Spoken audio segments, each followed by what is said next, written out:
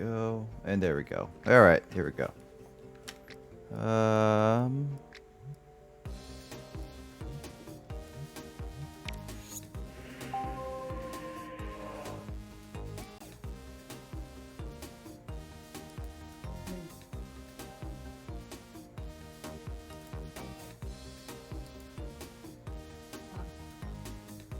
Ah, see.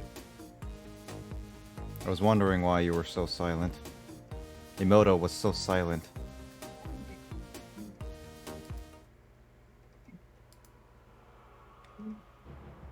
Emoto was ignoring us.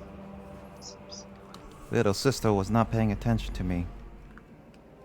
Do you have a sister complex? I told you, I do have a sister complex. Oh yeah, that's what I forgot. Whoops. Yep.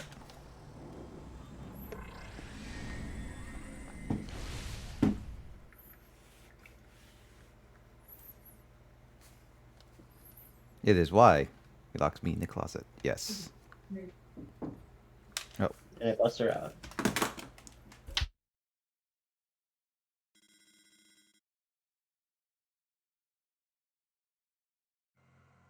Oof. Okay. So, I finished watching what I wanted to. It's more of news on the stimulus package and the stimulus stuff. I keep up on that every day.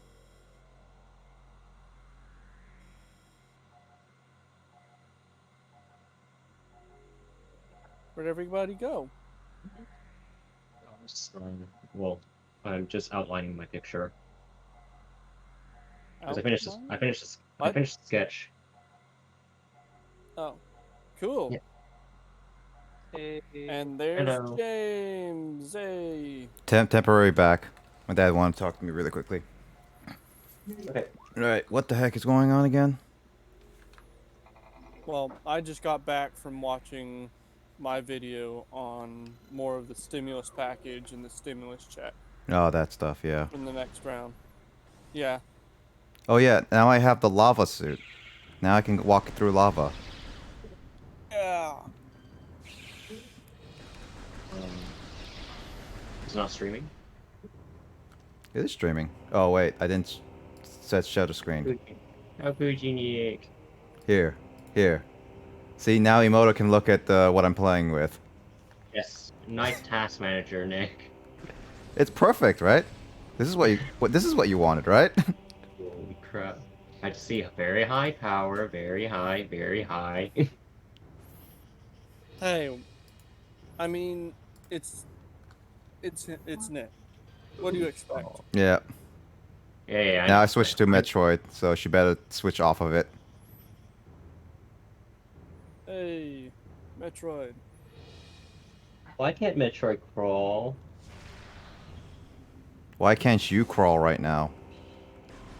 I might play some Pokemon Go. We'll see what happens. Oh, speaking of While I'm Pokemon, watching. I actually bought a cheaper version, a $40 copy of Let's Go Pikachu, just because I've been interested in trying to find a cheaper copy.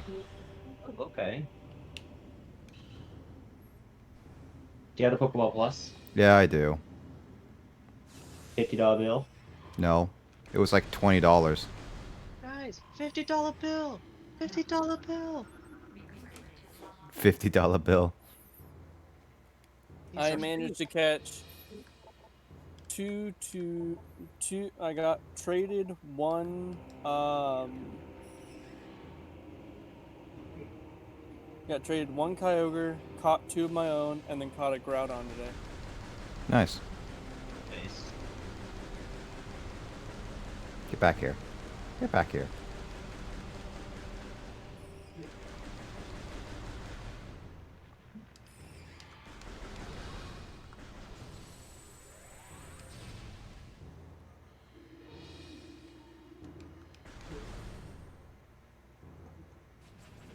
Uh-oh. Cutscene.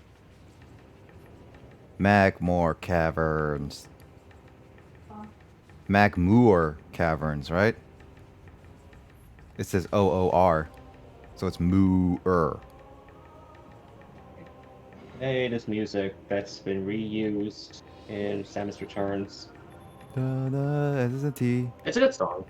Have you seen Nintendo Capri Sun's rendition of the song? No, actually, I haven't. It was during the Samus Super Metroid playthrough with Oh yeah, with the Runaway guys. yeah, one of the other guys, and it would just be like Chugga was fighting these creatures, like these pirates, and then he was just like they were TVs, and then Tim would be like on beats like, and I was watching television, and then Chugga just could not keep himself together because every single time that beat would happen. Sugar did the mothball, right? They did what? He did the mothball, right? The mock ball It's a speedrunning tactic. in Super Metroid? Yeah. After several tries. Yeah, possibly. No, Basically, I know I he did the think- bomb jump. He definitely did bomb jumping. He did bomb jump, but I believe he did mothball, which is, you know what mothball is, right? Yeah, I've seen a little bit of it, but I just don't I think- know if he did that or not. That's the thing. Proton John demonstrated to him, and Chugga, I think, spent about 15 minutes trying to do it, and then he eventually got it. All I know is that he managed to do bomb jump, which even I couldn't have done back in the day. But then again, this thing's sinking.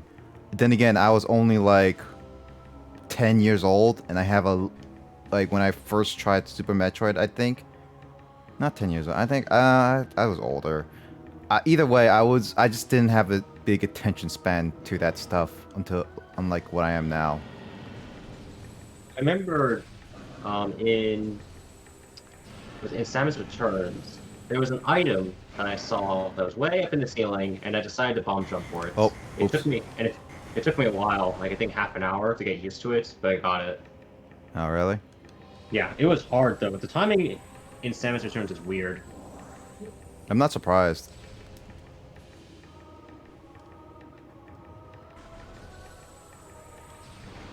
I do want to try more Metroid games. Try Probably, Fusion. huh?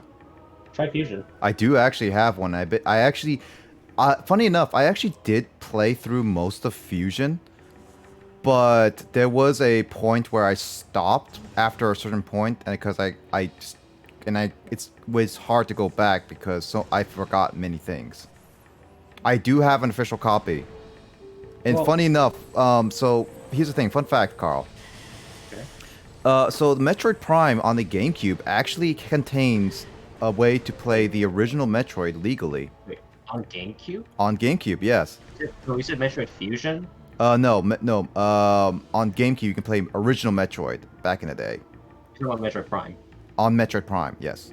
Okay, there we go. Yeah, I mean, there are always the classics, which back in the day you could with the Game Boy player, but on Metroid Prime, you could play original Metroid.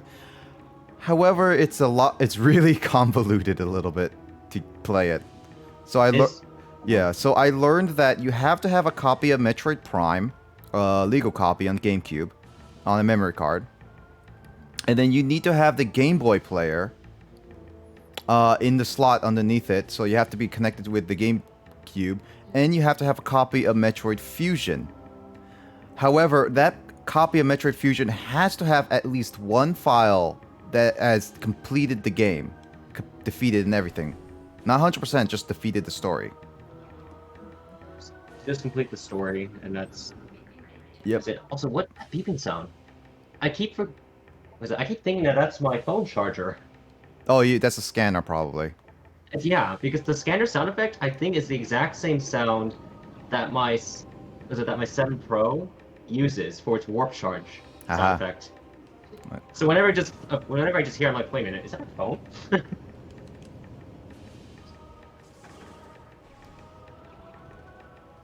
So I was gonna say that Metroid Fusion is a fairly linear game. Yeah, I lost interest in it not a little bit, so I need to go back and play it more. You can play it on stream. Ah, yeah. I'll It's see. not too long. It's not too long of a game. You're Yeah. not 100%ing it. Yeah, no, there's a few games that I want to try playing, and I think Metroid Prime is definitely the game. I think the Metroid game I want to try to complete because it's been on my to-do list for a while because I actually did play a lot, and I did play 60 to 70% of echoes, and I think that's with some scanning. So I could be like maybe like 50% through the story, but I think I was really close. I was pretty close to finishing up Echo's story. But yeah, I've been wanting to oh, look at this, orange. But I really have been wanting to like complete Metroid Prime, at least a Metroid game. So maybe I'll play original Metroid, because NES Metroid is actually any NES game you can you can complete that within a few hours in one sitting. Why not play Zero Mission? I don't have Zero Mission. That's on the Wii U, so I could technically buy that. I think that's on the Wii U, right? It should be on the Virtual Console. I know that there's a couple Metroid games on the Advanced Wii U shop. I just don't know which one they are. I think it's Fusion and Zero Mission. From what I've heard from a lot of people, Zero Mission is just a better version. It's just straight up the better version of the original. Is Zero Mission supposed to be the original? It's the original, but just with Super Metroid and Metroid Fusion controls. And abilities. So you get the charge shots, you get the speed booster, you get the shine spark, etc. Shine Sprite. Not shine sprite. We're not Mario in here. I mean, we could. I do want to try to do 100% Super Mario Sunshine, because that's also a game I never got to complete 100%. Do you want to get a postcard? I mean, yeah, I guess so. Wait, you do know what happens when you get 100%, right? I saw Chugga Conway's Let's Play, and I forgot what happened. You want me to tell you? Sure, I guess so. It's nothing exciting. I mean, I know it's Mario 100%ing Carl. Yeah, but I mean, the thing is that you just get a postcard. That's all you get. Like you don't get like an additional thing. Like it's not like when you just beat the story, you get the sunglasses. It's not like that. Like you don't get any cosmetic thing. It's just a postcard. You don't unlock like a hard mode of the game. It's just yeah. I mean, technically speaking, That's sort of disappointing. I mean, technically speaking, the Mario Galaxy's like 100% thing. It's not even worth it, really. Well, I kind of disagree actually, because you unlock Luigi and you got to play the game as Luigi, which obviously is a different experience. No, isn't Luigi supposed to be like if you beat the game? No, you have to 100% it as Mario. Really? Or 99% technically speaking. Like you gotta get 120 stars as Mario before you can play as Luigi. Well, Yeah. I was saying like with Mario and Luigi though, it's like still it's not really much. Like to be honest though, those are still, I mean, it's bigger than Sunshine's, but still not much. I'd still say it's a bit better though in that regard. Yeah. Because it gives you a different experience to play, as opposed to just a screenshot. Oh, by the way, speaking of Luigi, there has been a huge, massive amount of leaks of SNES like a couple days ago, and now today N64 leaks. Wait, SNES As in prototypes? prototypes, every single prototype, and they have now confirmed that Luigi model in Mario 64 it has been in the prototype build. People are extracting Luigi's model, voice, and graphics as we speak. Oh, so we can actually, so we'll figure out, we'll soon know what the official Luigi model looks like. Oh, we actually do kinda, not the We face, but we kinda do already. Really? Yeah. Oh, I'm you gonna can- wait. I'm Yeah. gonna wait until they get the full model. Oh yeah, but you can actually hear samples of the voice clip actually, Carl. How is it? Very low quality. It definitely sounds like it was just like done Oh. for a brief moment. Well, I mean, like, is it like Beta Mario's voice? No, much deeper. Wait, deeper? Not higher pitch? And Luigi's voice is actually, well, it's like Luigi's voice but deep. That's unusual. I mean, you can take a listen, but as you said, you can wait for a little bit. But yeah, it's out there, Carl.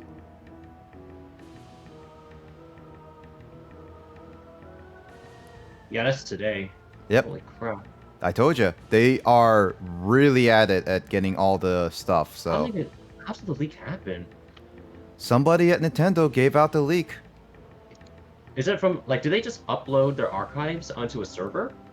I don't know if they uploaded archives, but someone at Nintendo did get all these prototype builds. So there's someone at Nintendo has leaked all this stuff, and soon they will be found out and then promptly fired. Breach. So it's not a hack.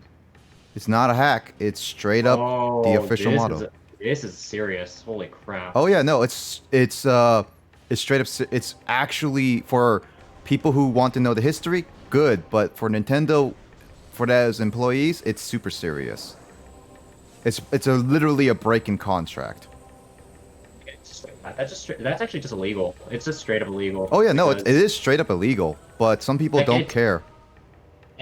It's I don't know about Japan's laws, like how Japan's laws work, but at least if this happened in the U.S., that would put you in jail. Oh yeah, no, I don't doubt that. I think put you in jail, and I think it's a few $1 million in fines. Like I'm not even joking in terms of the few millions of dollars. Oh, I'm not. I don't doubt that. Confidential. Yeah, I don't doubt that, Carl. I'm just saying like this stuff is both super serious in terms of the people who want to know the development cycle of their favorite games, and as well as the whole legal issues that someone's going to have to be facing. Where's the? Okay, I'm trying to find the audio. I know. I saw it on Twitter before. I'm surprised that they're not taking it down right now. They will eventually. They will, but the only problem is once it's on the internet, it's permanently on the internet basically, because some people will automatically have downloaded it and saved it somewhere. And plus, like development things, Mike, there's been a lot of like archives of prototype games, technically without permissions from the original developers. But at the same time, some of these games are old enough that the rights, in a sense, the legal issues are kind of expired. Yeah, they own the rights to the games, but if they're not using it for profiting or anything, it's kind of like a gray area now that they can't really do much. If it was like a brand new development game and it was like illegally showcased and everything, oh, they can take up straight up legal issues on anybody who puts it on the internet. But if it's like something like this, prototype builds that has been out for a long time, it's hard to say legally. True. But in terms of like people accessing it, that's they themselves are not the perpetrator. Like they can't be like the people that get their hands on it can't be held responsible if they weren't the ones responsible for the data breach. Yep. So really, the only people or person that that'll get affected are the ones that are responsible. Yep. So yeah. It's really hard to say legally, but yeah, it's just one of those things that Nintendo will take some action. It's like the PC build of Super Mario 64. I actually have one. That one's different though, because that one's just fully decompiled. Oh yeah, no, that one is a little different, but still Nintendo has the rights to take it down or not, which they have. Wait, I think that one's decompiled and reverse engineered, so that it can work on so that DirectX 12 support can be integrated. Yep. So now they can they have a lot more PC support with it. Which I think, in terms of modding, it would be a lot better. Oh yeah, people have already modded that a lot. It's just that legally, it's not. It's not great. Wait, can it run in 60 FPS without breaking the physics engine? Probably. I wouldn't doubt that. Because I've seen like versions of Mario 64 running in 60 FPS and it just breaks. That could be just the emulated ones, not the actual game. But that's because I believe the frame rate is tied to what's it called? Like the physics engine is tied to the frame rate itself. Yeah. So if there's a way to separate it, then hopefully it doesn't get affected. Like that's archaic game design, actually, believe it or not. Yeah, no, I don't doubt that. It's just one of those things. You just that type of stuff is just not like. Yeah, it's just one of those things. Like it's kind of like, in a sense, like revolutionary especially in the design point of porting actual old games to PC, not just emulated stuff. Mhm. But it's just like I don't know. Legally, it's Wait. not great. Wait, I don't see much of a difference between the Luigi model that's been leaked. Was it compared to the regular Mario model? It's ever so slightly different. I but- mean, to be honest, Carl, keep in mind this was cut pretty early. Like not well, I don't say pretty early. They made a model. I would say it's still been it's cut before a little bit before the whole like thing was fully realized, the multiplayer. So it's like oh hey, Kyle. hi Kyle. Hey, Kyle. So, okay. Yeah, you're right. So yeah, it's just one of those things like, yeah, it looks like Mario, but it also makes sense that it's Mario. Nah, it's Green Mario. What are you talking about? Yeah. Yes.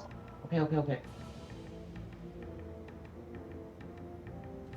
I'm a ball. Alright, so what else has been leaked? So you said SNES games? SNES games like Star Fox 2, beta, and all that stuff. Like a lot more of that. And also, oh, I'm dead. I'm in lava.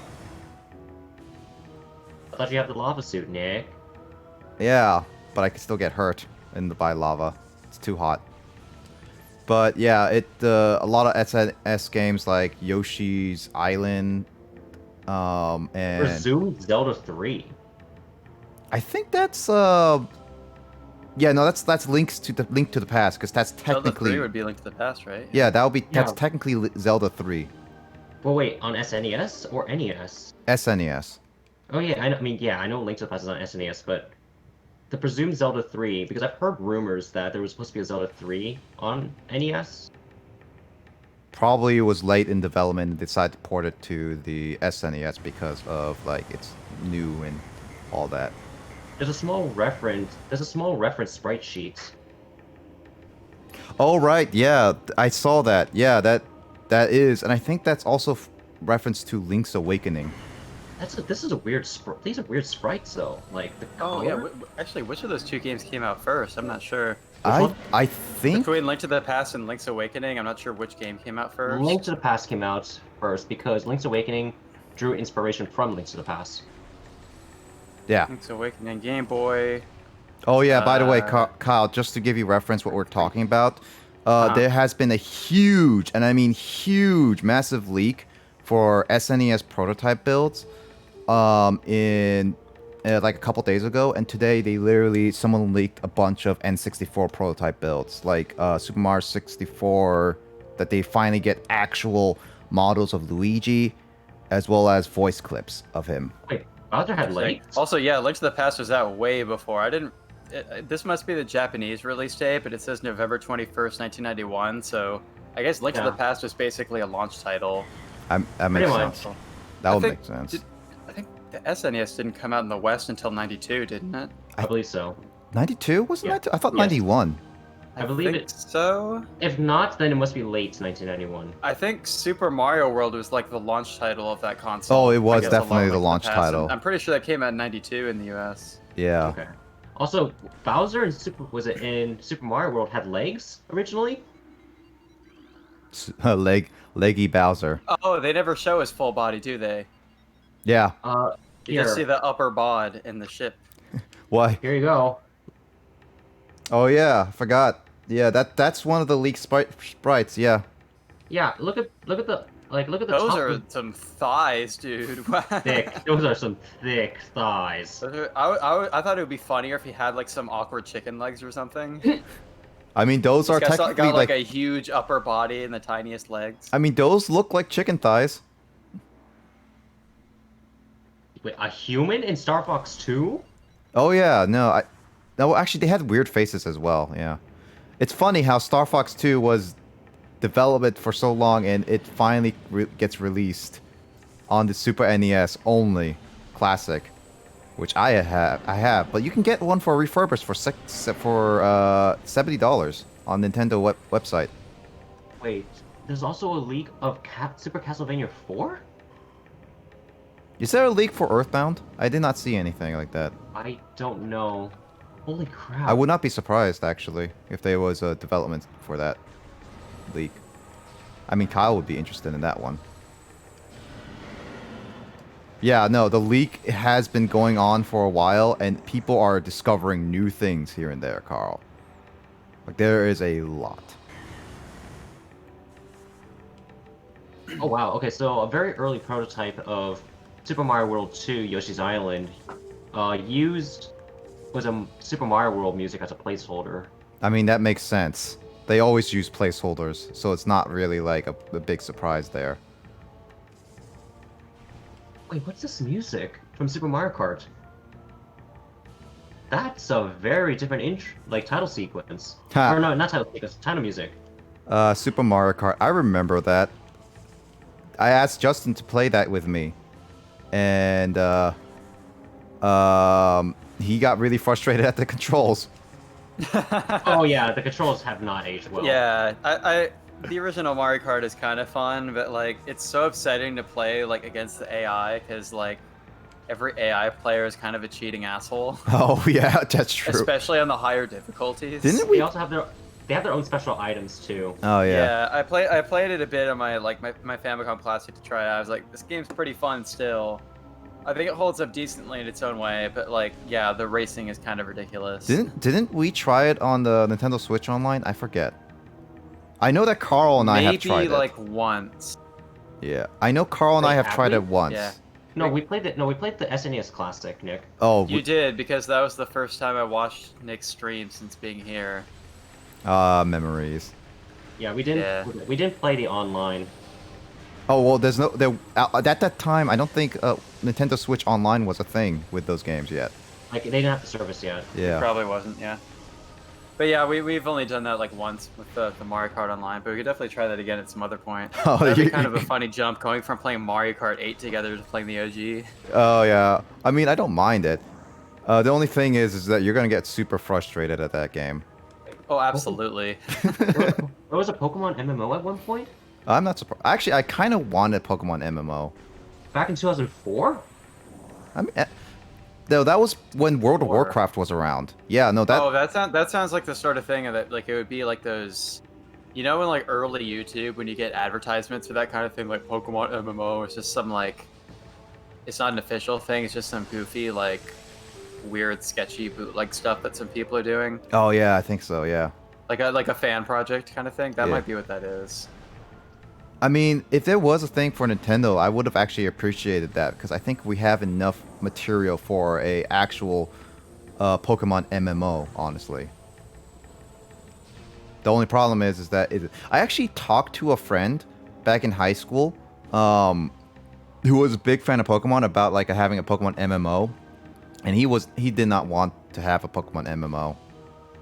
I forgot his reasoning, but I know that he didn't. I feel want like it. that might evolve into like a Club Penguin kind of thing, where it goes from being a like legit game to just like people memeing of trying to get like banned from the service as quickly as possible.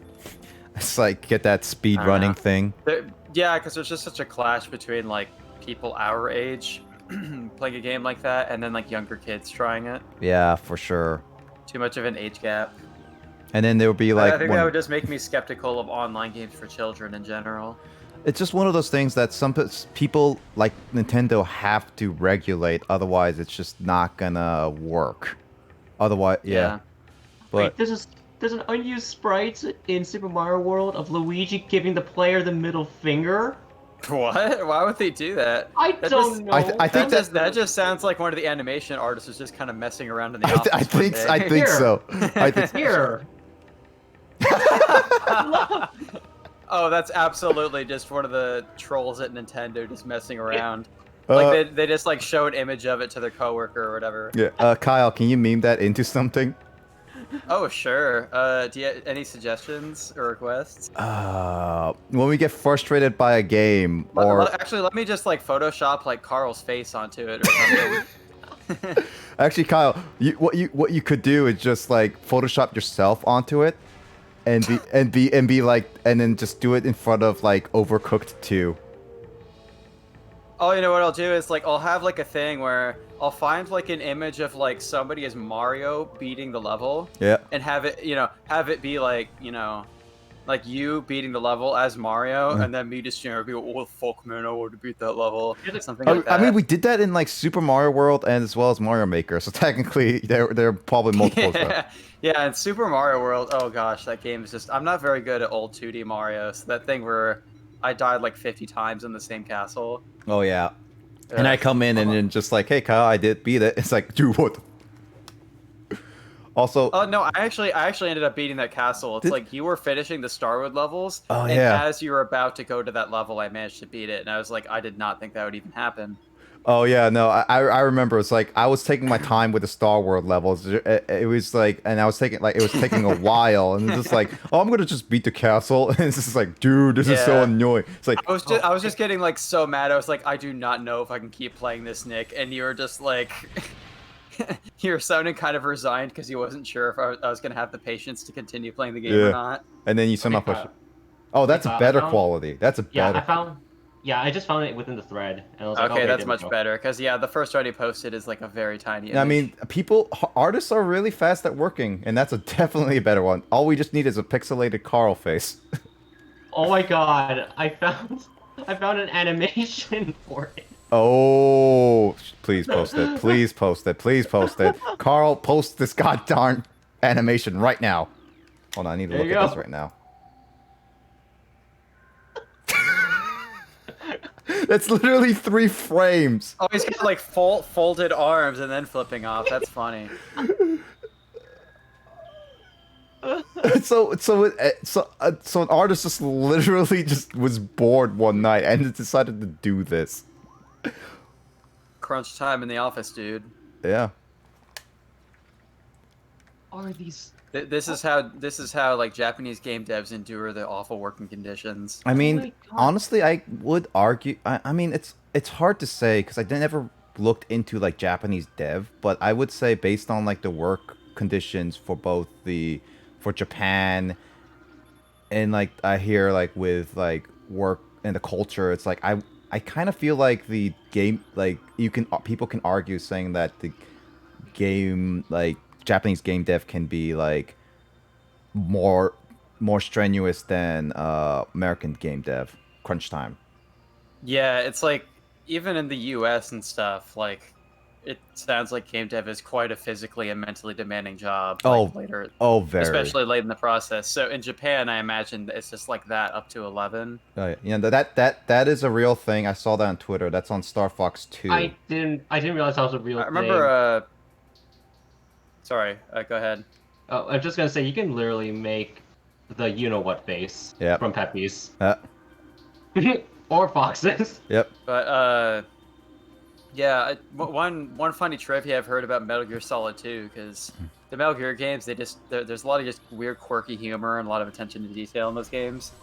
And there's one segment where 2 of the characters who are like an engaged couple are basically arguing back and forth about like, oh, you never have time to spend with me and blah blah blah. And it turns out that like all that like arguing about the relationship dialogue was stuff that was it was like Hideo Kojima pulled that directly from his real experience because he was like so busy working on that game that it was like affecting his marriage.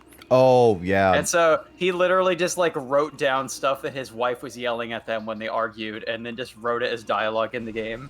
Yeah, no, it's actually very true because I've heard many stories, and more so for like actual the American developers. So I don't know about the Japan, but I know for a fact that many people have had marriages lost because of game dev.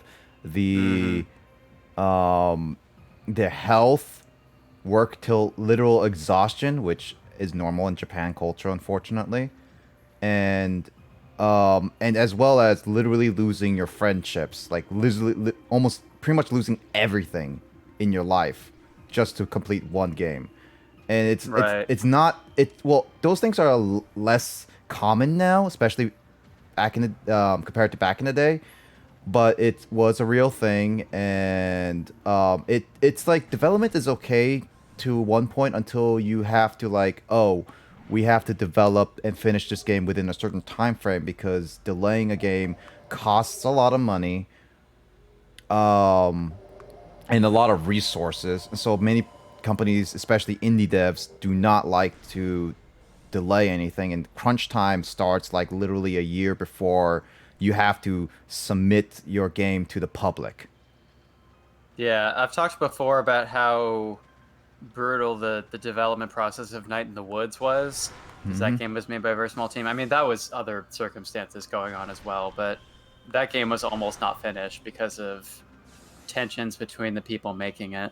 I'm not surprised. I mean, it's unfortunate that is a, I guess you could say, in a sense, common thing to hear about, but it's just unfortunately one of those things is just, yeah, it's not Yeah, I mean, liked. thankfully that game was successful, and it seems like that's led to better material success for the guys who were making it, because they were struggling very much financially at the time. But Yep. since then, I think the dev team behind Night in the Woods and some other developers that they're friends with started like a worker-owned like game dev cooperative. So like, you know, they basically own their own company, their own work. So they're not so much at the mercy of like publishers exploiting them and stuff. Oh yeah, that's the biggest problems with publishers. You get more money, you get more budget, but if you can't develop well enough without that.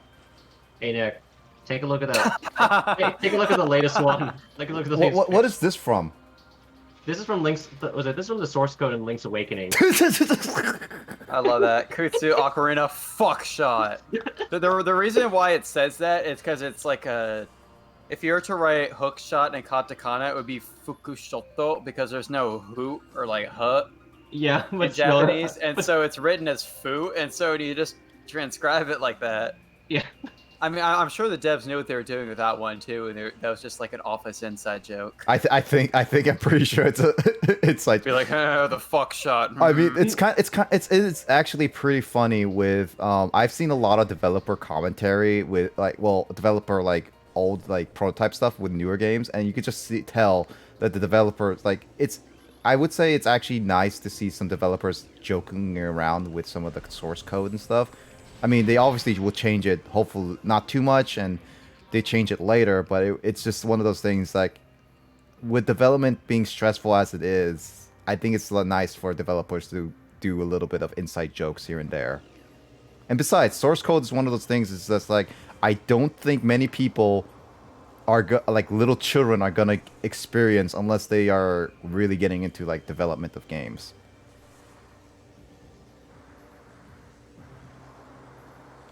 Also, I forgot how linear this game is actually.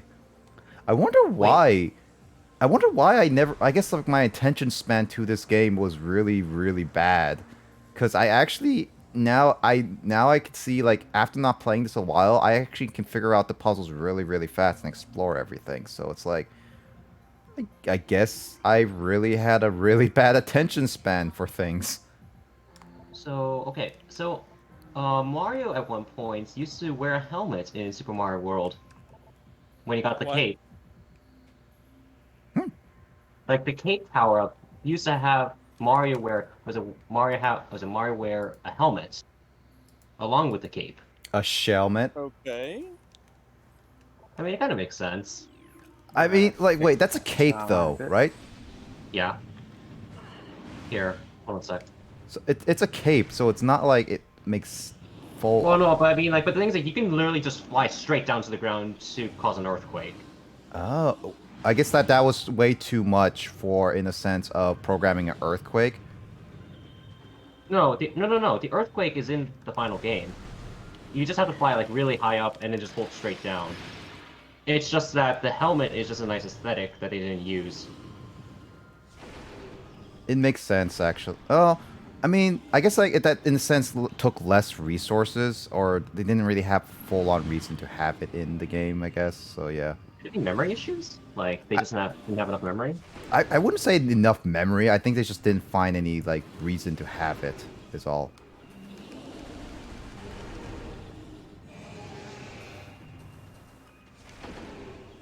Now I'm killing the babies.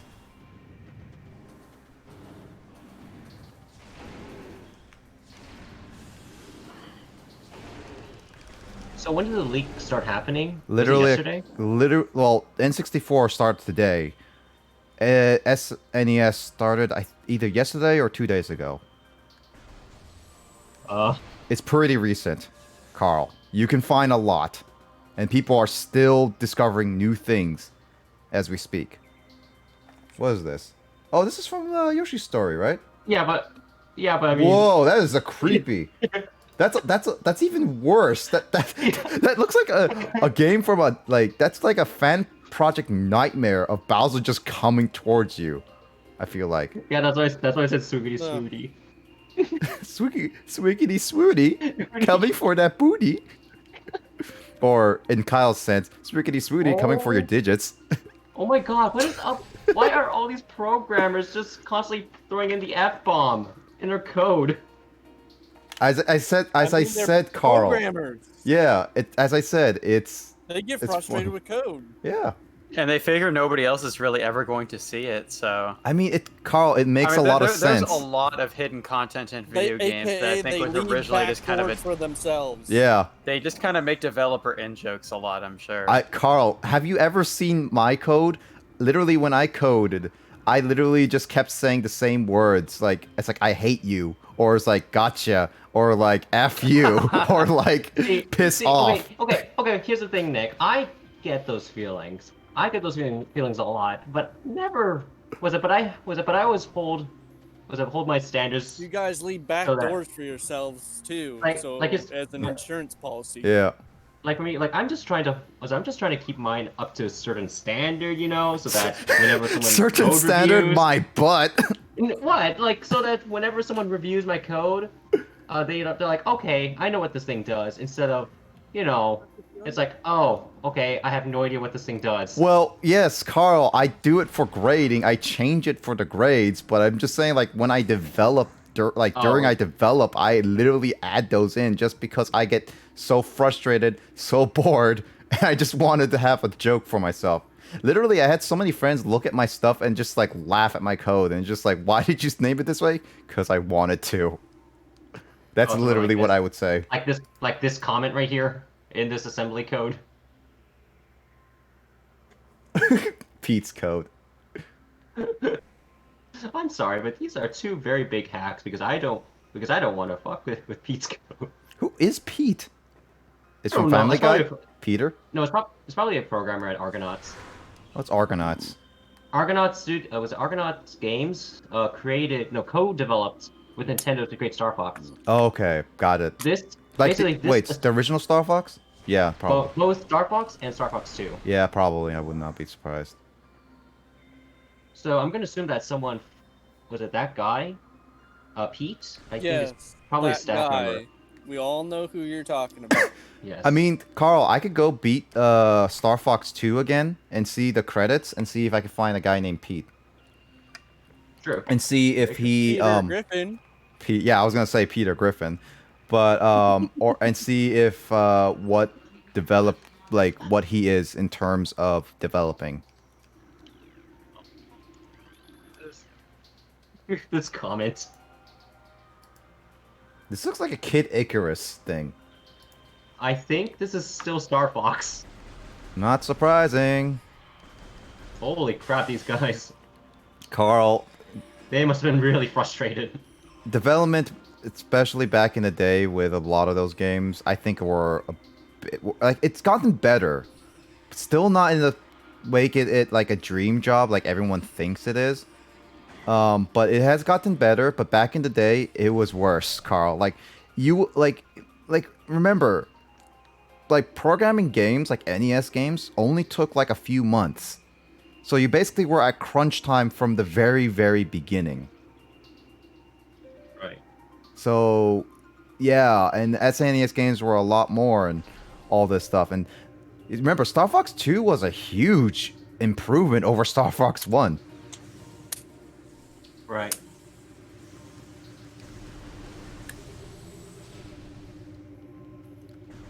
Oh, okay. So, all right. So earlier you were mentioning about Mother 2. Yeah. Yeah. That's what I there's figured. A beta map. There's a beta map. That's that what was I found. figured. All right, send it to us so Kyle can gush over it.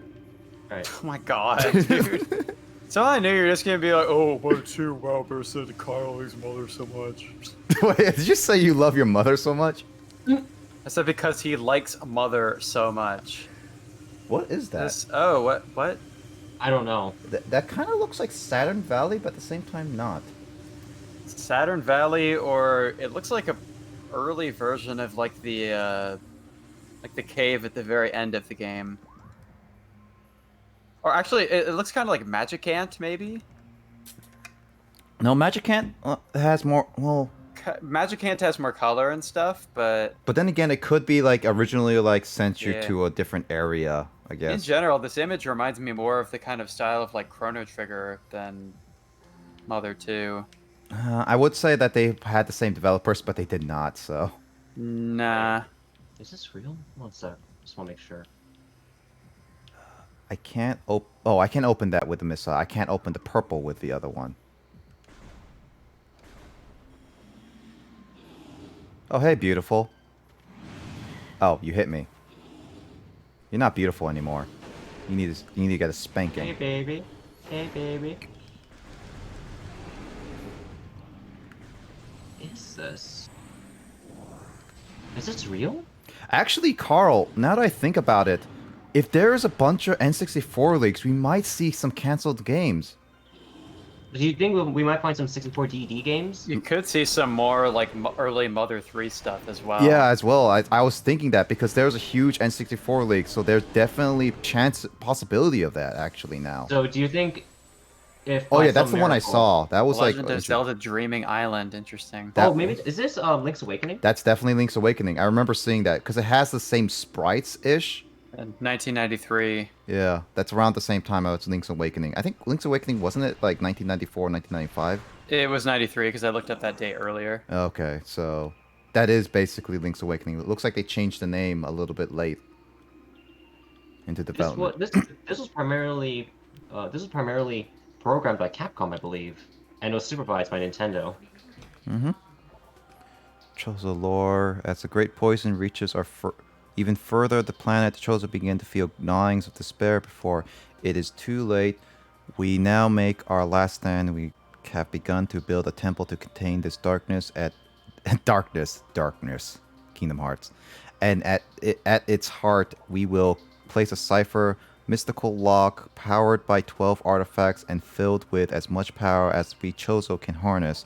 And we wonder, though, even when we are done, will it be too late, and will the power of the temple and the cipher itself prove strong enough to hold back the poisonous tide that even now swells within the ground, threatening all life?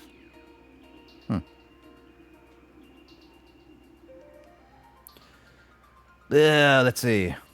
I'm trying to get to the next area boss, and we can save there and move over and call Justin. Okay. Yeah. Hold on. So we are still playing Mario Kart 8. That was the plan, right? Yep, Is that's... Justin going to be doing that with us? Yeah, he says he has a list done and everything, Okay. so I'm guessing so. Well, no, I mean just like, is he also going to be playing the game with us? I am not sure if he is. I I mean, don't know if he has Mario Kart 8 or not. I mean, we could just drag Carl into it too, just randomly.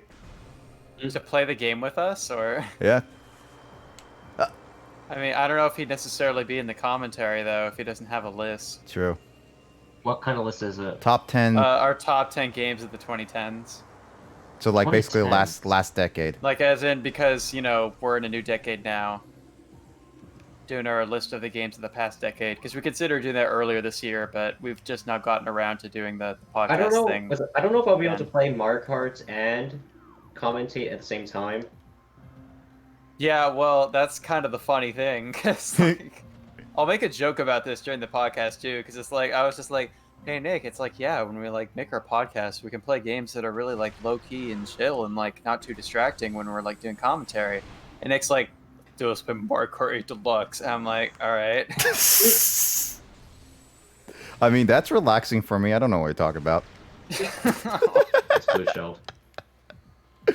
It's like Kyle would say, it's like, all right, my number one game is 4. Dude, what the fuck? This mofo has nothing to do with my strats. Came and took the shine. Oh my god, record. That's like one of my favorite like complaints of mine that's appeared in that channel. Oh It's yeah. just like that's like the most me thing to say. this mofo who has nothing to do with my strats. You're I'm just imagining showing like that phrase with all that slang in it, like showing that to like my coworkers. Oh, they would who be teach so. English, and they're like, Kyle, what does this even mean? Oh, yeah, they won't know the slang, right? Well, the word mofo and the word strats. Oh, strats would be a lot less like knowledgeable for those, but I think they would You know. can just explain that means strategy. Explaining the meaning of the word mofo is like. I don't want to get fired right now. Well, not even that. I mean, they don't like Japanese people and like my teachers don't necessarily understand the implications of profanity as much because I can attest to that. they actually. don't really have it as much in Japanese. Do they not Yeah. have it in Japanese? I can attest to that actually. When I was with my host Yeah, family. it's like in Japanese, like they don't really have just Swear words words. like fuck or shit that are just like straight up bad to say on their own. Like Instead, it's in like full-on Japanese, the phrases. way. Yeah, it's like the way in Japanese to be like rude or insulting is just to like talk to people in a certain way, like like talk to like a superior in like a very informal way, or like You talk using them certain down. rude pronouns to refer to them, Yeah. or there are some phrases here and there, like you could say like drop dead or like eat shit and stuff like that, but I mean, It's- technically, like when I've seen like a movie before where like the word, say like the phrase "fuck you" is said in English in a movie, and Yeah. Japanese they would just generally subtitle as like "drop dead" in the rudest tone possible and things like that. I mean, technically speaking, those words were never originally like made to be swear words. They just had different meanings until people In English? in English until people Yeah. nowadays made it to like what they are now. Right. So, I guess it's just more about our different era culture and stuff like that. Saying like, oh hey, let's move, because this just makes it sound cooler and all this stuff, and we're using it as insults and all that, and which is why we dubbed them as swear words, but originally they weren't. Like the S word was more of a like literal crap around you. It was actually It's from a different type of English back then. Before I forgot which I forgot which country took it over. It was like after a war happened, the two English languages actually merged. So there's a reason why you have like the word supper and dinner. And you I have, wonder what's for dinner. like there's a reason why you have like two versions of a single word. Like crap or poop and well shit.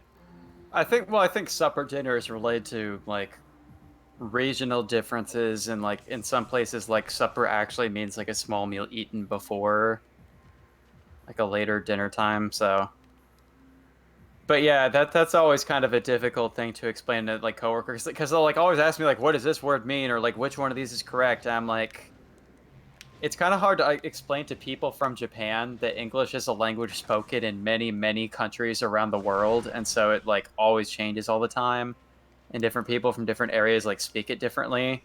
It's a hodgepodge mess. Japan has a lot of dialects and everything, so there's that. But like, But it remains consistent. even then, it's just though. small little island country. Like it's like when one of my, you get that a lot in general, where you as the one foreigner expected to represent like every Caucasian person in the world. Like a teacher approached me and she's like, Kyle, for the sake of my lesson, I want to ask you what is the most popularly eaten Japanese food in America. I'm just like, America's a big country, dude. And I only lived in one part of it for my entire life, so It's also that's like there's a lot, like people have different preferences. Like you could say Yeah. sushi is the most popular, but I've that's also what seen I said, yeah. I've also seen like a good chunk of people in my life like say like they absolutely hate sushi. So it's like And Japanese people who don't like sushi, so yeah, so it's like one of those things. It's just hard to say. You can also say it's It's just like- like ramen too as well. That too, yeah.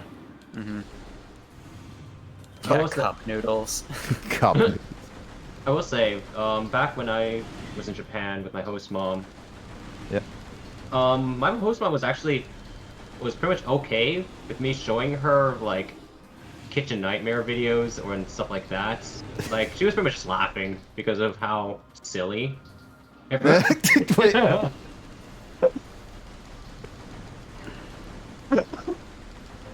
I need to check this picture better. Hold on, give me a second. Wait, what? I need to hold on, pause. I need to look at this picture. What does it say on it? Okay. Oh, yeah, there you go. Course cleared, baby. Dude, what chip you have? This level was PS. And he just flips it off. I mean, that's generally how it goes. But now we get the Luigi sprite. I mean, it's official technically. I say Pretty much is Post on the official. main channel as well. yeah. I mean, it's one of those things. It's just like it is technically official, but at the same time, I don't think Nintendo fully approved it. Yeah.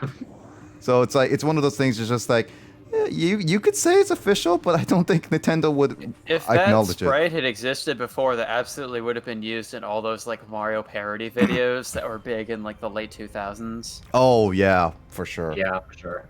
Oh, look at that! Look at that shadow, Carl. Oh, look at that shadow. Actually, that's pretty cool. Is that really? That is meta Ridley. We saw it at the very, very beginning. Pretty meta, dude. For her. Hold on, is the save? It's down there, yeah. But first, I want to see if I can get over there.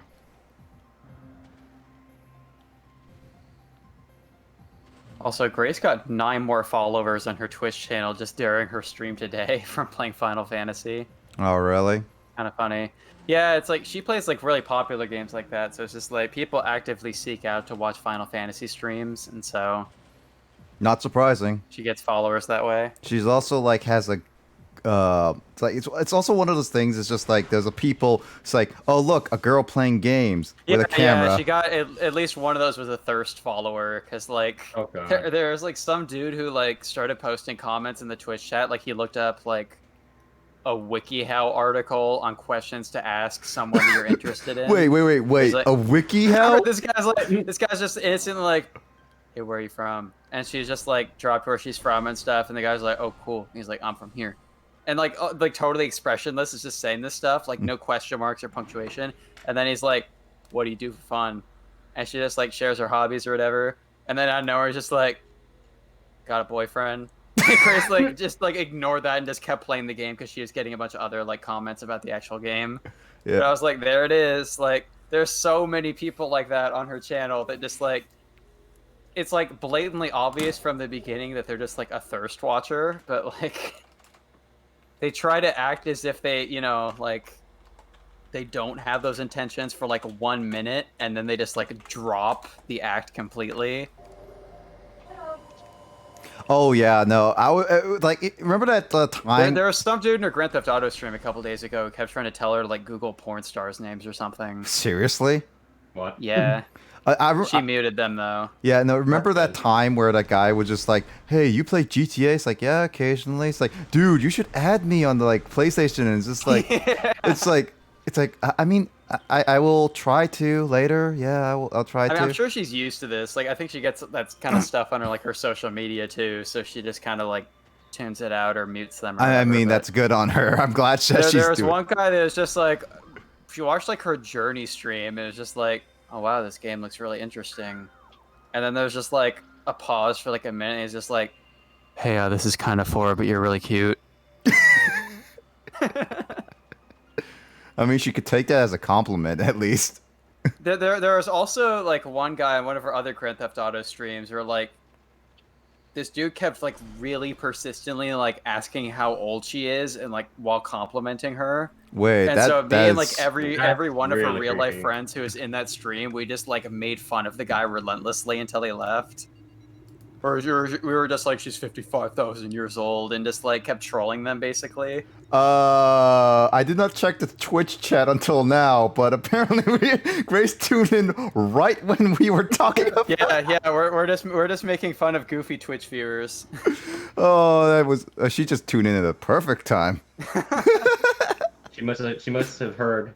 I mean, all Nick and I have gotten is just like people flaming us, like the last time we did like the podcast stream. Oh, all I had was some trolls, some here and there, and it's just like, but other occasionally like some actual like I have some good like actual good like like good followers and stuff like Rogue Yeah, there's during been some Yu-Gi-Oh. alright ones on my channel too. I've been I here don't since usually get random viewers on mine because they play more obscure games, but on like Pokemon and Night in the Woods, I just occasionally have fans of the game. Yep.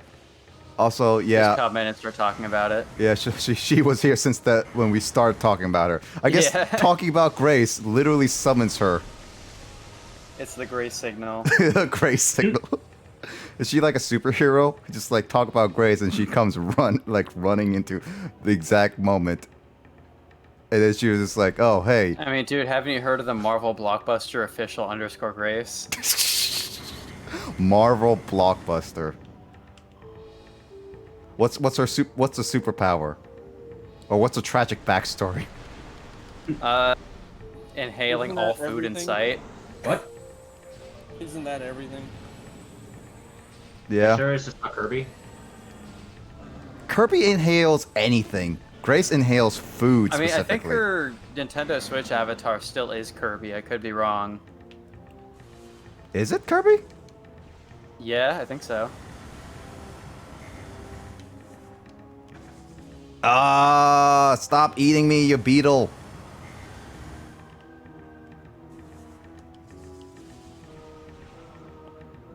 There we go. Oh, this is like the jam in like Magmore Caverns music. Yeah. That you hear every single time you enter a hot area in Samus Returns. I really... I was actually discussing this before, Kyle. Like, I want to play more Metroid games. And at least until I complete Metroid Prime. I've never played any of the Prime games besides part of Hunters on the DS, which is like a not good one. Mhm. Well, I mean, okay. But Super Metroid is like the classic one. That's like definitely one to check out. I want to be... I've also played Metroid Fusion on the Game Boy Advance, which is also a really good like 2D Metroid game. Grace, it's Samus without an E. So... Seamus. She said Seamus. You want to be Seamus? You mean the WWE Finnegan. wrestler? Seamus Finnegan. Here, hold on. Let me. The full name is actually Seamus Aaron. Samus Aran. Now you just... No, Kyle, now you have to Photoshop Grace's face onto Seamus. Onto Samus. Oh my god, dude. Samus or Seamus, either one would work. Grace would be hard to Photoshop because she has very long hair. All you have to do is cut Like her. generally, like you and Lissa are really easy to Photoshop, and so is Justin because you guys have like either short or just very straight hair. Yeah. My hair, even using the magnetic tool when I'm like drawing around, it has so many struggles with curly hair. I mean, all you could do is just shave Grace's like hair down a little bit. Like, give her. I think I will not do that. Well, you don't want to make her bald? No. I mean, she probably has at least some short hair on her Instagram, I'm guessing.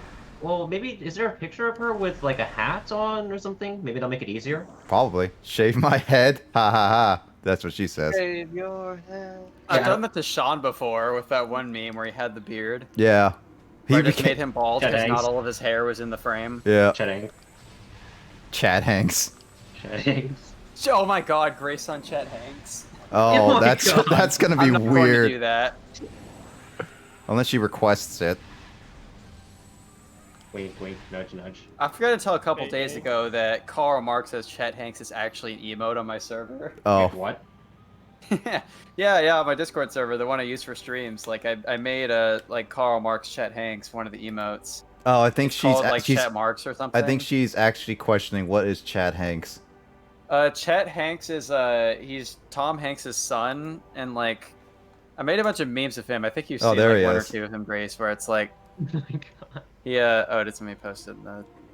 I have Discord Nitro, so I'm able yeah. to post it. Oh right, but yeah, Chet Hanks is one of Tom Hanks' children, and like he just looks like a total tool, and like around the time that like Tom Hanks and his wife were in like Australia and got coronavirus, like Chet Hanks just made this video where he's just like on webcam, like in his like apartment or whatever, just being, oh hey, like my parents are like not even that sick, it's all good guys, we're not tripping. And he just like he decided to make this video of him like shirtless and wearing a backwards cap, and he's got like all these like trashy tattoos on his upper body. like people were making fun of it online, being like saying like this dude's like upper body looks like the back of a dollar bill and stuff. I mean, he has the Illuminati sign and all. Yeah, he's got like the Illuminati thing, which I guess is making people like go a conspiracy theory about it too, which is I don't know. Ugh. Yeah. Certain parts of Twitter and YouTube are pretty bad. Twitter is a bad area unless you know what Conspiracy what to do. theories have just become like the mainstream theories now Because it among generates certain most views. segments of conservatives. True. It generates a lot of views. That's why. Yep. Yeah. Ow. Ow. So yeah, I made a bunch of memes where I was photoshopping other people's heads onto Chet Hanks for fun. So that's a thing. I mean, a lot of us. There's a lot of faces of us. Don't you have a whole folder of us or something like that? I absolutely do. Which way do I go? Oh, I didn't go this way.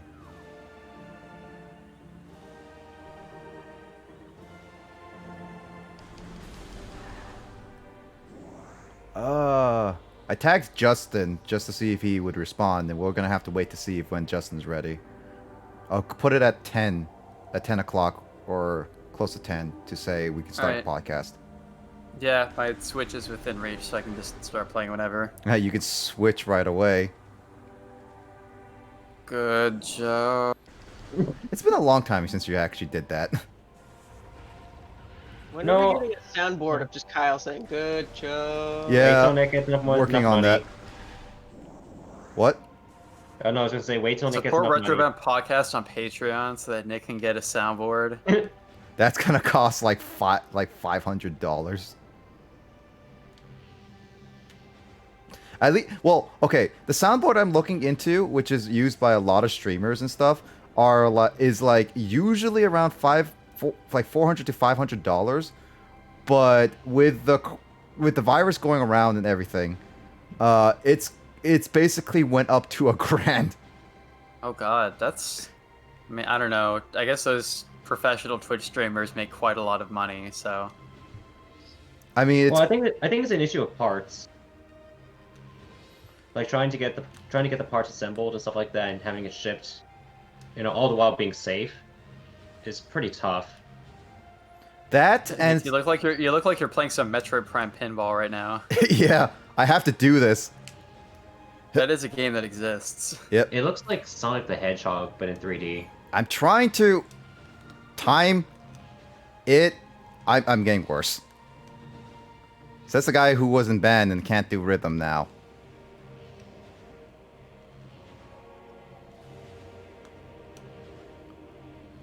Who is that remark toward? Because, like, Me. I don't know. I haven't read sheet music on paper in years, and, like, yeah. There we go.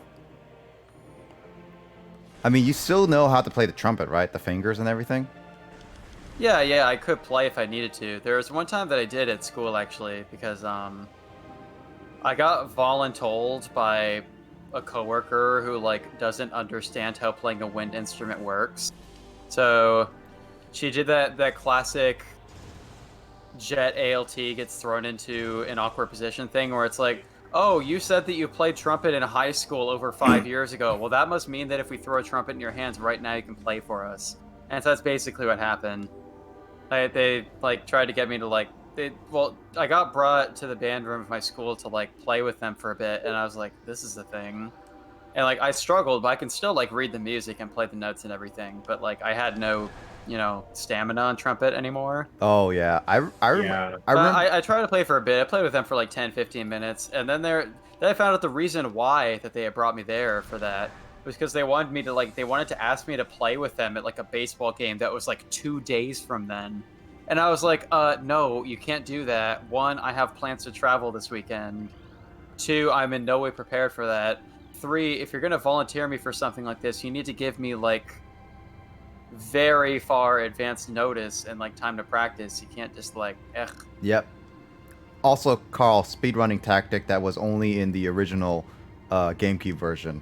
You can jump up here, which would skip a lot of things and help you get a certain piece of your suit before when you're supposed to. But Yep, your sequence break.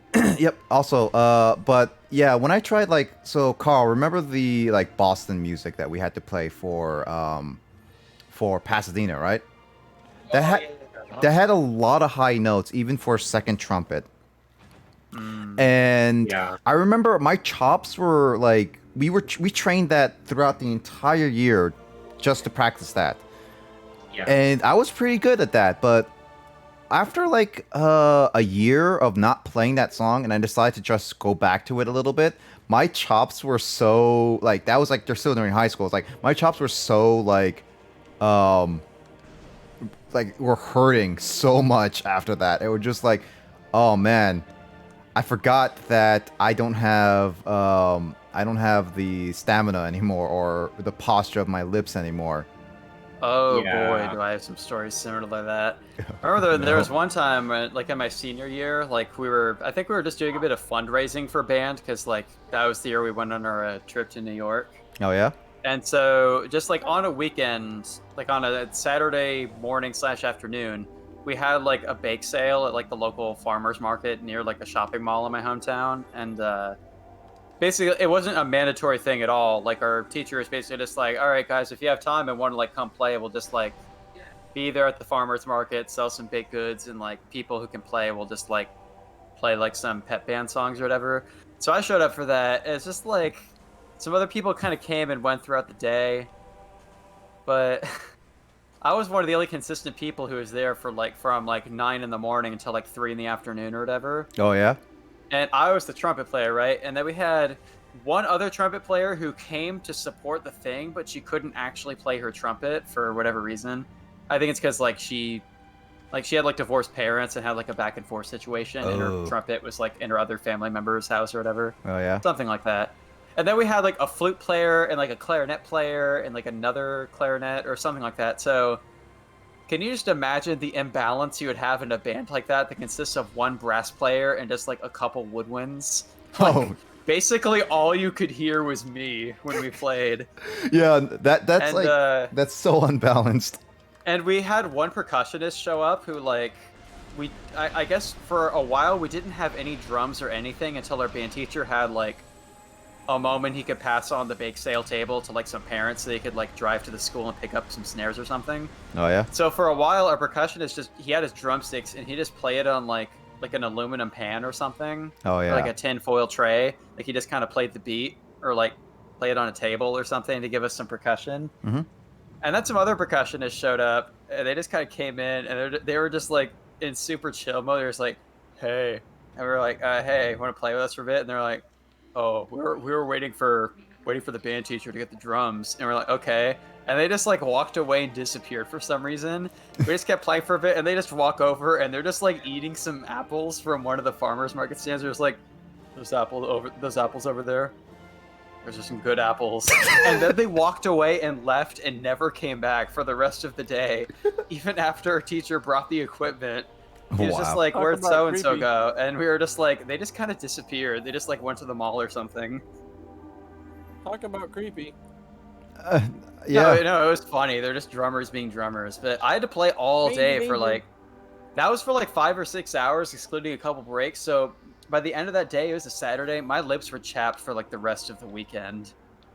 We're just playing for so long is like the only like lead part in that band arrangement. So like I just had to play so much, and like by the end of it I could barely even like make a note with my trumpet anymore. Oh yeah, no, that's like at the point where I would be able to do anything. Yeah. Oh hey, I remember this That little was a funny area. memory. Thanks for tuning into the Band Stories podcast, everyone. Yeah. Oh man, so much. Chozo lore. I don't think I ever been to this in my original playthrough, so this is actually a new area for me. Because I actually am doing this slightly out of order than what I did before. Damn it, the great poison. There's always this great poison. Tesla's fallen Chozo will not flee from our duty even if we suffered.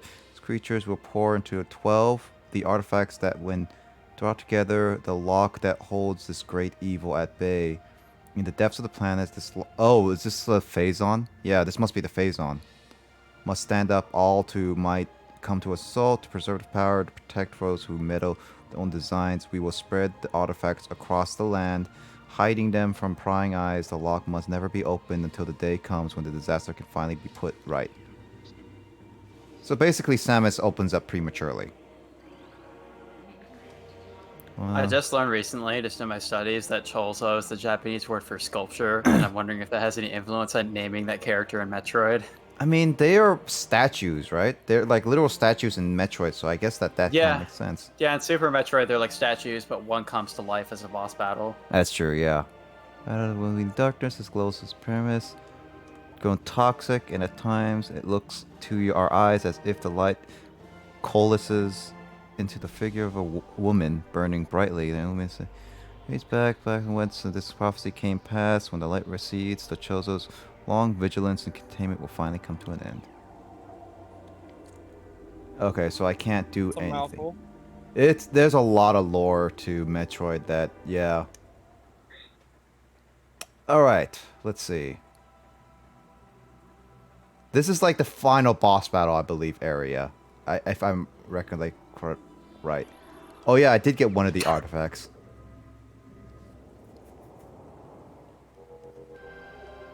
Chozo artifact acquired. This is the artifact true, the first of 12. Wow. I only have 1/12 of this game. Collect it and then scan the totems here for clues or locations. Remaining artifacts together. The artifacts will open a path to the center of the impact crater. Yeah, this is gonna take a while. Hey, look, I scanned only 44% of the stuff.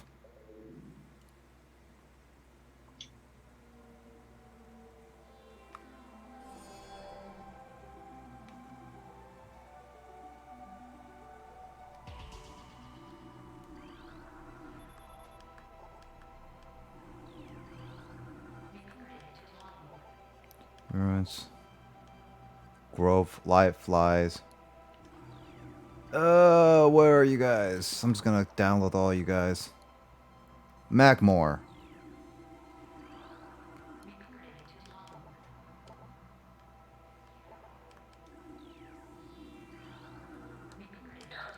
There's so many.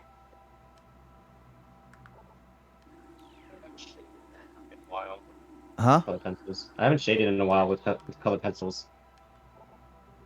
I thought you said you haven't shaved in a while. It's like, Carl, when did you grow out your beard? Just imagining him with just like a straight up like Santa Claus beard right now. I No, mean- a On Manchu. quarantine No, look. no. A Manchu beard. Manchu beard? What's that? It's like the very thin, it's like skinny one. Mm-hmm.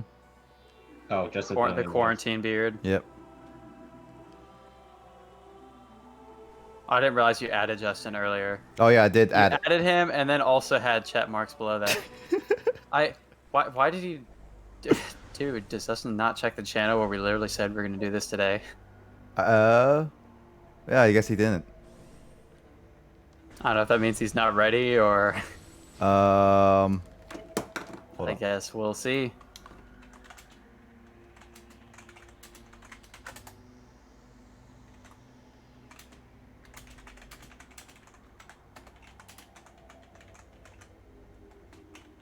That's a donation icon, but it's gonna be worth it. It's gonna be worth it. Yep. How worth it? Like $1 million worth it? Yes. You should put that art in a museum. It belonged in a museum. You belong in a museum. I'm not that old. You belong in a museum. You belong in a museum. There's a character in League of Legends that makes a reference to that line. Oh, really? Yeah. And you can like there's hotkeys that you can use to just make certain like for them like say their certain one-liners. Oh. And, like, if you just keep hitting the hotkey over and over, it just keeps starting the voice line. So it'll be like you belong in a museum. It's just like shut up. He's like, stop! I already know.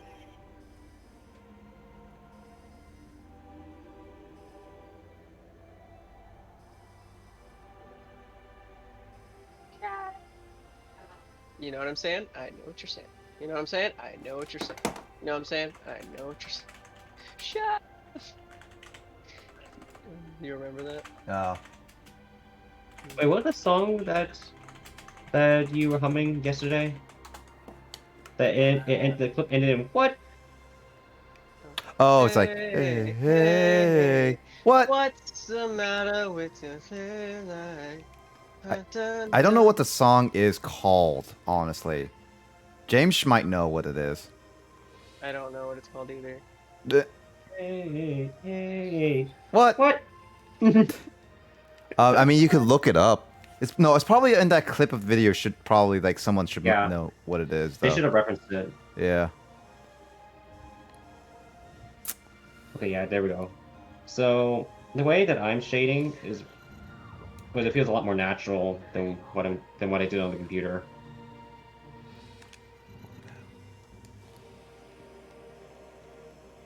All natural. 100% organic. Carl's going all naturally. I know what the song is. Come and get your love. Is that what it's called? Come and get your love. I guess Yes. that is it. Thanks, Mike. Yep. Hey. Hey, hey, hey. Thanks. What? What? What's the matter with your face? So someone was just bored at that moment just to like make that one clip. To be fair, a lot of things were made out of boredom on the internet, I mean, yes, you're not wrong. and also Japan. How Japan many That was things not in haven't been Japan. on the internet? No. I'm talking about like a lot of things in Japan was also kind of just made out of boredom, I feel. It's like, oh, what's this commercial about? Oh, okay, it's one of this.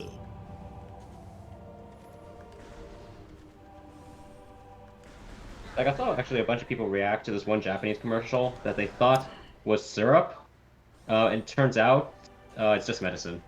It is syrup, sir. What? Basically, they thought that the commercial was about thought that they were advertising syrup because they were just drinking, but they were just drinking the bottle. Turns out to be blood. Huh? But no, it was just medicine from a bottle. I mean, as long as it's effective to get the person to buy that stuff, then yeah. Boredom. Why did Emoto just link pen pineapple apple pen? This is Because- what happens when people are bored. Pen pineapple apple pen. I guess that is a board, like a purely like a thing that guy just made out of sheer randomness. I got the pen. Apple. I got an apple. Ugh. Apple pen. I mean, from the outside, that seems like the silliest and most like goofy video ever, but in reality, like the grammar structures used in that video are like the extent to the English that most Japanese people can use after a full education in that country. Really? Actually? I have a pen, I have an apple, apple pen. That's like about the level of English that people will master in their education here. The average Unfortunately. Japanese. That The is average sad. Well, that's pretty much the average Japanese, though. I think Emoto is just like shocked at that now. I mean, I'm kind of exaggerating, but like, You say kind of, but it still has some yeah, truth. I mean, there's a dude I knew at Western who I'm not sure if any of you knew him, but he was this guy named Andy who's like he's half Japanese, No, and I like don't he think spent so. most No, he I spent don't. most of his childhood in Japan, and he was one of my neighbors in freshman year, so like and yeah, so like he lived in Japan until he was like 15 or something. Like his dad is American, but I'm not sure if he like grew up with his dad or something. Like But what kind of hair did he have? what? What kind of hair did he have? Hair? Yeah. In the later years at Western, he kind of went for like this kind of undercut situation. Did he have glasses? No. Okay, never mind. Okay. Anyway, yeah, so he's like half Japanese, and like Japanese was like it was like his primary language growing up and stuff. So like, I think at one point like he was just asked about like, cause he made a comment saying like, I pretty much had to learn English in 2 years when I moved to the U.S. Like, I just, like, learned it in high school and picked it up. And people were like, wow, that's, like, really impressive if you had to, like, progress that fast. And they were like, but didn't you, like, learn English in school growing up? And he was like, dude, the kind of English that Japanese people learn in school growing up is just like, this is a pen. Is this a pen? And I thought he was kind of joking, but then I, like, moved here, and, yeah. Well, now you can confirm that it's actually that. Yeah, he was not exaggerating at all with, like, how poor the English teaching is here. I mean, Grace. So he basically just this. did have to, like, develop his English very quickly when he was, like, 15. I would sleep, it says Emoto. I mean, technically speaking, Kyle, didn't you say like a lot of your students would sleep in the middle of your class? Yeah, well, I work at, like, a really dead-end school, but it is just kind of a general thing here that, like, students at, like, all levels of schooling can just totally sleep all the time, and the teachers will just ignore that. Like, they really don't try to do anything about it. It's not like in the animes where they make fun of them. Kind of. In the animes. Yeah, in the animes. Speaking of sleeping, Hey, Nick, did you watch, like, teen Nick shows growing know- up? Like, shows like Drake and Josh or Nessie Classified or whatever? Actually, There's only one Do you teacher think that I- those schools are all realistic, like, simulations of American middle school or high school life? Because that's basically what anime is to Japan. yeah, it is. What, Has Mike? there ever been that one single teacher out of any of the others that actually try to help the kid? What do you mean? What do you mean by help?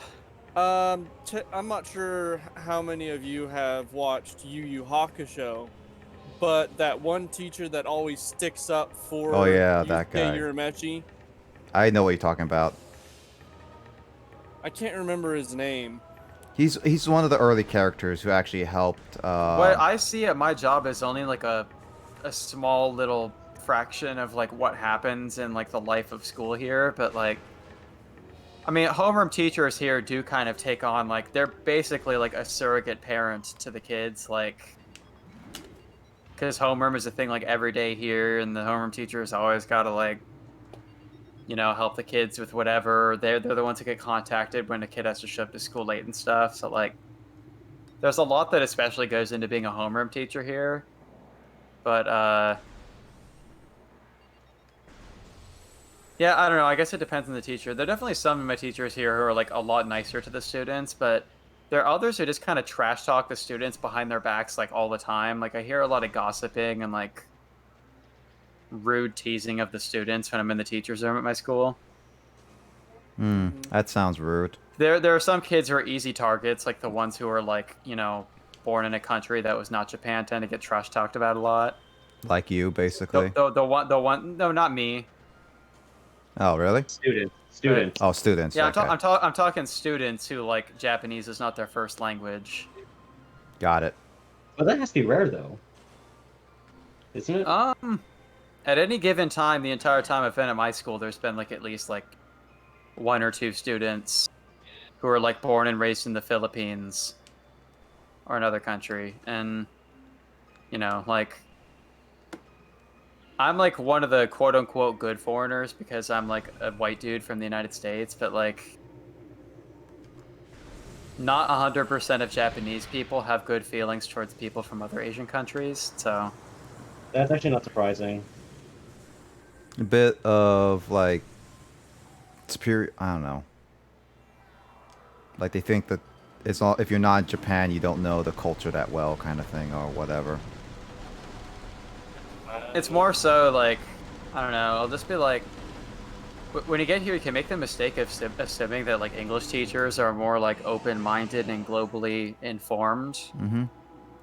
But that's not always the case in a lot of ways. But, like, I don't know. I have one English teacher who'll just be, like, just be talking to me about, like, whatever. We'll just be, like, chatting about stuff. And then out of nowhere, just be, like, Chinese people are really loud and annoying and I don't like them. And you're like, oh, okay, cool.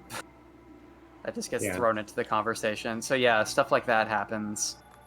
I'd probably be really awkward. Like, that would probably be a really awkward moment for me then. If It'll be yeah, awkward I mean, for anybody. I've heard stories of, like Asian American jets or people of, like, Asian descent who get, you know, like, the treatment that you get here is like the ALT can be a lot different depending on your like racial or ethnic background. I'm pretty Yeah. sure if I ever did it, I think it's actually something that comes up in like jet interviews oftentimes for like jets who are of like Chinese or Korean descent. You'll be like, you know that there might be people, especially of older generations in Japan, who don't like your ethnicity. Like, how would you react to that? yeah, no, I would thoroughly say that with mine, if I ever did the jet, I'll probably get a lot of racist like judgment at me just because I'm Korean. There's also times where it's just like people see that you're Asian and assume that you are Japanese, and so you won't get like the sort of like for You won't a get the white look. ALT or something who like Like, you doesn't won't- understand much Japanese, like Yep. it's obvious that you probably won't understand them, and so they'll like talk more slowly with you or whatever. But if you're like an Asian ALT and you're talking to somebody and you don't understand them, they're just like, well, fuck. Is basically what happens. So like there's some students where like someone will just like walk up and start talking Japanese to them and they're just like slow poke. Hold up. Or something like that. Oh yeah. I mean, one thing I've heard from like the kind of elderly teachers at my school is like when they talk about like the like some of the Filipino students at my school, like they'll like make like rude impressions of like their voice and their accent and stuff, or be like, I try to talk to the kid Filipino kid, and they'll just be like, wakarimasen, which means like I understand. And I'm like, the reason why they're probably saying that to you isn't so much because they can't understand anything you're saying. It's probably just because they think you're a jackass and they just want you to leave them alone. And that's why they're just acting like they don't understand anything you're saying, because they're just kind of tired of dealing with asshole teachers. Yep. Hmm. Probably. That's how I like gather, especially because like I kind of do the same thing now, where like I'm just kind of tired of people talking down to me at work, so I'll just like, honestly, gotten just try that. to avoid talking to people who don't like me in general. I've kind of gotten that experience before, but not in Japan, but rather with Japanese exchange students that came to college. Was it through, what's it called? Through the culture club? Mm-hmm. My God, it just seems like they don't want to speak Japanese, like to any student that's learning Japanese. Like Well, if they came to the U.S., like a lot of those kids want to practice English, and that's why they don't want to talk to you in Japanese. yeah, but like give like the nice greeting. Like that's the thing. You actually have to ask if you want to. If you want to do a proper introduction. It's like, okay, fine. Is essentially the general reaction. Yeah, I mean, well, in the classes that they take there, like they're in like full English immersion classes where they just are expected to talk in English all the time and not use their Japanese at all. To like the Western students they were talking to, so like a lot of them want to be able to like make American friends and like talk to them in English while they're there. Like if you ask them if you could speak to them in Japanese for a while, they'd be cool with that, but they come to America with the understanding, and also the program they're in gives them the understanding that they should like try to use English as much as possible with the people they meet there. But the thing is that the club they have to voluntarily come too. So it's like, okay, if they come here, then why do they not, if they come to the Japanese like cultural exchange club where we're supposed to practice Japanese, why are they there if they're not interested in speaking Japanese then? A lot of them still want to speak in English to people they meet there, though. And Yep. they're in the wrong place. Then. There's also like the people who come to JCC, like they're Western students who came to that at a different level. So there are some that like the students will be used to the idea. There are some students who are just then learning like the very basics of Japanese and need like a lot of like the students will have to explain things to them in English, like. That's what we split into There'll be groups. kids who are in like Japanese 101 who like don't really know very much Japanese yet, and so the AAP students were used to the idea that they might have to like help people with conversation a lot. Yeah, but that's why we split into groups though, so that we can ease like that kind of transition, so that everyone's welcome, in that kind of sense. So no one kind of felt like no one feels left behind.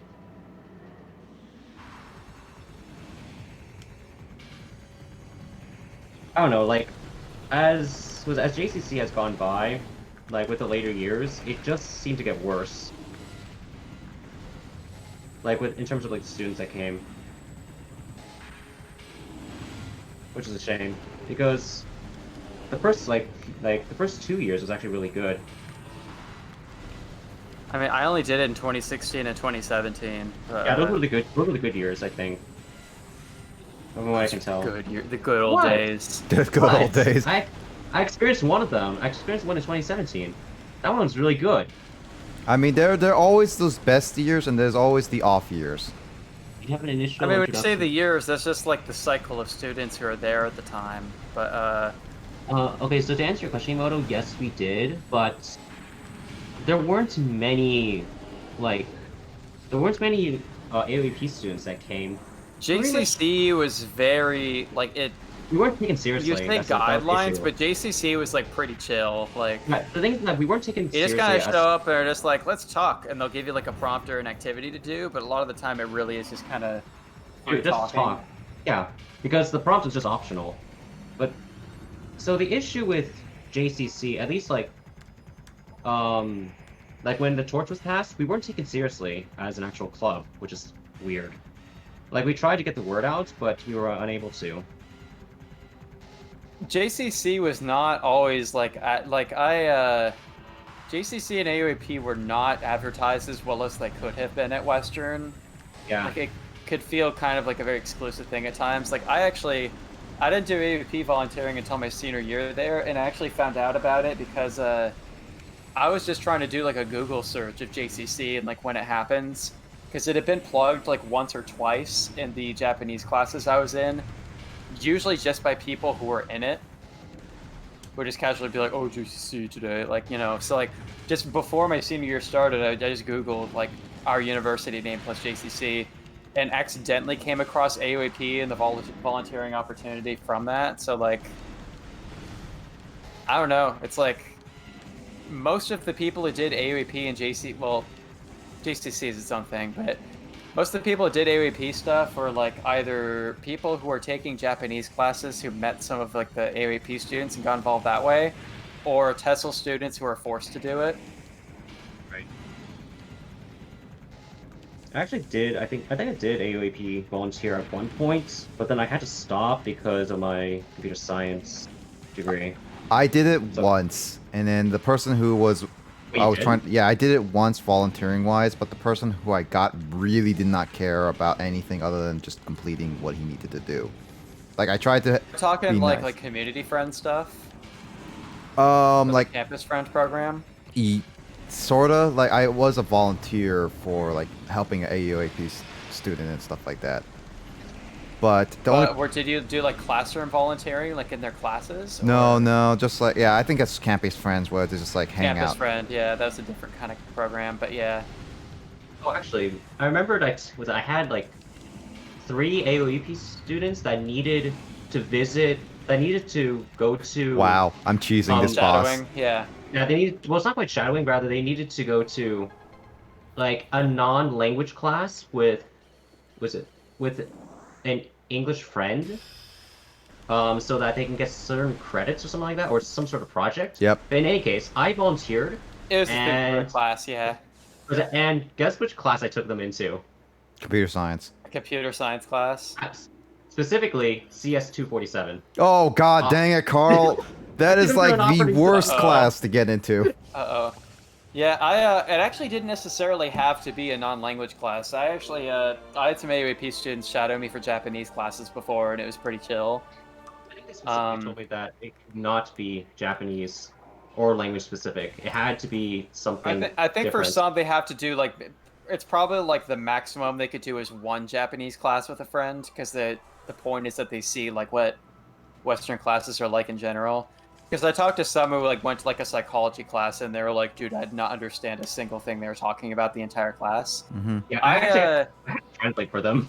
I had Like, I- one shadow me for a Japanese class, but then like I just kind of told them like my other 2 classes I was taking at the time were like not something they'd be able to follow at all.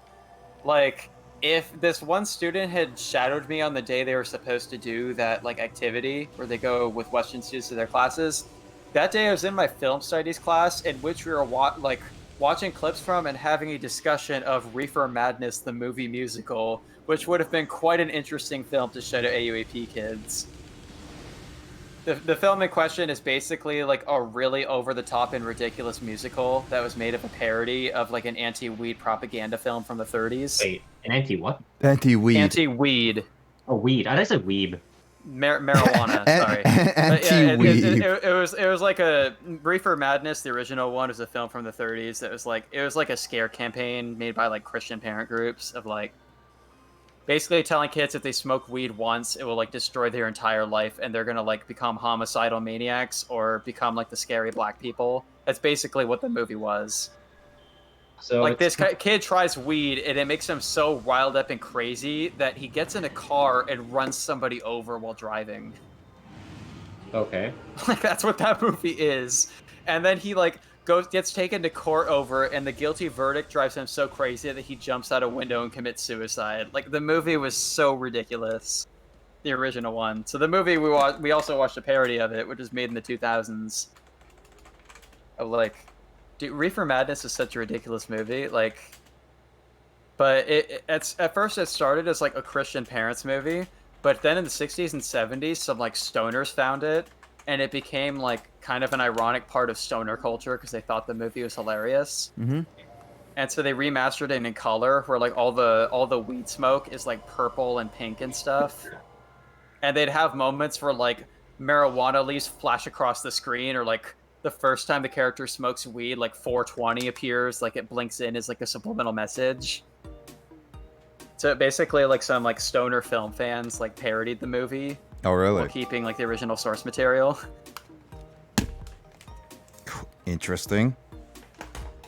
Such an interesting. Oh, we're starting soon. Okay. Oh, okay. So should I bring up Mario Kart then? If you want to. Is Carl going to be in commentary with us? Depends. Does Carl have a list, or can he make I can make up a list as I go. Carl, make a top 10 list in the next couple minutes of your top 10 favorite games of the 2010s, dude. Do Okay. it. Sure. Wait. One sec. Let me I just mean, my list took The about. criteria is that the games must have been released in the 2010s, from 2010 to 2019. Another criteria is that they should be games that you played in that decade. So not games that you played this year. Oh, in that decade?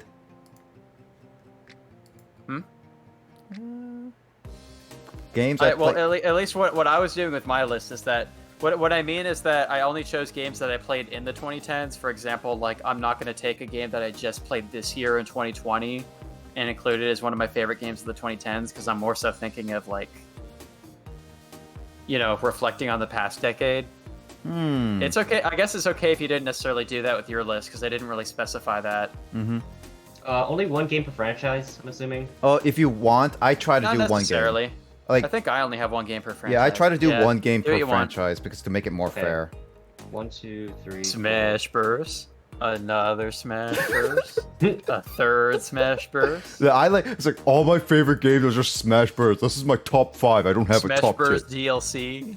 Smash Bros. Favorite character, Byleth.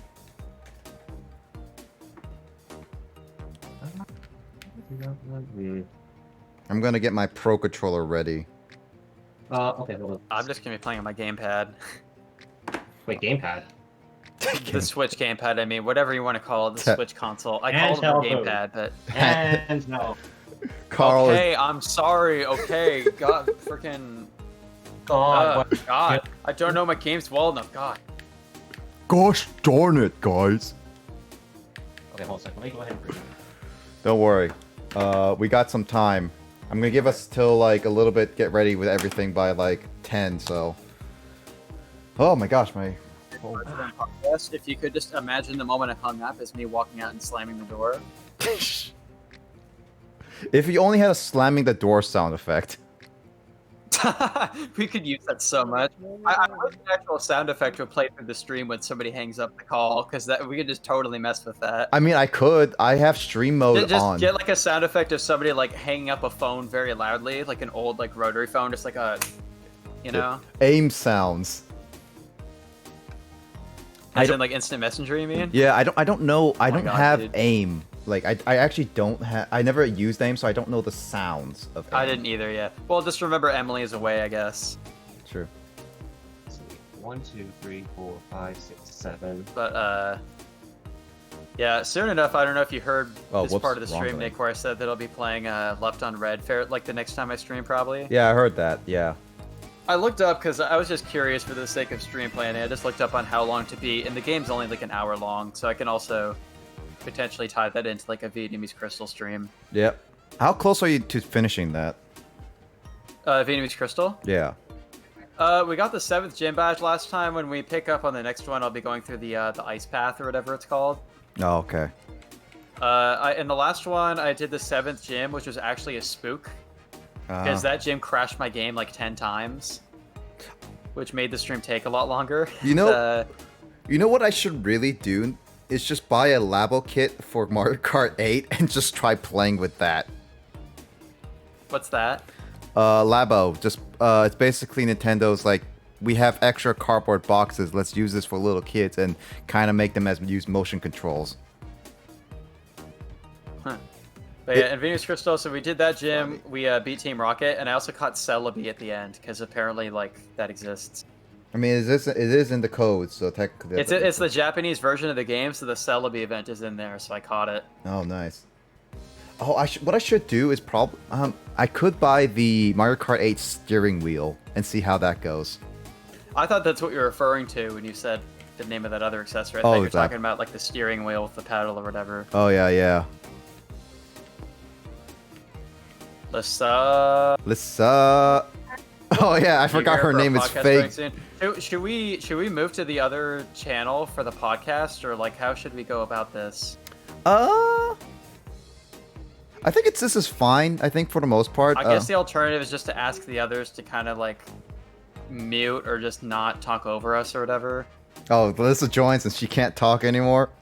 Yeah, that's the thing I was concerned about. I was like, well, shoot, now more people are joining, and I feel rude telling them to be quiet. I mean, Lissa is fake digits, baby, so it's kind of like whatever. But I still forgot her name was fake digits. I forgot to change my nickname.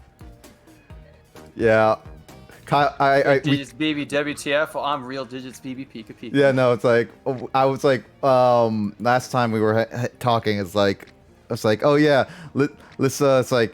It's like, oh yeah, Lissa was like... Podcast in progress. she was like, oh yeah, it's like, what happened to my name? It's like, Kyle's like, was waiting on stream just a couple minutes just to hear your reaction to it. Yeah, I just waited, like, I just like had the stream open on my like iPad while I was just like, I don't know, like making lunch or something. And like, I just hear like, it took like an entire 2 or 3 minutes later and Lissa's like, what? When did my name change? And I was just like, I saw you on. and she was like, was this Kyle? Did Kyle do this to me? Because I didn't pay attention until she mentioned that. Yeah, nobody noticed it for a couple minutes. Well, I don't have, like, I'm just watching the stream, so I don't have Discord on, so I only look at it when someone types in chat. AKA Emoto. Yeah. Oh, I knew that was you, though. I saw you on, and then I saw you immediately get off. Emoto, I don't think you did push to talk because Lissa's talking without pushing buttons, I believe. I mean, I don't have... It's a setting, but I don't have push to talk as a setting. Well, we're gonna do that. Hold on. Okay. Wait, do we have some time? Yeah, we got some time. I'm just making sure. Okay. Alright, give me a sec.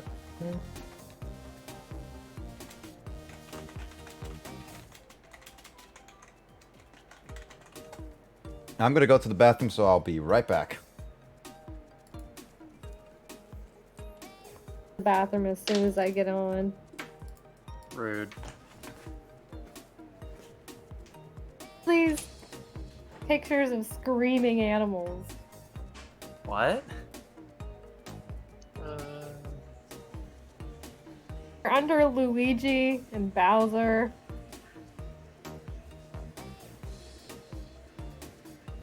Oh, that was some stuff that Carl found of like leaked SNES prototypes and like unseen sprites and things like that. Interesting.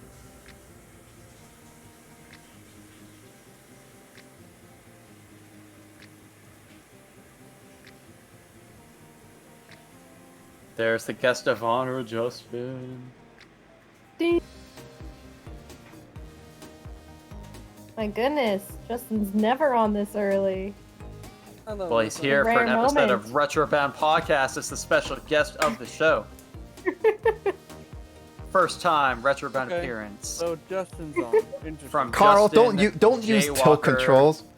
I'm using tilt controls. Carl, do you I'm- have a list ready yet? In a few minutes. I have my list. I just need to order it. Just order it. Guys, Wow, guys, you're make a already list that of Justin fast. for your presence on RetroBound Podcast, bro. Justin's here. He's right. Go, dude. Justin is gonna outlist you so hard, bro. Yeah, no, I have a list. I actually had I was going through my list and I was like, I have all these good games that I have played in the 2010s, as well as like some that aren't like. I actually, funny enough, I made like a top 20, but I have my top 10, but it's like I have 20 others that's like I really like these games kind of thing. I have a few honorable mentions on mine. I have a few honorable mentions on mine too. Actually, The thing is, I should say out of the four of us, I'm the one who has by far the least number of 2010s games that I've actually played, and so my list will be kind of different. Would you say so? No, actually, Justin played quite a bit, yeah, and I don't know about Carl. You and Justin have had like more consoles of these generations than I've had, and have just in general played more games that have come out year by year. Let's see, I had the Wii, the I Wii spent U, a lot of time in Switch. high school and college like playing retro games or like games that I missed out on when I was younger. So I had 360, I had the PS4, and I have PC. So I guess like in my sense, I have 6 consoles from the 2010s that I have played. you've definitely played a lot more games of that decade than I have, Nick. Look at your backloggery, dude.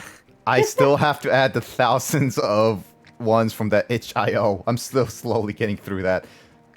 Carl, why are you and me fist bumping together?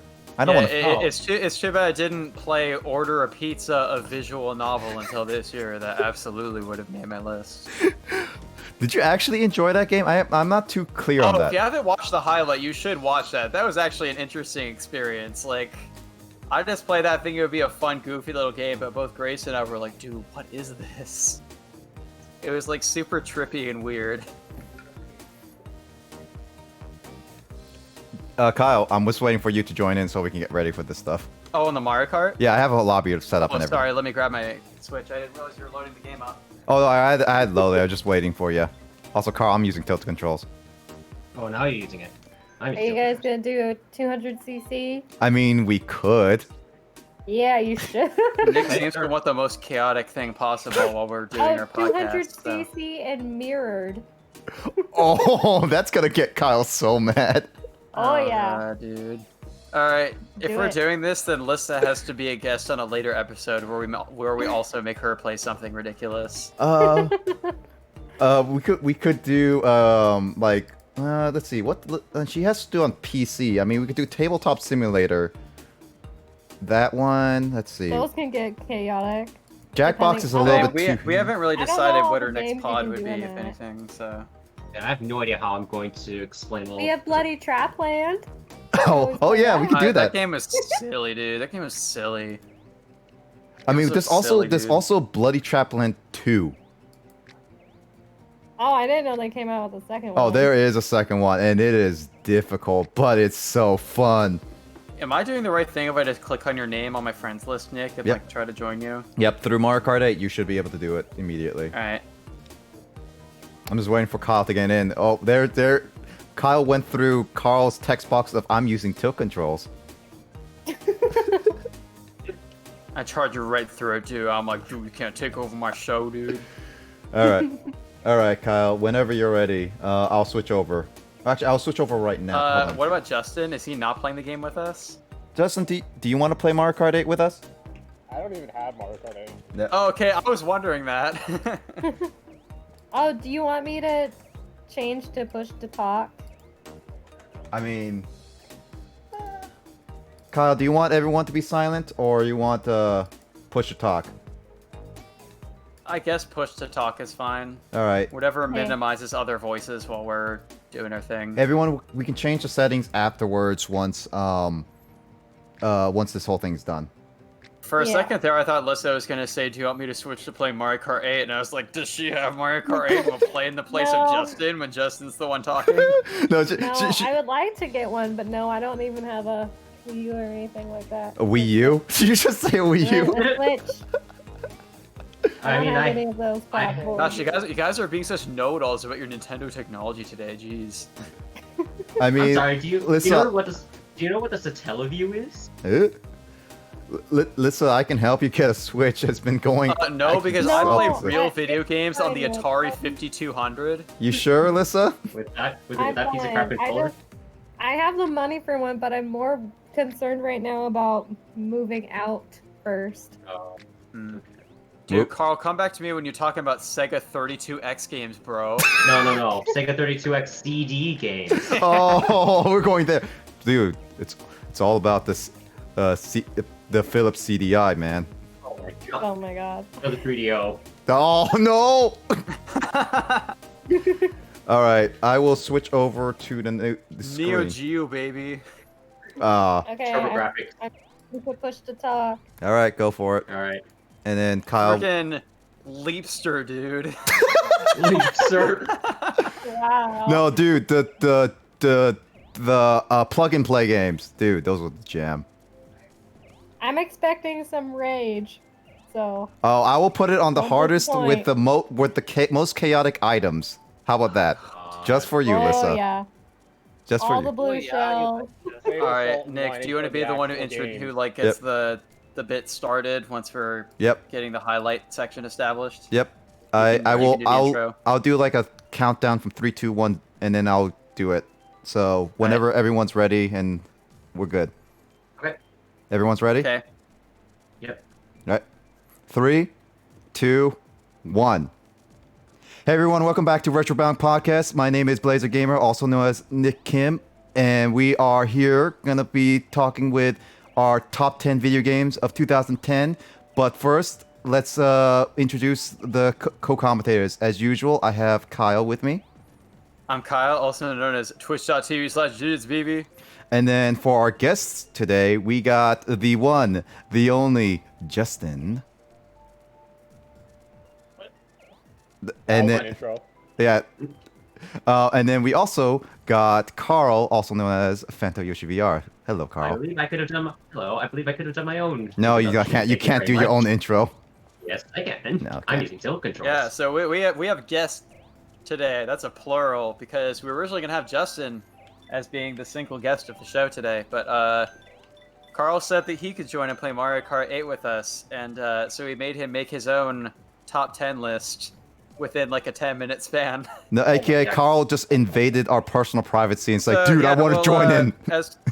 As it goes with the reboot of the show that we're doing, we'll be doing our podcast discussion while playing games from here on out. And so I was like, hey Nick, why don't we do like a super low-key, chill, easy game that we can play while we're having our important discussion on the podcast? And Nick was like, Mario Kart 8 Deluxe. And I was like, cool, man. So that's what we're playing today. On the hardest settings possible as dictated by Lissa. Lissa is the judge of everything. All right, let's get this started. And once the race starts, we are gonna do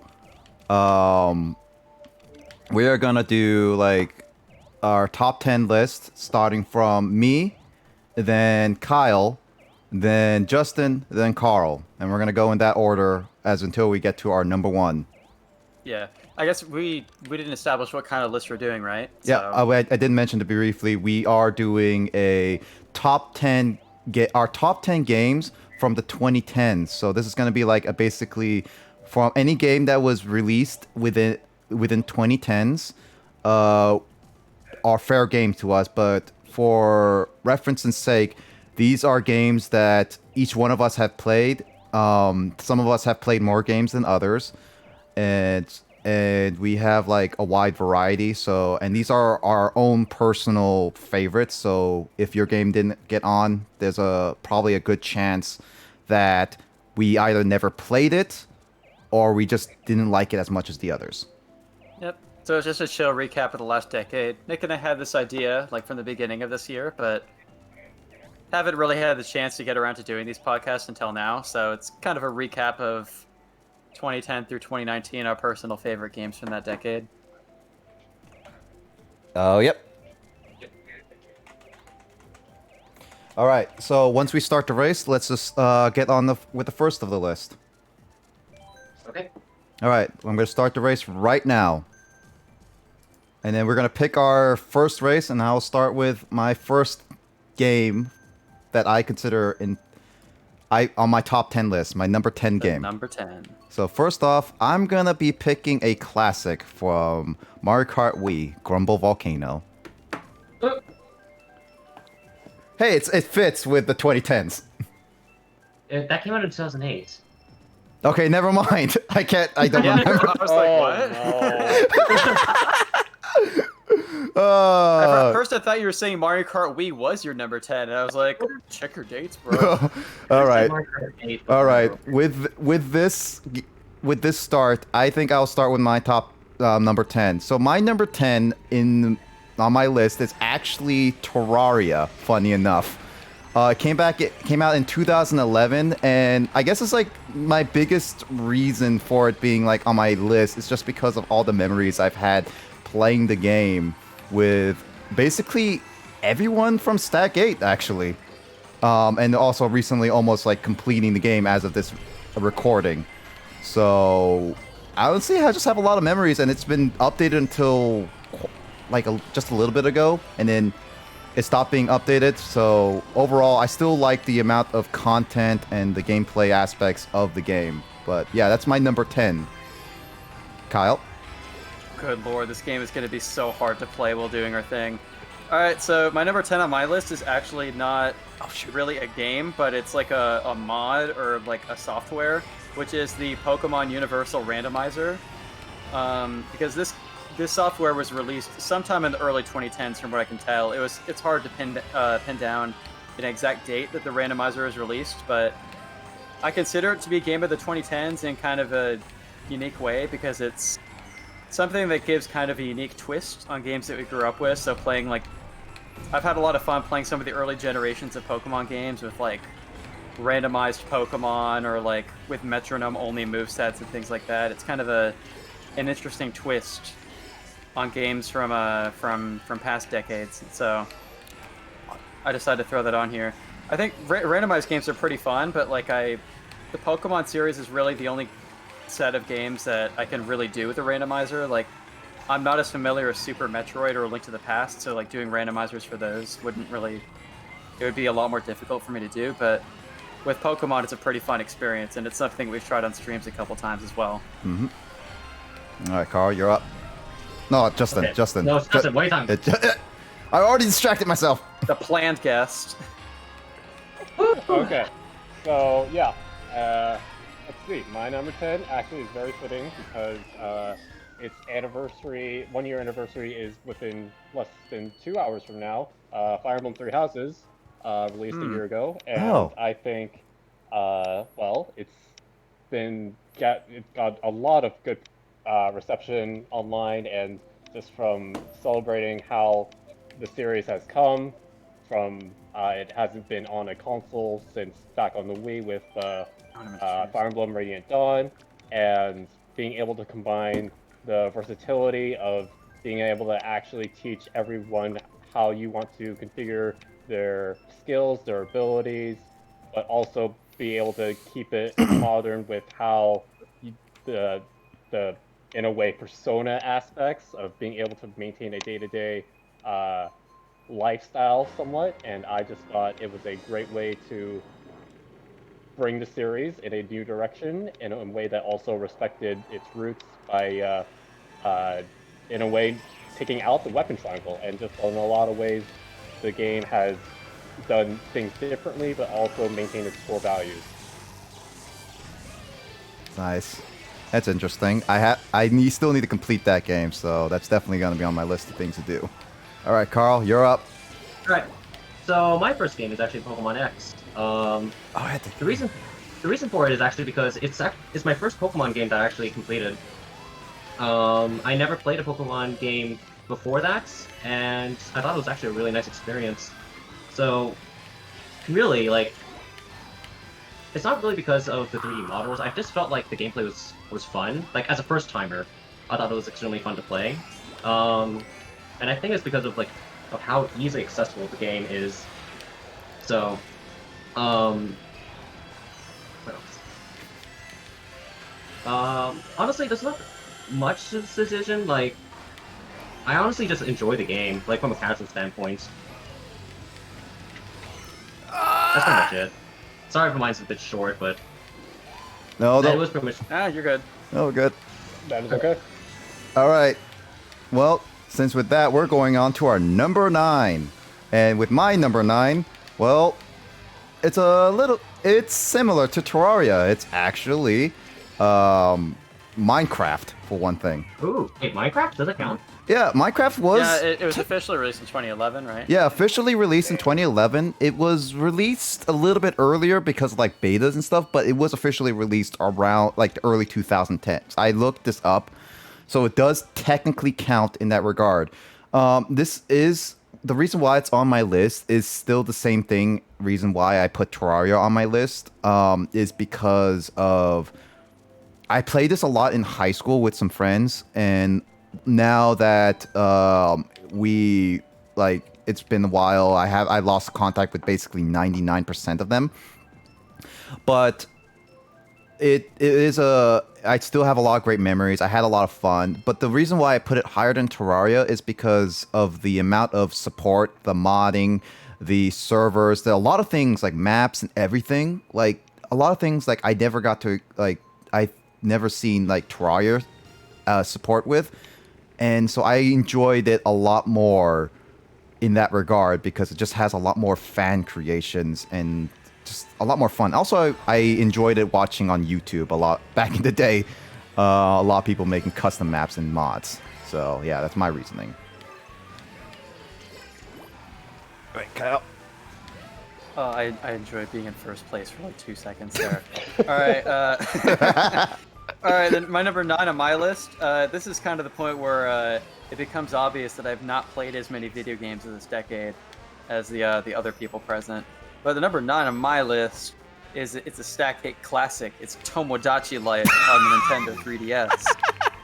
So Tomodachi Life is a game that I've never actually owned myself, but we played it a lot on Nick's 3DS, especially. Well, Nick's been playing it a lot on stream recently too, but we played it a lot on Nick's 3DS when we were living in a dorm together, and it's basically a virtual life game where you can make Miis of people and insert them into the game and have all sorts of crazy adventures together.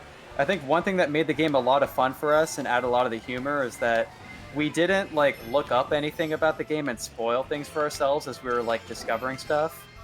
So finding funny things like the goofy animations when you give a character their favorite food, or finding out that divorces can happen in that game. All this goofy character interaction with stuff that we kind of experienced blindly as we played the game from day to day. So it results in a lot of inside jokes, a lot of disputes, and it actually kind of solidified the friendship of a lot of the people in this group, actually, because a lot of the people that are in this Discord group that we use right now are people who kind of became part of the group when Nick added them to Tomodachi Life. That's how you make friends for all the Zoomers out there. You just add a Tomodachi. you had a me of them into Tomodachi Life, and that's how you establish friendships. It's true, kids. The next gen pinky swear. Yeah. All right. Well, Justin, what do you got? My number 9 goes also to the other end of the timeline with the original Xenoblade Chronicles, which was first released back in Japan in 2010. As many people know, the definitive edition came out a few months ago. Right now, currently it's July. Yeah, and I was first introduced to it on a whim, and I never really... I dabbled in action RPGs, but never to the extent that Xenoblade Chronicles did.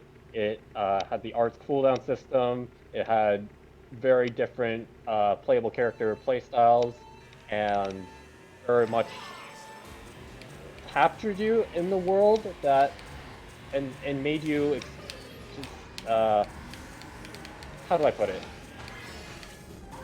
There's a war going on, and the story very much puts you in the thick of it, and you get to see what's going on in people's lives getting impacted from the get-go, and it's a very compelling story that, for me, was very easy to just clock hours in, which for a first time, for like my first time playing the game, felt very satisfying and rewarding.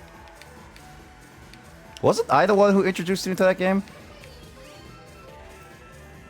I don't know. Because I did buy that on a whim. Oh yeah. But yeah. Oh god. All right. Well, Carl, what you got for us?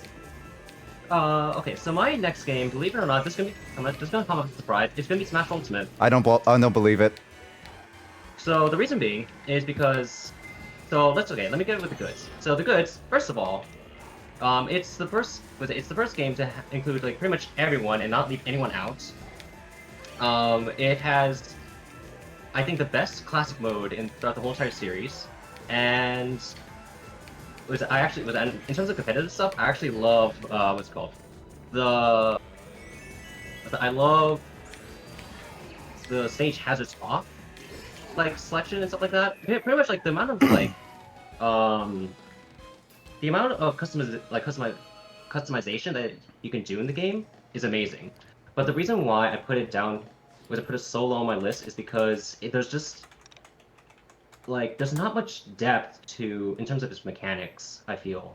And so as a result, I don't really play it as much as, say, Smash 4 or something like that, because that game had a bit more mechanics, even though it didn't exactly have the most features. So yeah, that's pretty much my reason. Okay, cool. That's an interesting one. All right, as we go into I think this is our 5th race. Let's go with our top number 8. This is our 4th race. 4th race? Okay. Well, number 8 on my list, starting the race, you're right. Yeah. You're right. Oh yeah. Going on the number 8, I have Portal 2 as my next game. I actually, okay, so funny enough, I never heard of Valve or was interested in any game other than maybe Portal that I heard every once in a while. And I actually never bought Portal 2. I was given it as a gift from a high school friend back in the day on like a free copy. And it was my very first Steam game. But when I played it, I originally thought that you can never make a story out of what a Portal was from what I known. And after playing it, after like learning all the mechanics and everything, I actually fell in love with it a lot, and I thought it was like a really great game, as well as a really it was actually a pretty good story. I enjoyed every character. I loved all the dialogue. I love all the puzzles.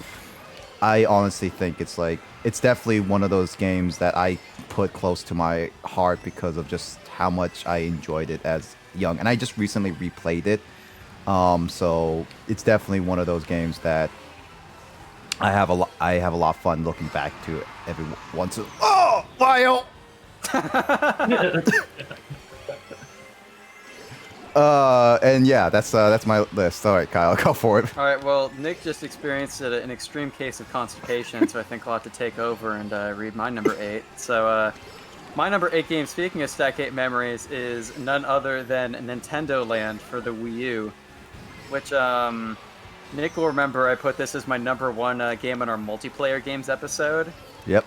Because Nintendo Land is Nintendo Land has single-player stuff as well that you can do, but I think it's a really solid multiplayer game because, for one thing, it's very accessible. Like, games like Smash Brothers have kind of a learning curve for people who have never played a game like that before, but Nintendo Land is the kind of thing where, like, random people who walked into our dorm could just, like, join us for rounds in Nintendo Land, and there's a pretty fun variety of, like, fun multiplayer games, like, the Luigi's Mansion game, also known as Bad Vibes. There's the Mario Chase, also known as Booty Chase.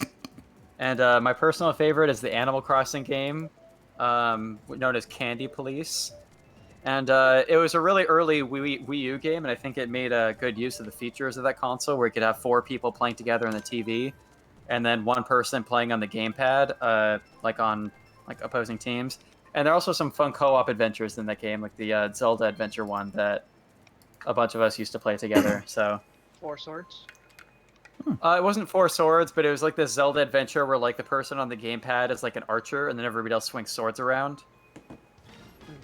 But yeah, Nintendo Land is a really fun multiplayer game. All right. Well, Justin, Okay, what you got number 8? so this next one might be a bit controversial, but I guess it helps that it got a semi-recent Steam release. It is Yu-Gi-Oh! Duel Links. Probably, maybe just a little bit surprising, but I really appreciate how the game has been well received and the presentation, especially compared to the other semi-recent Yu-Gi-Oh! Game that's been released on consoles, Yu-Gi-Oh! Legacy of the Duelist. That game, unfortunately, while it does have all of the all the modern, recent summoning mechanics and anime spin-off series behind it, Yu-Gi-Oh! Duel Links is still currently within the 5Ds, Dark Side Dimensions world, but at the same time it incorporates all of the very recent cards, like there are cards that either have yet to be released in IRL that are present in Duel Links. There are some of the Tag Force exclusive cards and anime cards that have never been printed, also that have been made available in Duel Links. I think that's been amazing. But more importantly are the care put into the characters themselves, bringing back a lot of the original voice actors from the anime. Like, I'd say a good 80 to 90% are from the original anime, and that is a feat in of itself.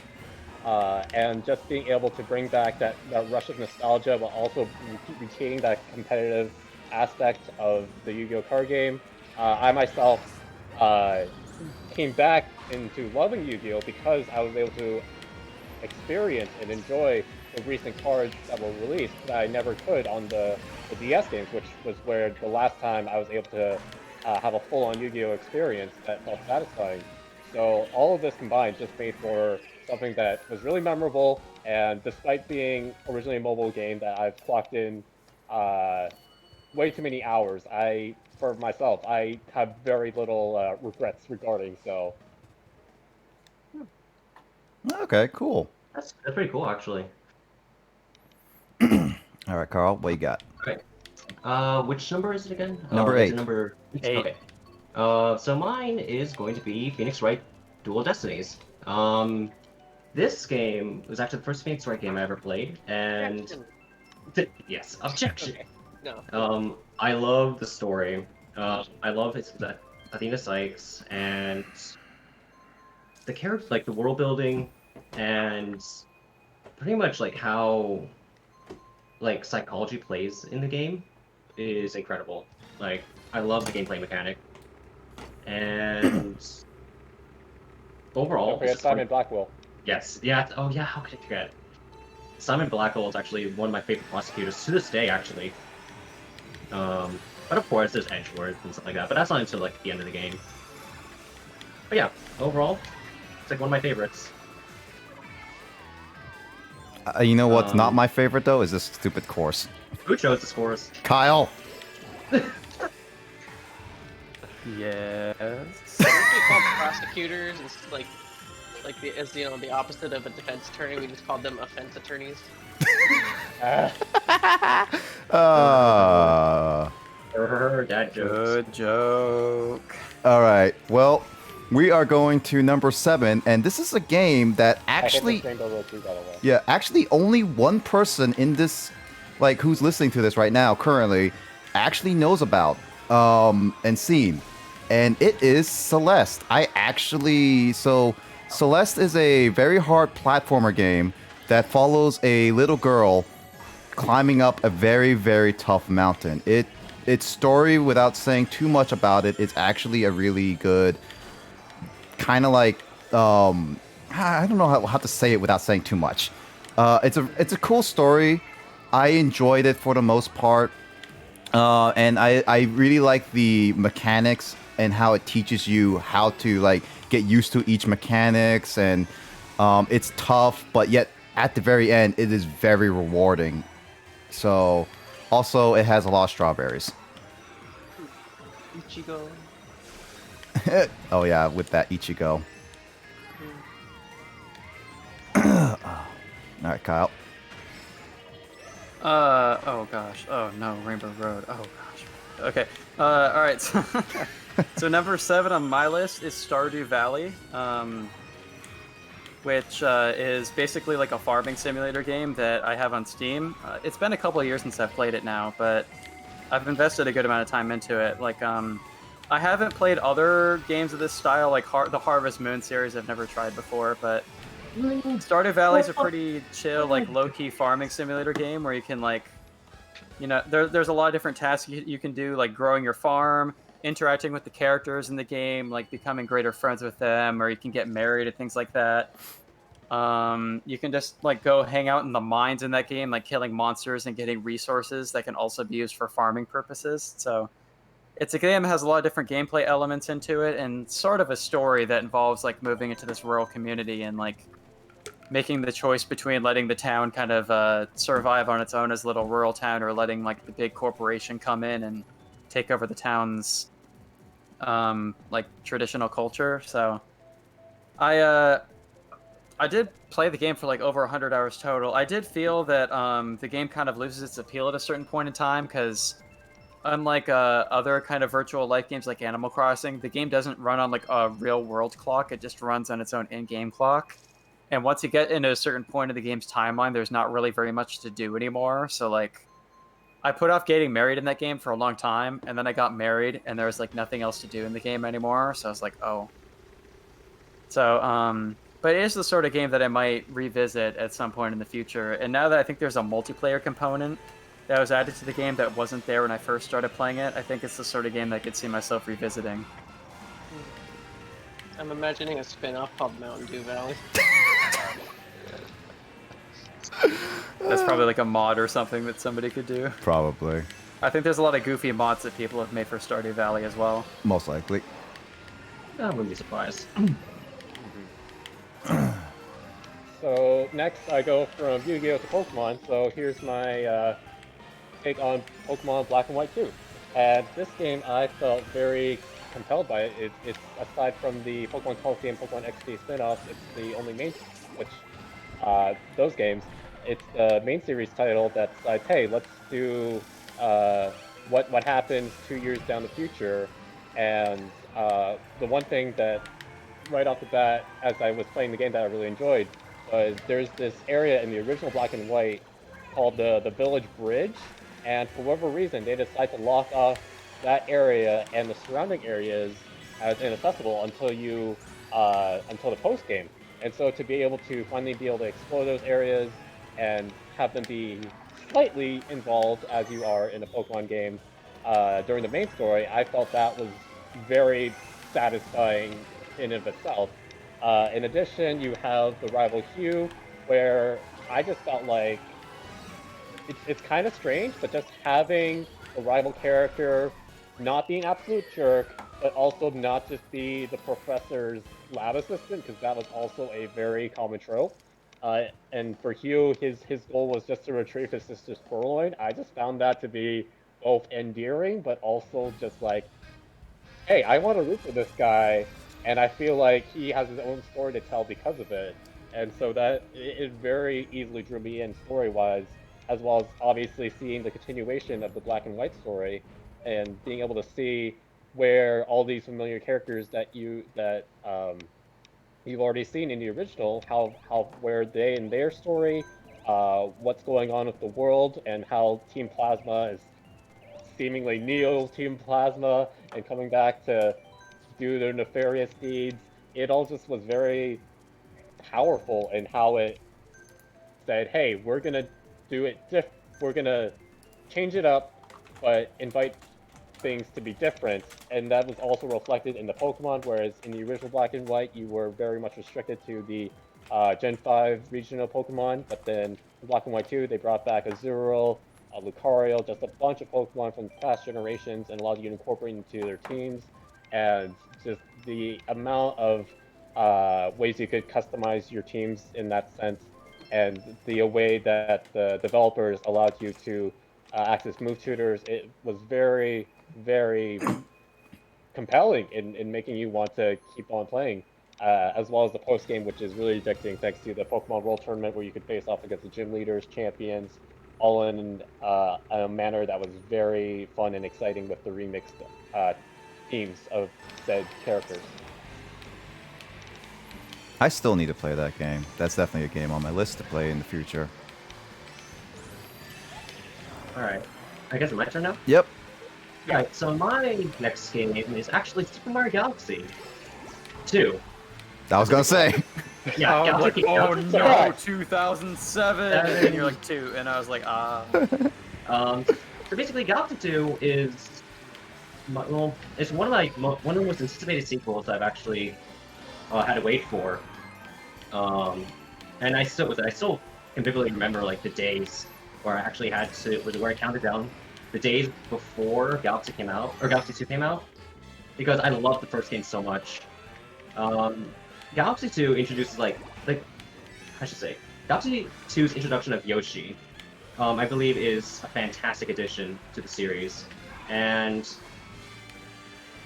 the level design is a bit more arcadey, and I feel like is a bit more, it's a bit more like fun as a result. However, like one thing I do miss though is the fact that, you know, it's supposed to be space, you know, it's Galaxy. It's supposed to be Super Mario Galaxy, yet there's not much of a space thing going on, if you think about it. It's mainly like blue skies and stuff like that, which I like, but I wish there were more space.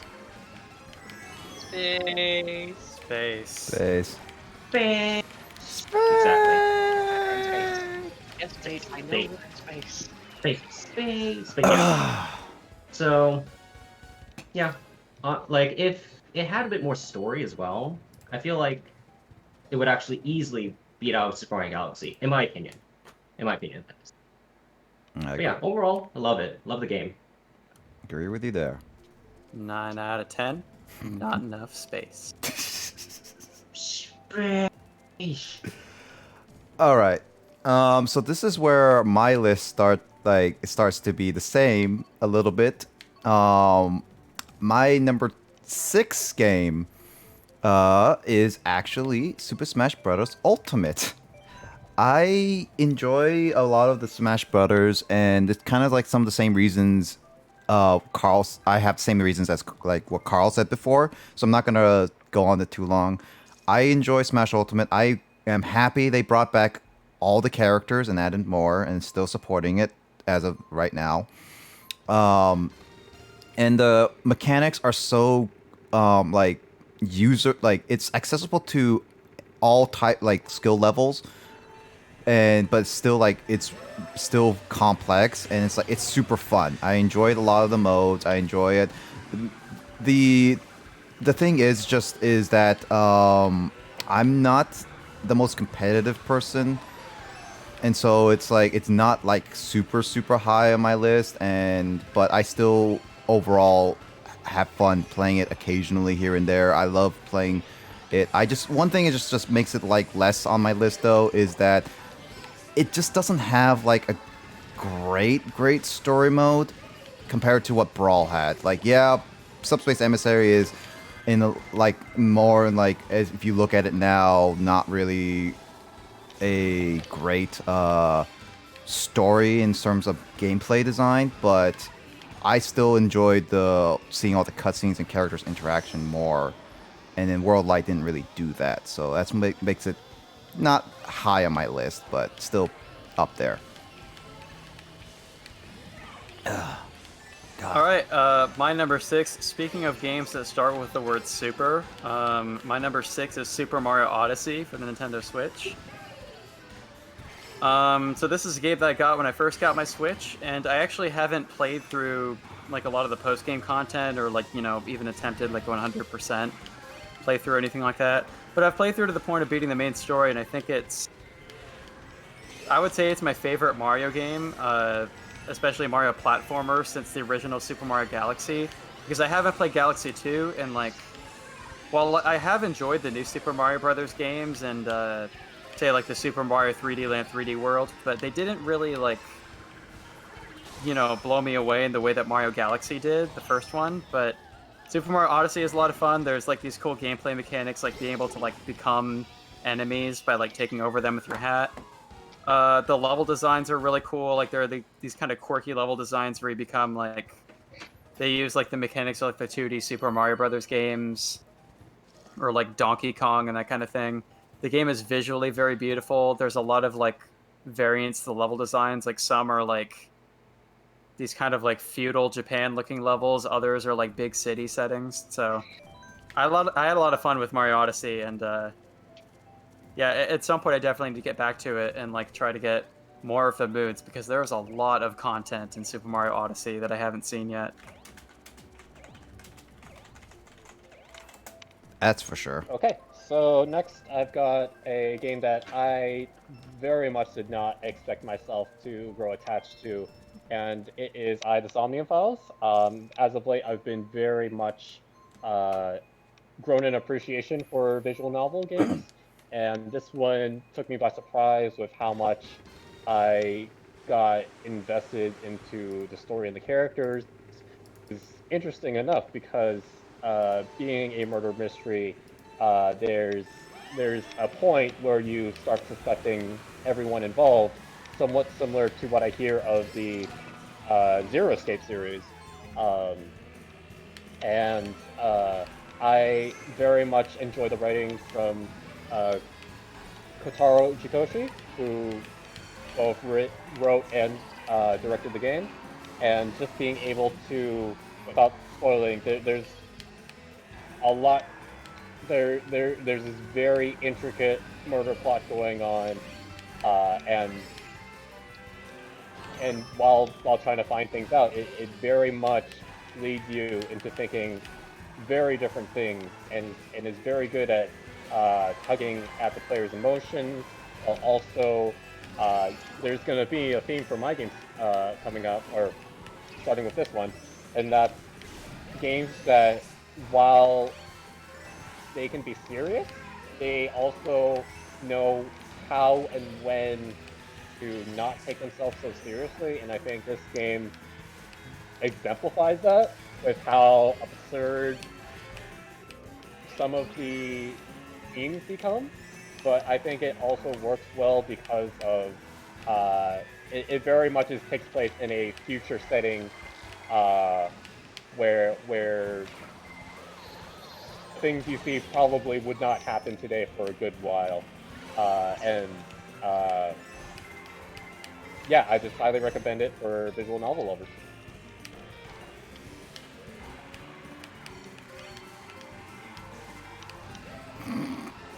Carl, you're up. Oh, sorry. Crap. Okay, so my next game is Pokemon Mystery Dungeon: Gates to Infinity.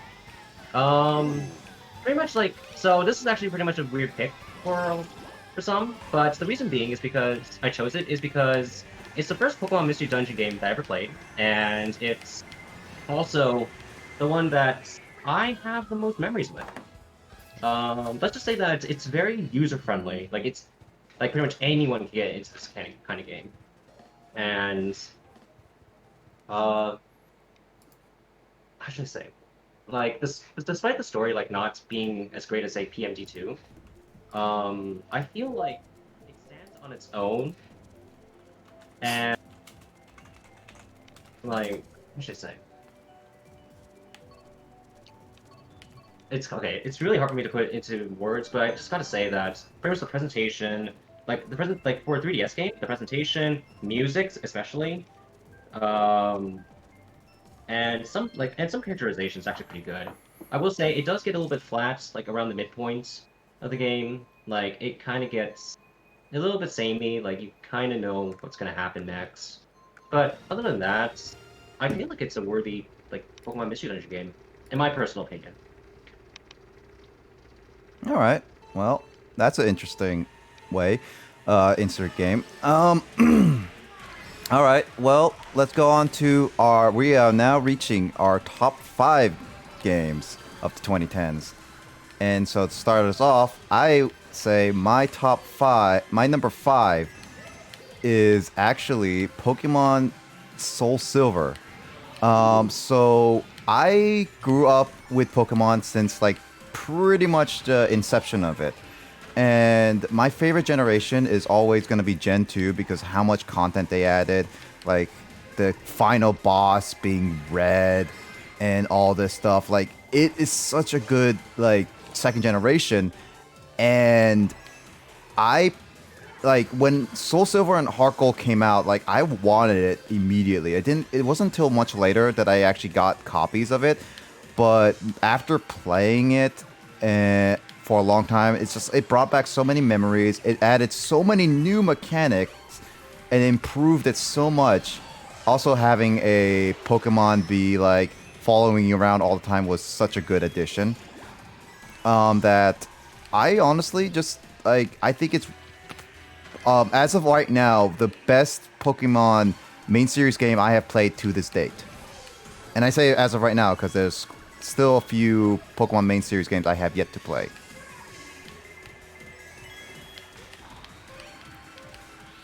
All right, my number 5 is the To the Moon series, which I decided to include as the full series for the purposes of this list because I just couldn't really decide between including To the Moon or Finding Paradise for a slot in this list, and A Bird Story is just kind of a middle piece game, but I consider the 3 games to be kind of interconnected anyway, so I think including them as one spot on the list kind of makes sense, but yeah, these games, in terms of gameplay, they can be a bit lacking because they are basically a visual novel game where you just kind of point and click your way through a lot of stuff, but the storytelling in the game is really some of the best storytelling I've ever seen in any game, just like the characters and their relationships, the writing of the game, the jumping between like kind of quirky, goofy humor and like really serious emotional moments, I think is really well done. And Nick has played all of the To the Moon games on his channel thus far, and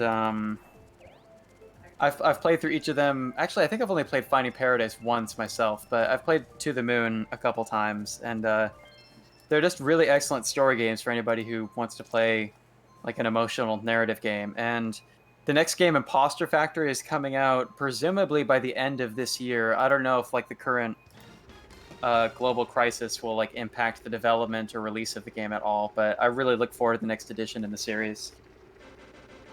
And Nick and I will have to like do rock paper scissors to decide who gets to play it on the channel. I pick Gun. All right, Justin. Okay, so my next game is Xenoblade Chronicles 2. I originally was hesitant on including a game with the same series, but I felt like screw it, I was going to go for it. So Xenoblade Chronicles 2, for people who haven't played it or was learning about it, I will warn you there's a lot of Japanese influence from the anime tropes and the gacha system implemented into the gameplay. But if you can look past that, I think it's one of the best RPGs out there. And part of that is due to one of my biggest issues with the original Xenoblade was how easily it was to accidentally overlevel, because how that game worked was you can explore an area, you'll also gain EXP, and while the game encourages you to explore and thus level up, it can also make battles significantly easier than intended.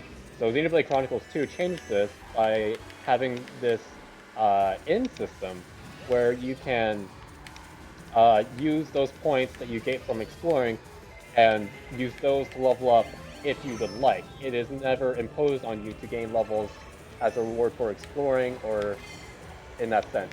And I think a lot of RPGs honestly could benefit from this system because of how much overleveling can sometimes just make games unequivocally way easier than they need to be. But in addition, there are these creatures called blades, and each one of them has a way where you can level them up, and it's a very refined system of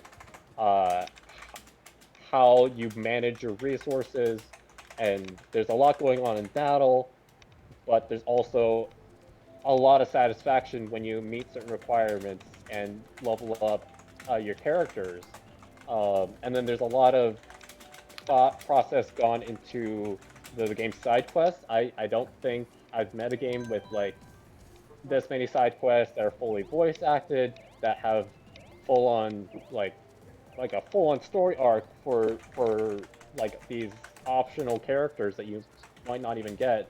And then the actual main story I think is quite compelling, with especially with the Torna DLC that was released a year later, that focused on the lore and the backstory of the characters within of how some of the characters in the main story came to be who they are, and all of that together, I found that to be very strong, both writing wise and just in a way made the experience altogether that much more richer.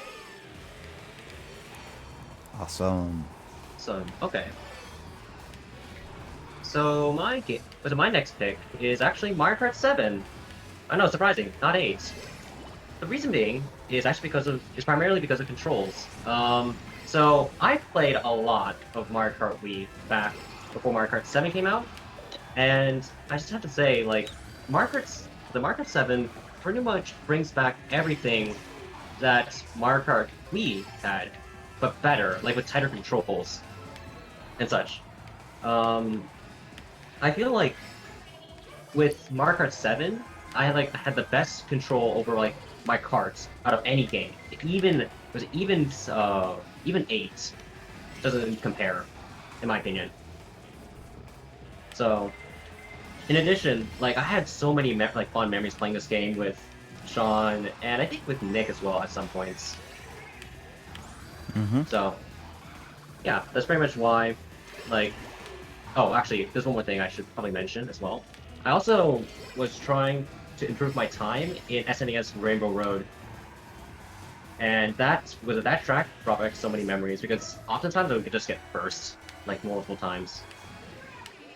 But yeah. Okay, cool. That's my pick. Shoot. Silence as we have to reorient ourselves. Oh, Yeah. I had to reorient with my hands. Okay, so frick, I'm going off the edge. Okay, so god dang it. So my number 4 on my list is actually Legend of Zelda Breath of the Wild. So Ooh, okay. it's actually because it's actually because it's like I never played a Zelda game to its complete, because I guess I just didn't have attention span and didn't really appeal to me. Like, I tried Ocarina of Time, I tried Twilight Princess, I tried a little bit of Wind Waker, and it was just difficult. And yet Breath of the Wild came by, and my brother got it, and he offered me to play it. And when I played it, I enjoyed the entire open world aspect. Like, I really did. The story's not like memorable because of all the paths, but I like the freedom it did.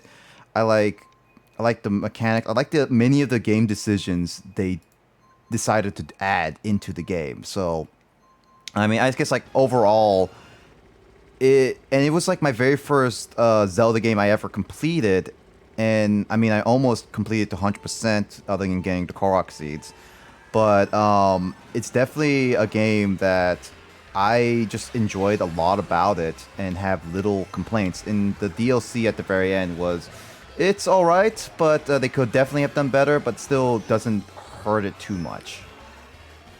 So that's reason why it's on number 4 on my list. I just like it overall.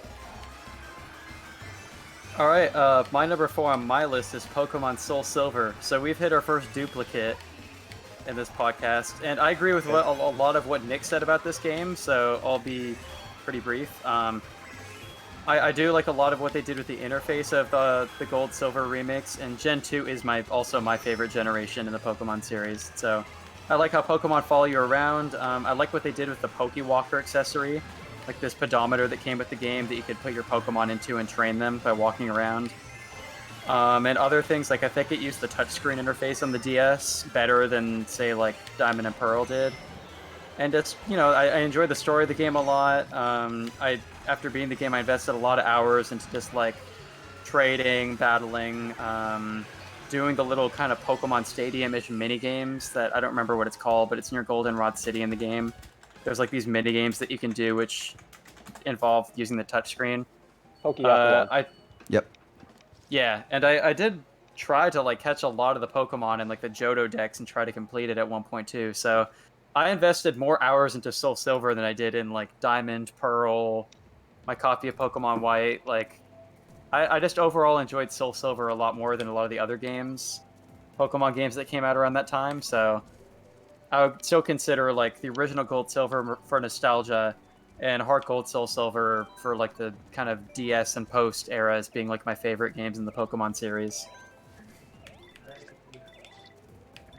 Cool.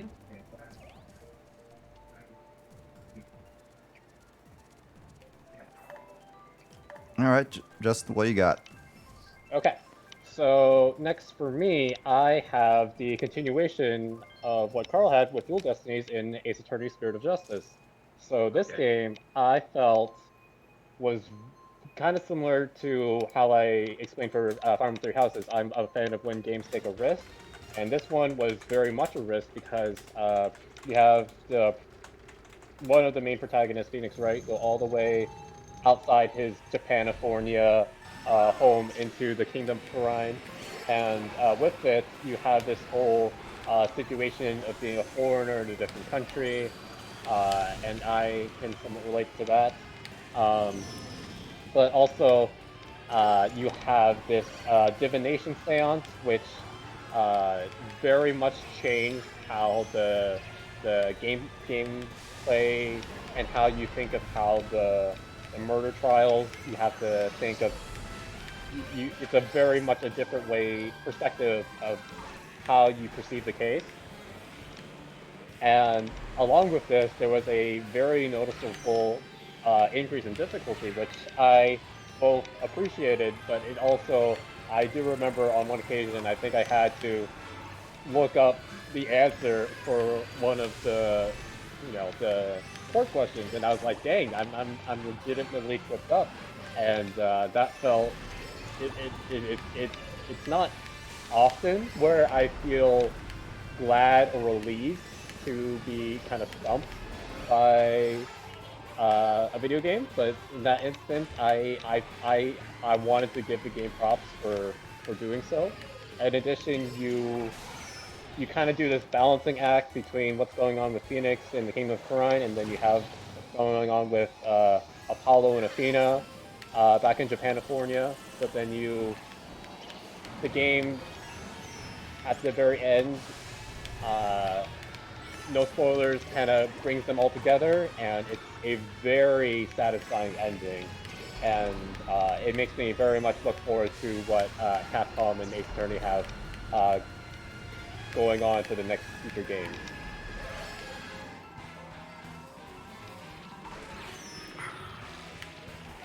All right, Carl, what you got?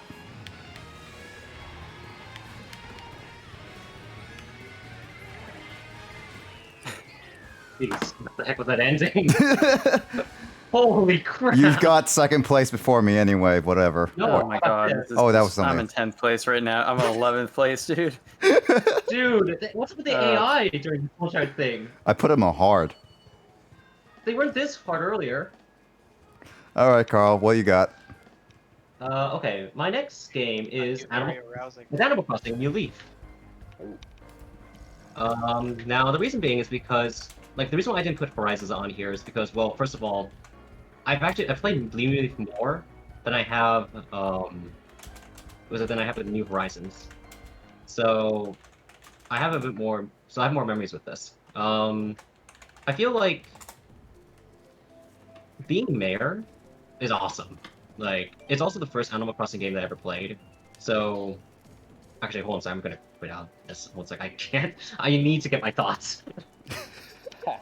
All right, so, with Animal Crossing New Leaf, you have essentially, like, what should I say? So you have like all these, like not only characters but also, like works projects that you can do as mayor. And I feel like that's a great way to add like some personality to your town. Like if you want to go for, say, if you want to go for like say a modern theme or maybe an Asian theme and stuff like that, it's like go ahead, do it. You're mayor, as long as you can flip the bill, that is. And that's what I love about the game. And going to the island like every night at around 9 o'clock, just to hunt rare bugs and just to sell it off at a huge profit was amazing. At first it was, but then eventually it kind of got boring. But still, nonetheless, for the majority of the time, it was a lot of fun. And I never really got into like, I never really collected bugs and donated to the museum, but I did visit like some friends' towns, and theirs were like extremely amazing to be in. So overall, I felt like this game was is a great game to play. In addition to the fact that it was also a good game to play after playing Smash 3DS. It was a good relaxing game, let's just say. So yeah. I mean, finally I can get my thoughts across. I mean, what? I couldn't think clearly when I'm driving a 200cc. Yeah, props on you guys for doing this while playing Mario That's why Kart, 'cause I don't think I could do that. It's not easy. I have a very hard time being articulate while playing this game. I just need to have my list open in order to like actually pay attention to what I did. And that one time I got 11th place is because I didn't have my list open. That one time, how should I say? The reason why all my answers were short was because I couldn't think of anything else on the spot. Yep. Well, I mean, going on to Animal Crossing though, you and Kyle also were partly the reasons why I got Animal Crossing: A New Horizons. So got me into Animal Crossing for a little bit. But anyway, let's go into our top 3. So Top 3. yeah. Which I will not be in this Mario Kart game. Good God. I mean, we could go a little smoother, Kyle. Let's go a little bit down just so we can go with our top 3. Let's see. Let's leave the group, and I'm gonna remake it really quickly. But all right. So my number 3 game of 2010 for me is actually Borderlands 2 for PC. So I enjoy this game because it was a fun game for a shooter, and I actually enjoyed all the improvements graphically, and its co-op was a lot of fun. I played it cooperatively with a few friends, and it was definitely one of those games that I just like. The mechanics and gameplay, like, it definitely improved with Borderlands 3, but Borderlands 2 had such a fun amount of characters and it wasn't too much, that I actually enjoyed engaging with them, even though the story was kind of like, how should I say, not really great and memorable, but it was definitely a nice little like thing to just relax with and kind of like just shoot around and I guess like you can say take out your anger on certain things. But yeah, I just overall love the gameplay and the map design and the different bosses just to fight. So, and I have a lot of fond memories with it. So, definitely I think it deserves on my top 3 place on my list.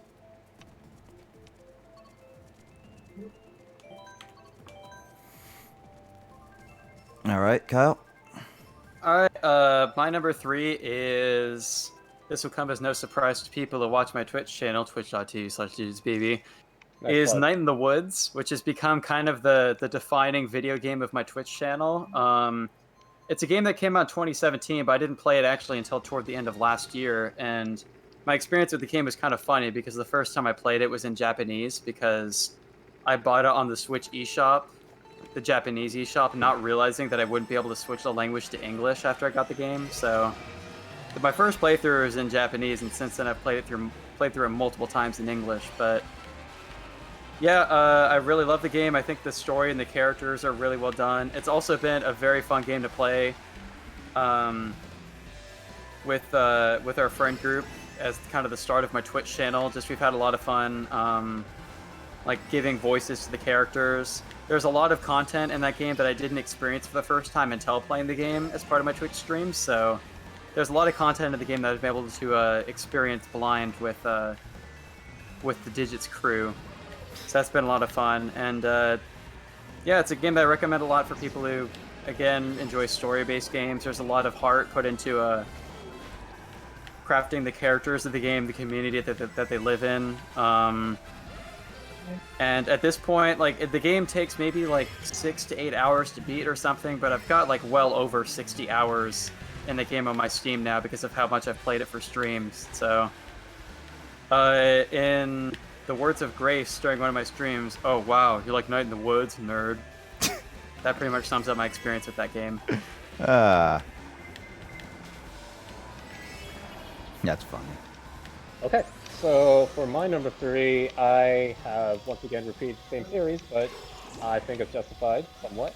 I have Fire Emblem Awakening. One of my minor complaints about Fire Emblem Three Houses was how the 3 main lords, Edelgard, Dimitri, Claude, and then you have Byleth, were very much the forefront of the main story, and even though that game very much emphasized, ooh, you gotta pick your students, and then you'll be able to work together, it's very much a Byleth and your respective lord show, and that is not the case in Awakening. Awakening, you very much have your supporting cast help both your protagonists, Robin and Chrom, who, while both capable, they definitely are shown both asking for advice and giving advice in return. And seeing a well-rounded cast that bounces off of each other in the main story while overcoming the odds in three major conflicts was very satisfying. There's also a similar RPG mechanic where that I appreciated was how you could become as OP as you wanted if you wanted to grind, or you could take a more challenging path by never doing any of the optional battles and just grinding, not building up your supports, and it does very much similar to Pokemon Black and White 2. Like, the way you played definitely impacted your playthrough. And then there's what I also liked was the map design and the difficulty. There are some maps which I forgot to mention, this is my first official Fire Emblem game, and it was a great starting point, and to this day I still recommend it over Fire Emblem Three Houses as the starting point for newcomers. Also partly because of the weapon triangle, a more cohesive story, and very, in my mind, pretty clever writing, and being able to go from scenario to scenario in a way that I felt worked well, transitioned well together. Cool. All right, Carl. So for my number 3 pick, right? Yep, number 3. Yep. That's actually going to be, this is going to be a repeat. It's going to be Super Smash Bros. For 3DS. Specifically 3DS and not Wii U. Now, why is that the case? And also, why is it higher than Ultimate? Well, the primary reason is because, well, I've actually sunk the most hours. This is easily the most time I spent into a Smash Bros. Game. Oftentimes, this is also the first game that I actually played competitively for the first time. And so, like, pretty much every single day, like, oftentimes, I would actually just boot up training mode, and I would just pick, like, maybe Captain Falcon or something like that, and I would actually just practice movements. And honestly, it was actually a lot of fun to move around. Most of you know, like, foxtrotting, like, especially, like, trot dancing, where you essentially just use foxtrots into a pseudo dash dance. It was actually kind of cool, because it wasn't exactly easy to pull off, but if you can actually pull it off, it's actually really satisfying, especially with perfect pivots. Like, the amount of tech it has is nowhere near as much as, say, brawls and melees, but I feel like what it lacks in makes up for it in a really fun experience, especially with the fact that it's portable. It's the first portable Smash 3D Smash game. So oftentimes I would just go into a group that I would find in the cafeteria at my community college, and I would just ask, hey, do you want to play Smash? And oftentimes they'll say, yeah, let's go ahead and play Smash. So it introduced me to a lot of friends that I actually have to this day. So, like, what else? Oh, also, like, with the addition of, like, DLC, like, this also applies to the Wii U version, but, I easily played more than, like, of all the characters in this version. Simply because it was, portable. And yeah, that's pretty much it. It's just, like, a lot of fun. And if it was just put into comparison, this is easily this is my most played game on my 3DS currently. Even though I played Animal Crossing New Leaf a lot.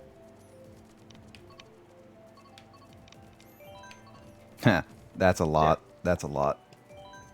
I think it's like around 300 to 400 hours. Jeez, I don't even have any hours on any of my games played. And remember, this is 3DS. Yeah.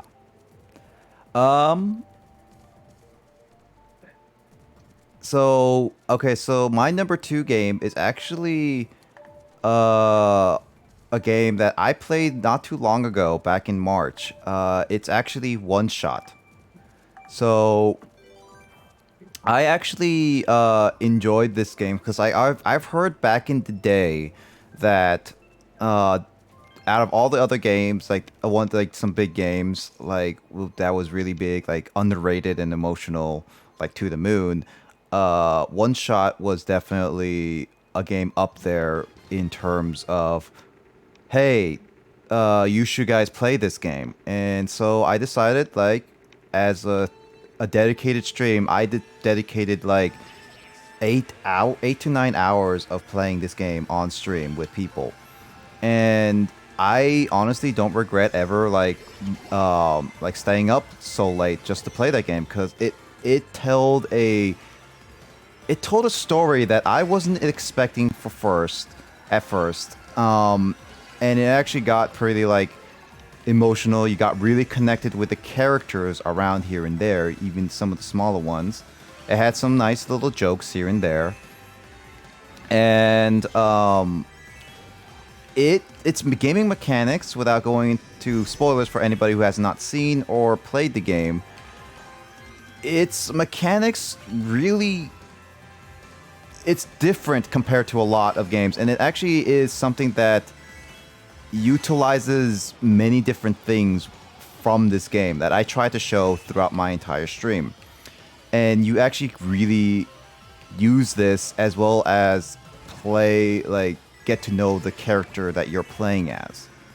So I honestly think it as a really great game and one of my favorites to like kind of like just reminisce about. Like, I don't know, it's definitely like one of my favorite games to ever have played in my life, but it's definitely takes my number 2 spot in my of the games of the last decade. Yeah, I'm surprised that's so high up. That game is also in the itch bundle that I have, so I definitely need to give it a try myself sometime soon. It's definitely a game. I missed a lot of the story when you played it, but Yeah. I liked how meta the game was. So I do plan to still upload chunks of it so people can just like watch it without watching the full 8 hours. But it's definitely a game I recommend if you're willing to play it. I recommend try to dedicate the full 8 hours to play it. Like it's definitely a game that's worth playing in one go. I don't know if I can pull it off that long in one sitting, so I could just I could stream my own playthrough because I missed so much of what happened when you played, and I can do it in like multiple sittings. And that's totally fine too. Yeah, I'll have to work that out somehow. Yep, but yeah, it's definitely a game. All right, to continue with my list, so here's another dupe. So my number 2 is Animal Crossing New Leaf on the 3DS. Ooh, okay. Which should come as no surprise, really, because I think I've mentioned before, like, I also have an absurd amount of hours in New Leaf. Like, it's... Oh, whoops, I didn't mean to choose that course. New Leaf is probably, like... I don't know, I've played a lot of New Horizons, too, but New Leaf could very well be, like, the most hours I've put into one particular video game. I played New Leaf a lot, and I got it toward the end of my freshman year of college, and, like... There's just so many, like, features that I think really perfected the Animal Crossing formula for that game that kept me coming back to it from time to time, so I, like, Carl said he didn't really do as much of the collectible stuff, but I completed every part of the museum in that game except for the paintings, because those are just, like, getting access to paintings in that game is so random that you don't always have days where you can buy them, but yeah, the customization to your island, or not your island, your town, your village in that game, there's a lot of customization you can do as the mayor. I always took the path of the beautiful ordinance you can put in to like make sure that flowers don't die and you can grow them really easily. But the game caters well to other play styles, like being able to have the shop hours adjusted to be earlier or later, or certain things you can do to get more money in the game. Like Carl, I also did the strats of going to the island in that game and catching a bunch of rare nighttime bugs and making so many bells to pay off my mortgage. Just make bank. So it's, yeah, New Leaf was an excellent game and my favorite game on the 3DS system by far. I would say that I've played New Horizons a lot since it came out, and I enjoy New Horizons a lot too, and I mean, Animal Crossing is the sort of series that can make improvements in each new installment that comes out, so I think New Horizons probably is the most complete game in the franchise so far, but New Leaf is the one because it's, you know, it's been out longer and I had more time to like play it through different parts of the year, so it's the one I've gotten, I guess I could say the most complete experience because I've had the time to play New Leaf. Like I never cheated, so I always played at the actual in-game clock, so like I've played the game in spring, summer, fall, and winter. So New Horizons I haven't gotten to have that experience of playing in different seasons yet, but yeah, I love the Animal Crossing series. I've played them more so in a dedicated way since City Folk, but I basically started by borrowing a friend's copy of Wild World on the DS, and it's a great series that they've improved with each new installment, and New Leaf is one that I have a lot of fond memories of. Alright, Justin. Yeah, so my final two will really exemplify how much I particularly personally love both crossovers and character interactions in games. And it was actually pretty tough deciding between the number 1 and 2 spots. But yeah, Persona Q, which is about as crazy as a crossover game as Kingdom Hearts. You have the Persona 3 cast, you have the Persona 4 cast, but you have them, for one thing, on the Nintendo system and not on the PlayStation console. But also, you have them, the combat based off of Etrian Odyssey, which is an entirely different franchise on its own, and just it's just so many variables mixed together that, for one thing, I was ecstatic to see the announcement that it was a game that it was even being possible. It's basically a fan fiction game, right? And yeah, so one of the factors on why I prefer it over the sequel, Persona Q2, which incorporates the Persona 5 cast, is that that game did not have the English dub, and I've grown particularly fond of the English dubs of the cast of Persona 3 and 4. In addition, the the gameplay was very different for a Persona game, and that's not just because of the Etrian Odyssey aspect. It's also because you very early on had this sub-persona mechanic, which is kind of strange, but I kind of compare it to Pokemon, where each party member of your team of 5 can equip a persona of their own due to, well, plot reasons, and in doing so, they then can gain an additional skills that they very much would not have normally in their base games, like Yosuke being able to use electricity, Zeo skills, when he's generally weak to those, and just crazy interactions, customizations. You have this really silly scene that I still remember where you have like a swap meet, which is like something I've seen in like several TV shows, but to see it play out in a game and to have really funny interactions that are both in character and voice, and it was a very good feel game for the most part. But when it got to the climax, it got pretty dark, as most Persona games do. But it ended up being a very satisfying story from beginning to end, and I would only hope that Atlas would somehow make more Persona spin-offs in that fashion.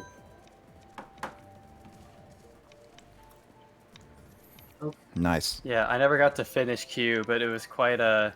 That game is quite a trip. I'm halfway through the game on the 3rd dungeon, so I still need to complete that game. So, yeah. All right, Carl, what's your All number right. 2?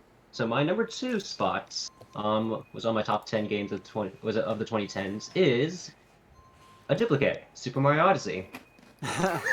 I rate this higher than Galaxy 2, pretty much because this game comes close to actually toppling Galaxy 1. So, Odyssey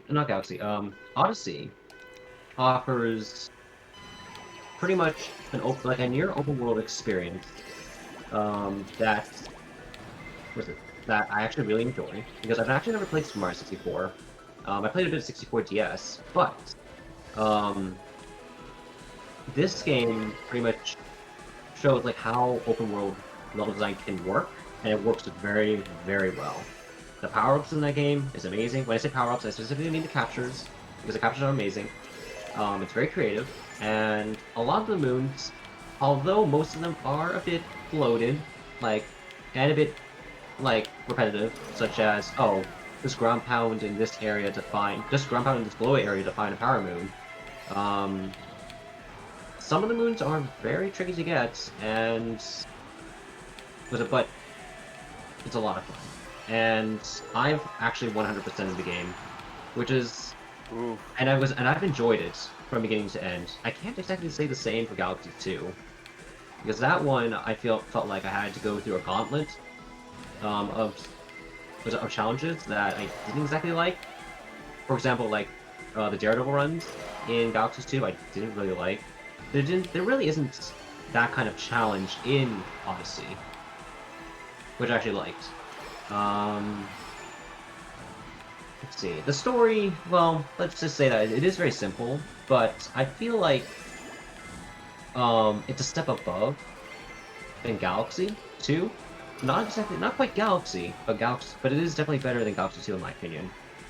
Because there is a clear narrative, and it's a bit more concrete. Like, it doesn't feel like it's just sitting in the background. You actually feel like you're part of the story. In the sense of a Mario. So, and honestly, the best thing about Odyssey is Mario's controls. This is the smoothest Mario has ever played. Because the controls are extremely tight, you have a lot of movement options, and honestly, it feels like you can just do a lot of things, out of a jump. And I love it when games do that, when they pretty much let you play, and experiment around, and you discover things that they didn't exactly design, but is very useful, and also very fun to do.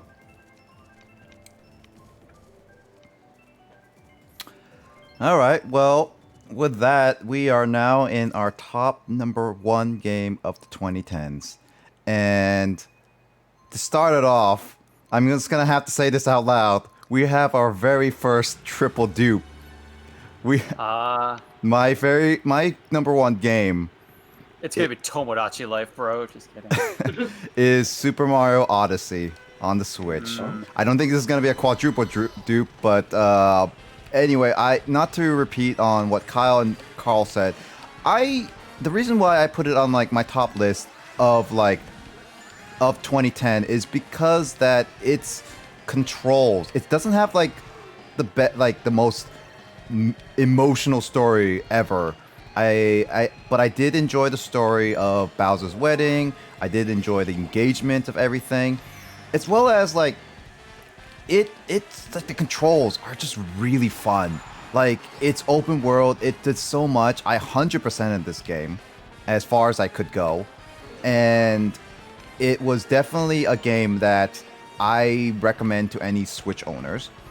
And it just felt really good to just play around. And I remember playing it on stream, and a lot of people had fun watching it. I had fun replaying it, even though I beat the game before. So yeah, it just has a lot of replayability. And this, like, I enjoy especially trying to attempt certain skills, and it even rewards you during like specific skills. Like you could say like speed running skills or whatnot.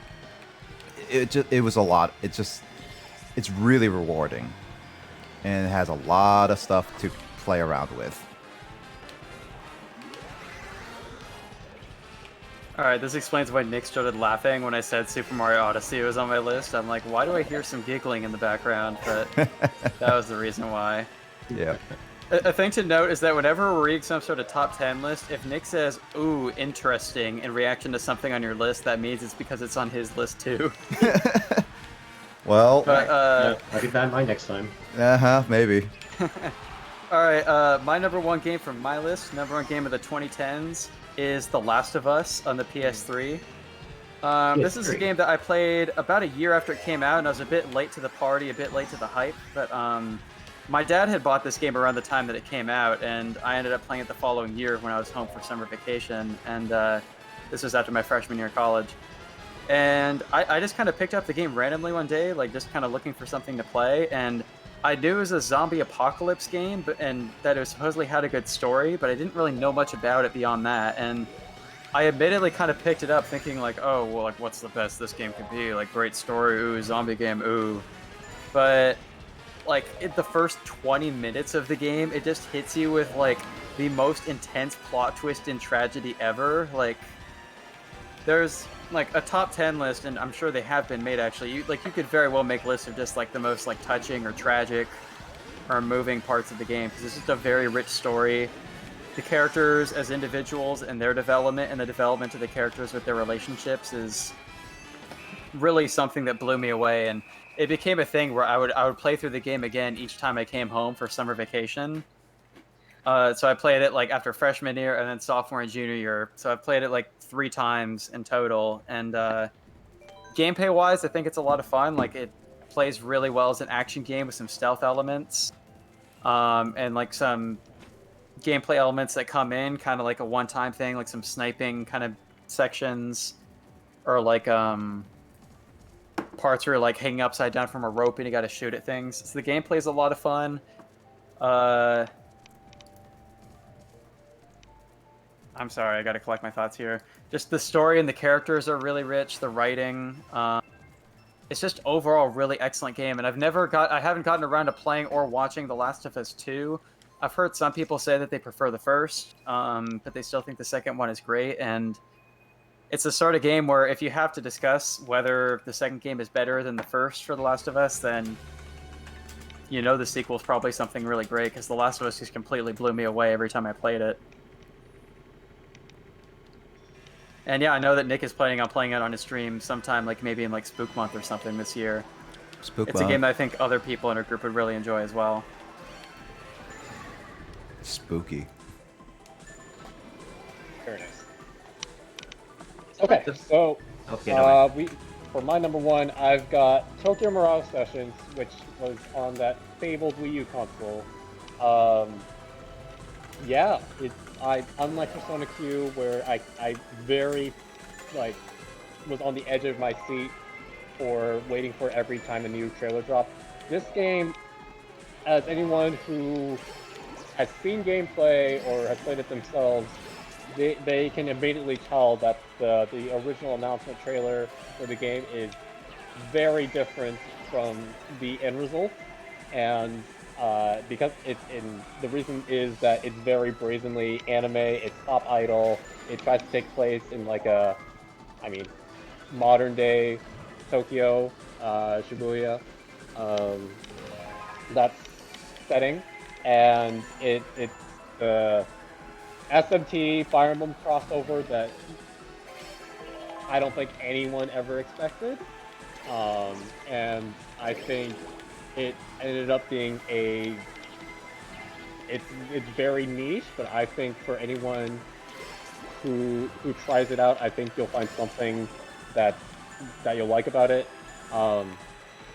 There's a lot of detail put into both the characters' costumes as well as they literally have weapons that you can upgrade and equip over the course of the game, and each one of them has a unique design. And to me, that level of detail just blew me away. Very few games will do that if they're not like a Monster Hunter or very much solely based on that style. But for JRPG to do that, I thought that was very, very bold, and I love that. The story isn't the selling point.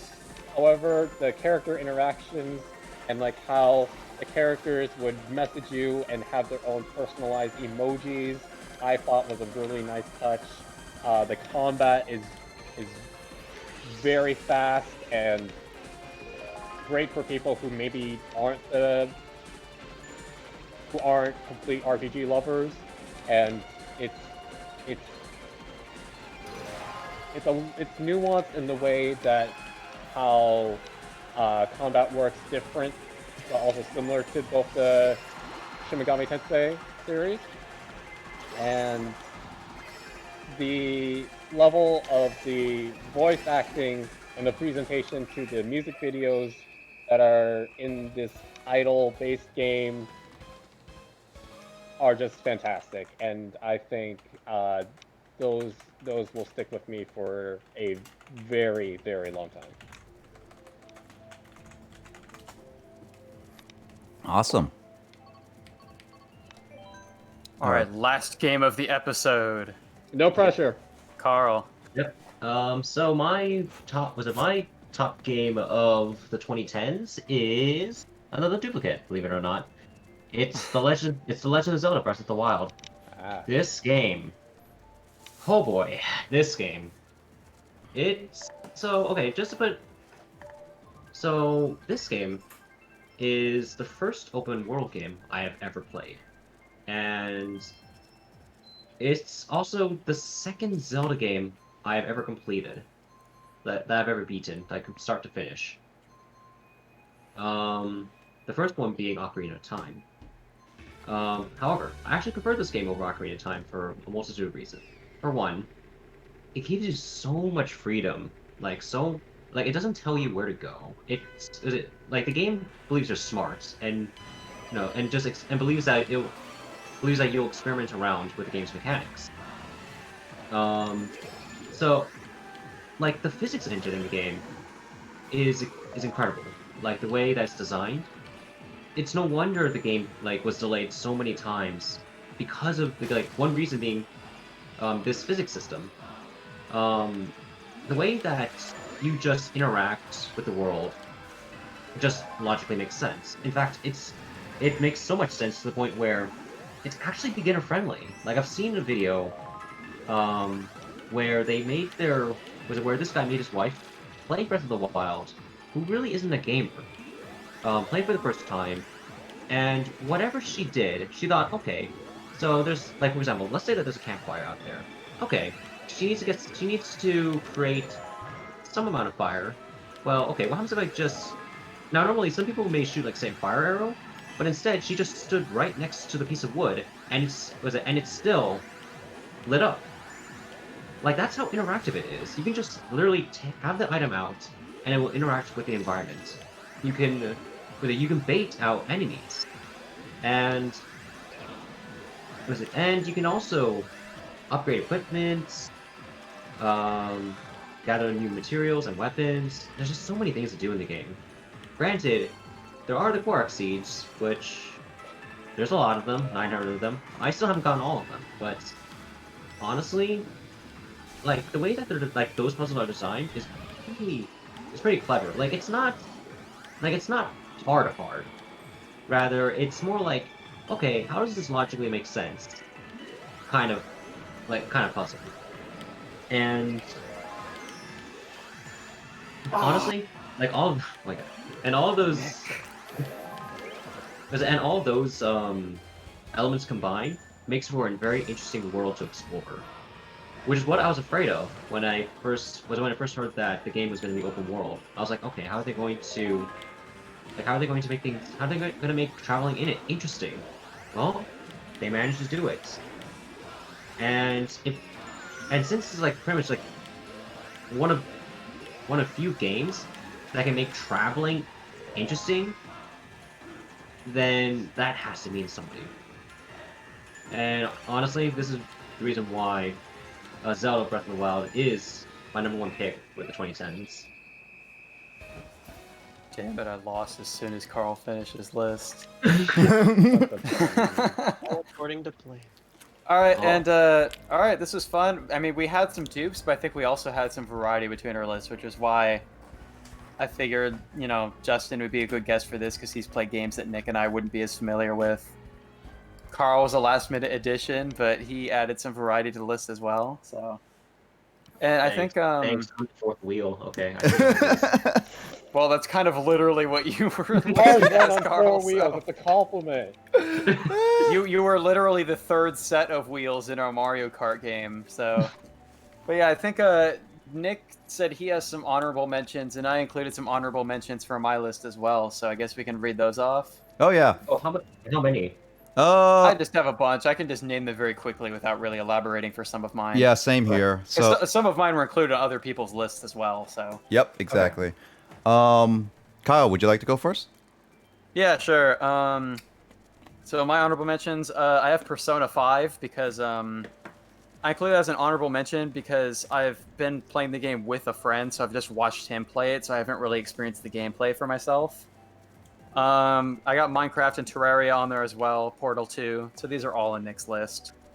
A couple just kind of experimental indie games that I really enjoyed that are on Steam were The Stanley Parable, The Beginner's Guide, Papers, Please, and the Emily's Away series.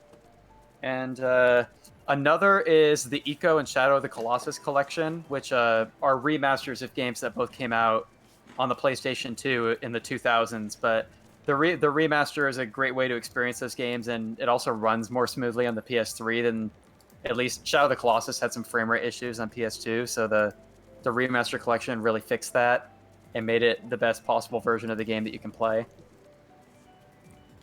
And let's see, was there anything else? Oh, The Legend of Zelda: Link Between Worlds, I think, is kind of like an underrated Zelda game for the 3DS that I enjoyed a lot. Alright, that was my honorable mentions. So my honorable mentions are Super Mario Galaxy 2, Grease, To the Moon, A Way Out. It's like a cooperative gameplay. I really liked it. Funny enough, Five Nights at Freddy's, because, yeah. Tomodachi Life, Undertale. This is a game I actually played on stream, but I only think out of everyone, James was the only one who saw this entire thing. It was super liminal. Just to briefly go, it's basically a puzzle first-person game that really plays with perspective to solve puzzles. Then I got Nintendo Land, Poker Night 2, and of course, how could I not mention this? Overcooked 2. Oh no. I Top 10 Yeet games. Top 10. Top 10 games that'll make you yeet your controller. Or yell at the screen. That could actually be a topic for a podcast too. Top 10 games to make you yeet your controller. Yep. I like that idea. Yep. I'll just quickly list off 3 games that came to mind for me. I came up. Breath of the Wild, Pokemon Heart Gold, Soul Silver, and Persona 4 Golden. Ooh. Nice. Uh, Carl, do you have For any? me, Yeah, 2 comes to mind. No, actually 3. It's the Xenoblade series. Ooh. I actually forgot about them. Well, you made your list in Sorry. like 10 minutes, so that's fair. Yeah. So, But you made Justin upset. I'm sorry, but It's if fine. I have to order them, it would be Xenoblade X, and then it would be Xenoblade 2, and then Xenoblade 1. For a second, I thought- thought you were saying X was the best. Well, I mean, it's not a bad game. X is some good points. It's a good game. It's just not the kind of Xenoblade game that I would play again. Same. Yep. All right. With that, we got our top 10 lists. Thank you everyone so much for watching RetroBound Podcast. We'll tune in next time with another episode with worst feature discussing. We have yet to decide that. But overall, I would say this was a good little side distraction with some, not so much raging on voice, but you heard some. I'll rage at the end You there. can just I imagine the raging.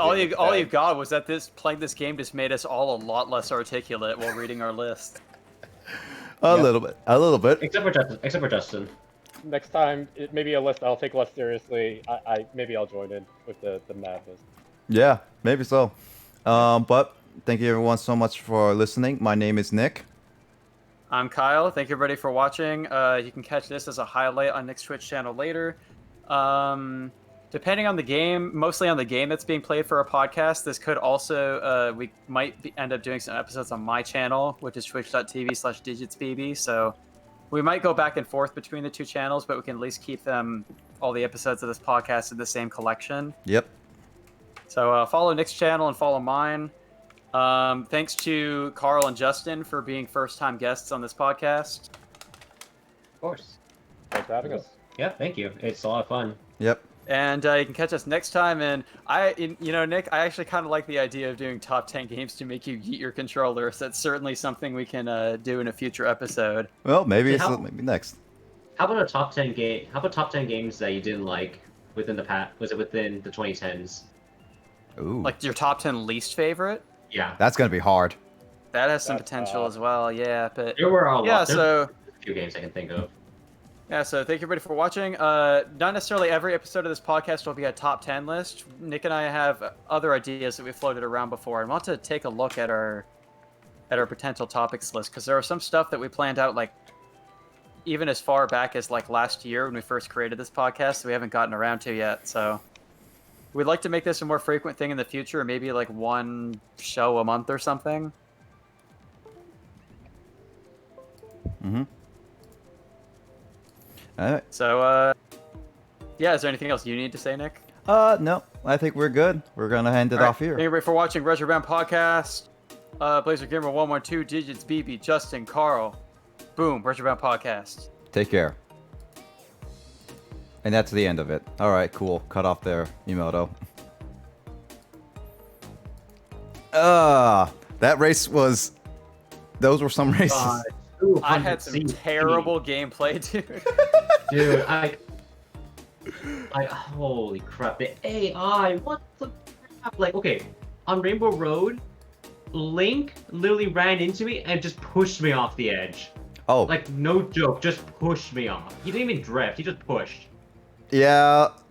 Link was a jerk to me too. It's on fire, that one. Was it that one Grand Prix? Holy crap. Oh wait, where did Justin Yeah, go? I also had so many cases where I totally forgot what I was going to say on some of my games. So, like, Oh well, whoops, that's the wrong channel. yeah.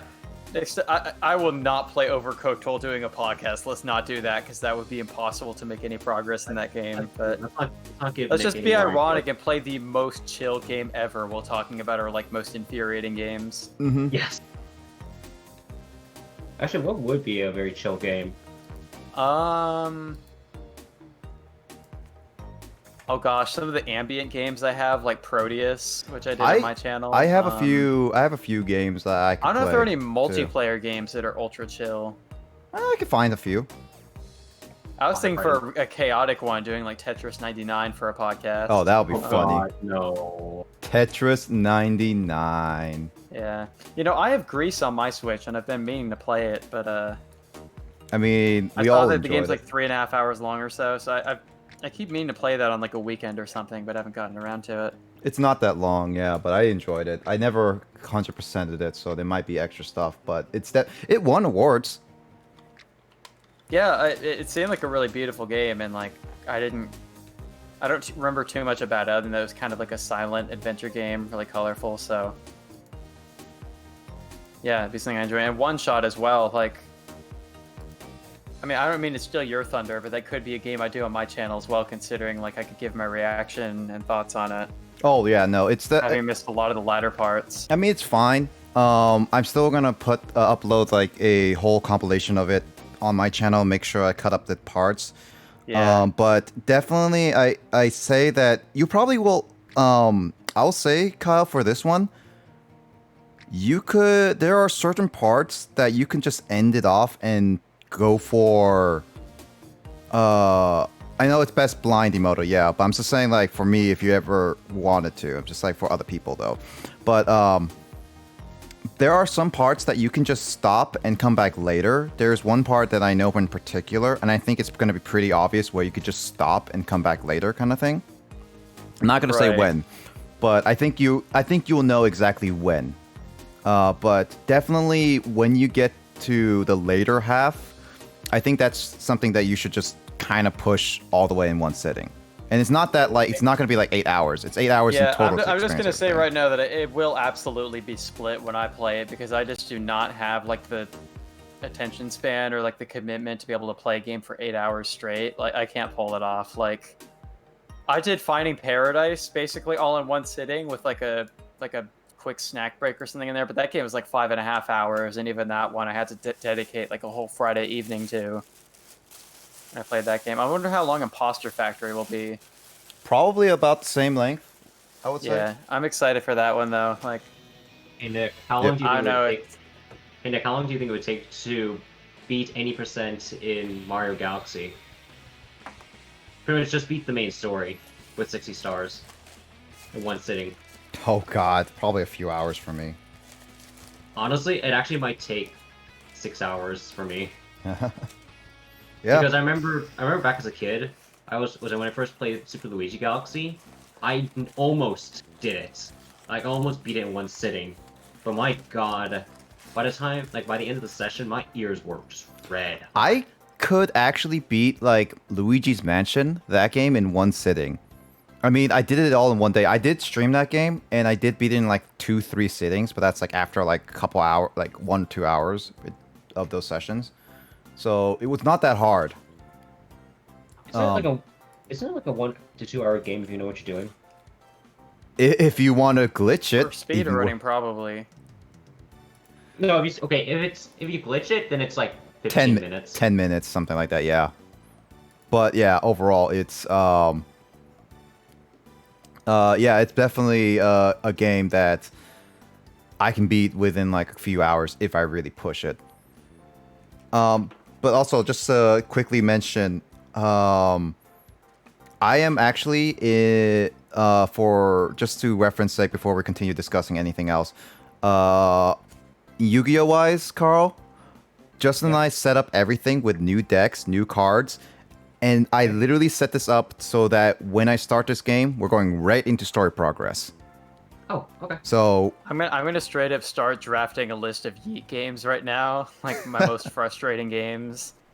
In case that's like a later podcast. I'm probably gonna leave in a bit because I need to go grocery shopping, and I probably will do that before the evening rush. So I might just head out for like an hour or so. The gracery. I said grocery. I was trying to make a grace pun joke, Oh.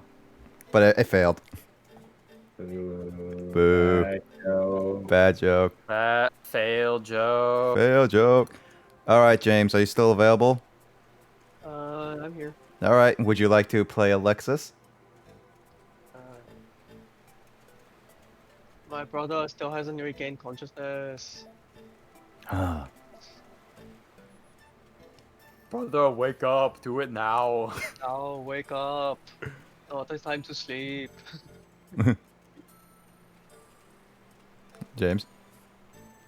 All I can do is watch him sleep. I wish I could do something to help. Watching a man sleep is a little creepy. I mean, it's your brother. Still, night doesn't last forever. Eventually, the sun will rise. Oh my god, such words of wisdom. You're the one who told me that.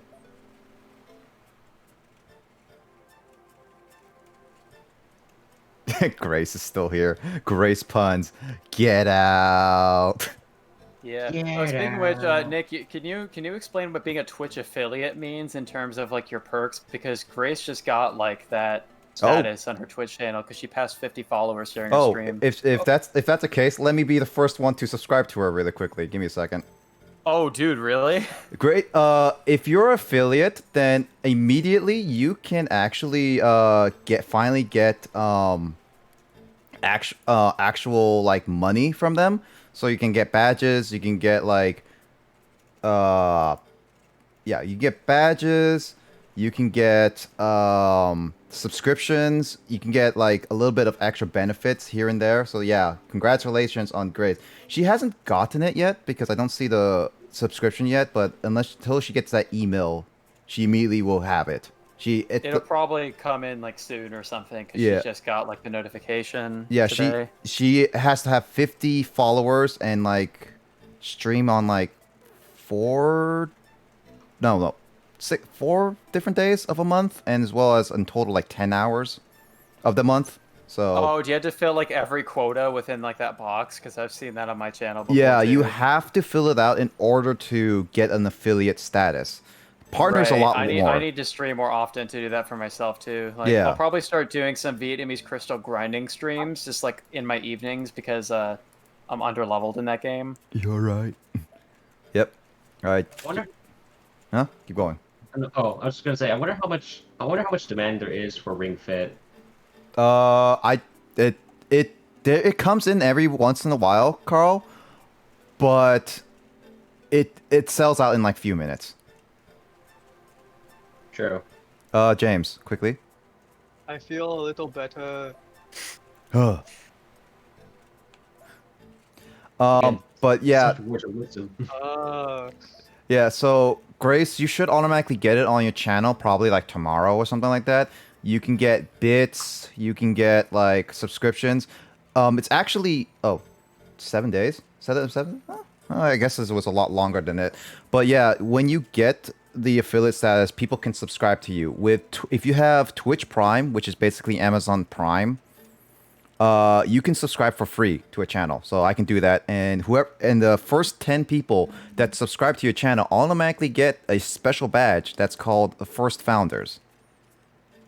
So whoever has that on your channel will feel very special. Just saying. The people who have it are on my channel are Space, Sai, Sean. I forget who else. Oh, Chris has it. Nick sounds knowledgeable again. At least I don't have to think about stuff. Also, I got a sandwich right next to me. It's Munchie Streams time.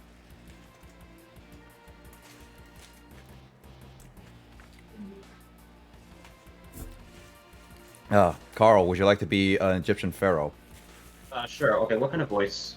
Wait a minute. I just noticed the name just says Abydos the. Someone did not translate this right. Oh no, text boxes. Holy crap. All right. So what voice should I give him? Like, I honestly, this is the most forgettable Shadow Rider. I actually don't know what they sound like. a little kid, basically. Well, okay, so what's his age? Like It looks like a high schooler. high school? Okay, high schooler, dealing high pitched. He is basically a pharaoh who never lost a duel. Oh, by the way, Carl, sorry progress before that I couldn't skip. Okay. Banner told us that there was a pharaoh who in duel in back in the day that never lost a duel, kind of thing. And So I should probably just copy Yami Yugi then. cockier, I say. Okay. Okay, alright. Sure, I'll go for that. I am Abydos the Third, one of the Shadow Riders. Something like that, I don't know. Are you sure that you're not Abios the? Because that's all I can tell. I am Abydos the. So am I guessing Abidos the is your first name Yes. and third is your last name? Yes. Yes, it is. Cool, Grace. Let me know when subs are available because I want to be one of your first. Oh, No one will take it from me. let's see. It will be quicker if you simply surrender your spirit gate keys to me. Again, the rule of you have to duel to get the keys. So why would they ask you to surrender? Well, I mean, you could just start the duel and immediately surrender, True. James. You have to win, Blazer. Wait, why do I have to go? I don't want to do this. Alexis, wait, Alexis, please. I'm confident that you will win. Zane, please, wait. I don't want to do this. I highly doubt it. Don't you know I have never lost? In what? In bed? You will soon find out that I speak the truth. Duel. Have you never lost in bed? Yeah. Yes. Yes.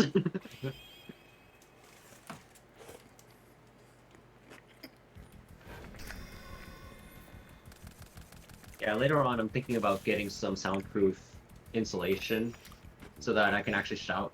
Like, I can actually speak a little bit louder. You kind of need a room, though, Carl. You're in, like, an open area. True. I'm just thinking about, like, later on, when I get my own place. Yeah, for sure. And when I do it, it's like... Well... Oh, come on. Graceful Charity... I mean, Graceful Charity is a good card. I mean... yeah. Graceful Charity. Aww. The Grace puns return. Great. Grace, would you like to get... Wait, would it be Graceful Charity? Like, if Grace named a charity after herself, would it be like charity for her or charity for me?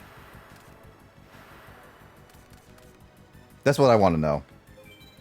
I guess, like, it would be charity for her. It's like, please. As in she calls it a charity, but the charities just fund, like, her own finances. No, not fun for own finances. Like, fun for more food. Just like instead Or of more giving me 7-Eleven orange juice. Yeah, That's her don't- idea of a charity. instead of giving me money, please just send me food. Send me all the pizzas. Kind No, of thing. instead of instead You of think you're spelling joking. Food, I know. Instead of spelling food as food, it should be FUD. Yeah. The most forgettable Shadow Rider gets a unique dual background. Okay, Spirit Caller Call developers. I mean, we heard this before, haven't we? I think so, yeah. What? The music? Yeah. Wait, Oh, yeah, also- what's select what the? Each time there's about the oh god. Oh wait, hold on. Monster, your opponent selects one card for type. Destroy that. Oh, okay, cool. I guess I have to destroy a spell card. Graceful dice. What? So I looked. Okay, so I looked at the meme channel earlier today, Yep. and something about, or no, not meme channel. The next was it Your Words of Wisdom? Something about just having two Gaia powers. Oh, you were. Oh yeah, you weren't there with Gaia Power time. What happened? So basically I have two Gaia powers in this deck, Carl. So it's funny because like when I was drawing before, Justin would be like, it's like, I'm looking for a specific card.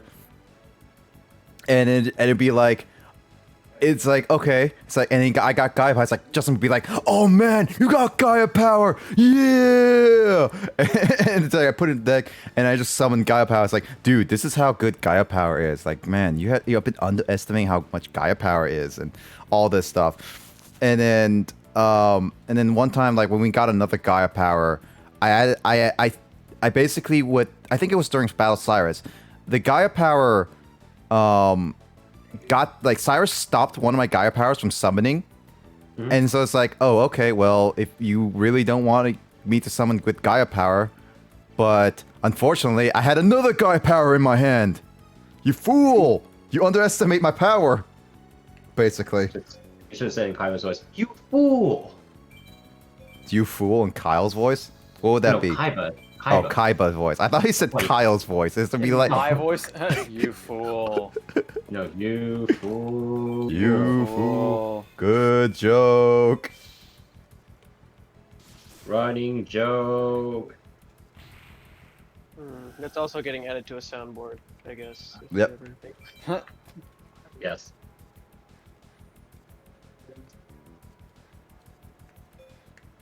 Okay, so yeah, okay, so my sketch right here is actually coming along a lot better than on the computer earlier.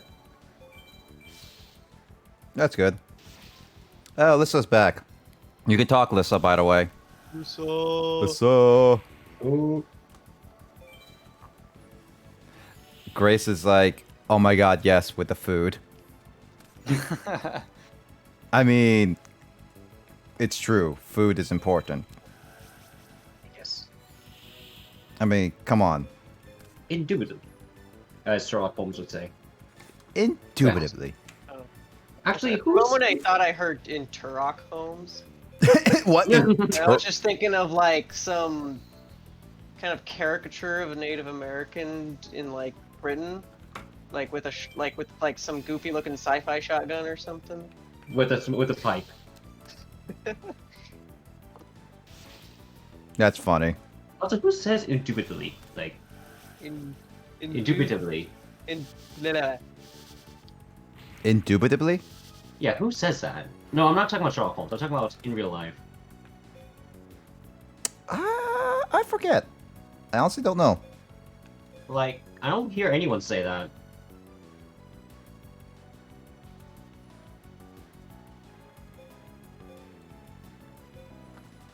I don't know. I honestly don't know. Later.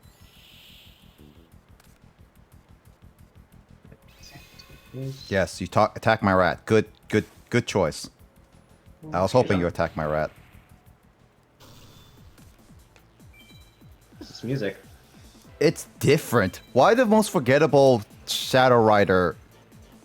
Really? Why does this Shadow Rider get unique music and all others don't? Like actually. I mean, like some of the more forgettable or least important characters in GX kind of get interesting decks. True.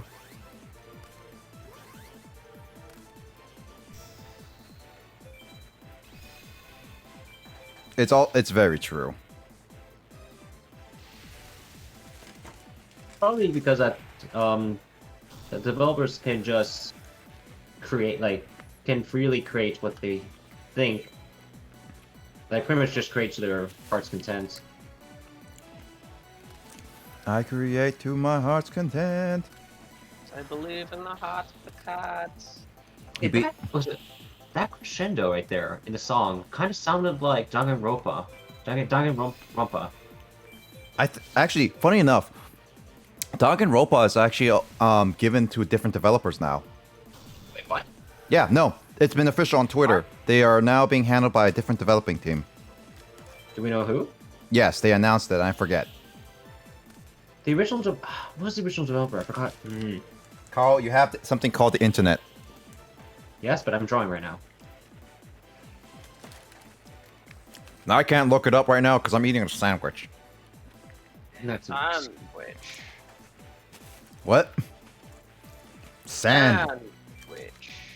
Sandwich. Sandwich. Sandwich. So is it a wish full of sand? You're wishful, Sand. You're potato. What? What? Wait, what? Potato? Yeah. You're a potato. I'm a potato. You're a potato. He, she, we, potato.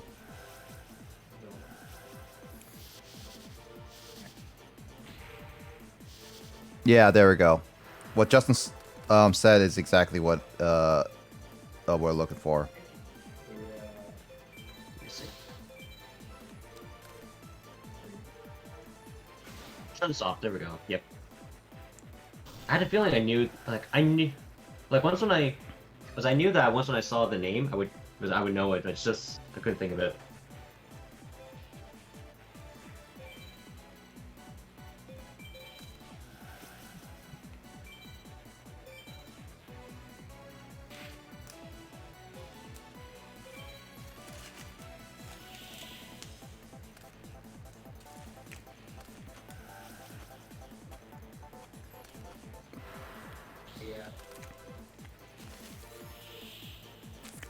How many of those cards does he have? What? Which one? The Book of Life. He keeps doing that to me. Did he activate his third one? No, second. He might have another one. Yeah, it's annoying. He basically gets rid of one of my monsters and keeps summoning this, like, silver monster over and over. Luckily, I have Coffin Seller to stop that. Coughing. Coffee! Coffee, coffee, coffee, coffee, coffee, coffee, coffee, coffee. Coffee. What does this thing do? Oh, it copies the exact same... Why did you not copy Muka Muka? Oh, Lord and Savior? Yeah, why didn't they copy Muka Muka? It's like... He's a non-believer. No, That's... why? Muka Muka has a lot more stats. He's a non-believer, Nick. Oh, original attack points only. Okay, that makes more sense now. Oh. I was gonna say he's a non-believer. You're a non-believer. I'm a believer. I couldn't leave her if I tried.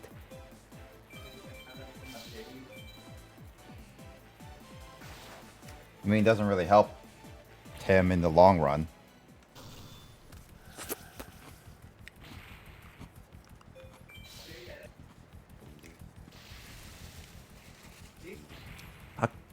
Really has not set up. This is literally the first and only Shadow Rider so far that I have not had to reset for. How funny. Justin, I am good at things. This is also not the new improved water deck. It's not Dusty Memes either. Mm-hmm. Well, no, it is Dustin Memes. That was fun. The most fun I ever had. Yeah, now your win-loss ratio is now ruined. No, not my win streak. I was never satisfied dueling my guardians because they all sucked. Because they always let me. Oh, I forgot that was the reason he kept had never. Hey, is that how you guys pristine win record? Yep. Really? That's lame. I forgot that was it. But against a real challenge, it was such a good duel that I don't regret losing. Farewell. Okay.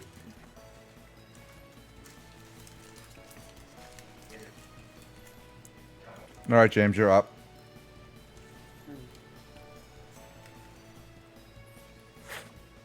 I knew you would win.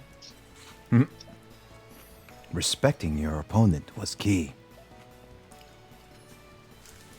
You didn't BM him, did you? Not Thanks for saving me. Alexis, you pushed me to win. I never did this for you. Don't say that to your girlfriend. Sorry, girlfriend number 2. I have a number 1 Well, girlfriend. it's time to go dorm. It's time to go dorm. I keep forgetting that's the English saying. What are you talking about? It's English. You're English. Yes, Abidos da. I mean, Carl, we established that Abydos the is first name. Come on. Why, Carl? sure, Don't you have Carl the as your first name? Don't you have Nick the? Yes, that's my first name. Nick the? Yes. Sprite Pikachu face. Surprise Pikachu face? Yes. Come on. There we go. Surprise Pikachu face. It's the most important character to the story. Duh. Duh. Most important character to the story. Duh. Yeah. Yeah. Do we have story progress again, or do we have to wait a day?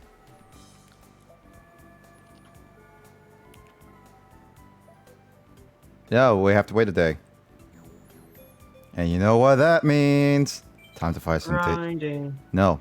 Carl, it's not grinding. It's called finding digits. Sure. It's like how Lissa said about getting her digits. Walking up to her in the bar, sit down next to her, put the hand on the table, and then say, "Hey baby, can I have your digits?" I said that would be funny. That doesn't necessarily mean I would take the digits. Or give the digits. Or give the digits, actually. Or give the digits. His digits. Yeah, I'll What? take Or give false digits. What? So you're saying that I can't use it as a pickup line? I mean, you can. You probably You would could just get laughed. try. You get laughed at. Everyone can use anything as a pickup line. Whether it works or not is the question. Whether you get punched in the face or not is another question. That, that too. Hey, I don't get punched in the face. I just Do you get slapped in No, I just get kicked in the groin. It's an interesting moment to come back to. Out of all, it's not the most interesting moment. I mean, you came in when I was talking with James. It's like, oh, you're going to Yes, math. I remember this. Wait, this was for like 2 years ago, There's dude. been a lot of interesting moments to come back to. Yo, Carl. Alright, I'm gonna sign off for now because I need to go shopping, so I may or may not be back later. Okay. Okay. Talk to you later. Okay. Night. Alright, bye, folks. Night. Bye. But Carl, have you not heard what the most interesting moment I say that Kyle dropped in on? Wait, what? So I don't. Okay, I literally don't know the context for why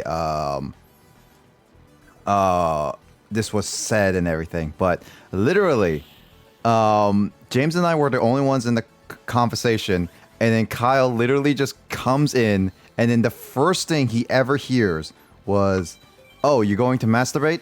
Okay, for me." No, that's literally the thing that he hears. First thing he hears. I don't know which stream that was on. I don't know what It context. could have been any of them, honestly. I mean, it could have been also one of the lost ones too. That too. There was a lot, and then you were just like, okay. And he would be like, hey, okay, that's an interesting conversation to get on. It's like, what did I get on? But yeah, that was the conversation, and I consider that probably the most interesting he has ever been on. I see. I see. Yes. So desu ne. So desu ka. I had a feeling you were gonna get to that. Huh? I had a feeling you were gonna get to that. Anytime I have an opportunity to butcher something. Kyle was listening. It's like Pika Pika.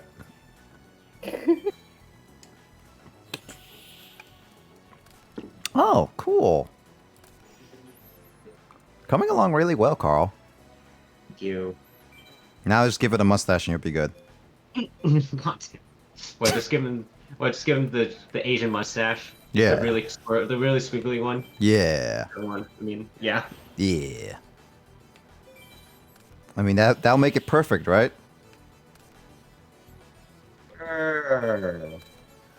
Come on, Carl. You have to take feedback and criticism. And I say Celebi would. I almost call it Celeste, but it's like I think Celebi would benefit from an Asian mustache. Was it think emoji? Fake emoji. No, think. Think Into the think emoji. Into the think emoji here. Hmm. Or should we just have it? Or should we just have it the hero? Because the hero's pose from Smash Ultimate when you have the menu up. Hero's Like the pose? hero's. So you know the hero's animation when you bring up the menu in Smash Ultimate when you press down B. The hero goes into a thinking animation. Oh, in Like training either- mode, right? No. No, not in training mode. Here, hold on a sec. Let me just bring up a GIF.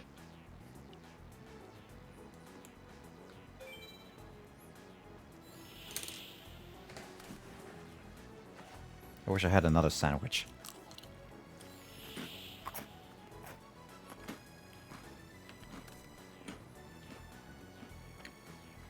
Referring to this.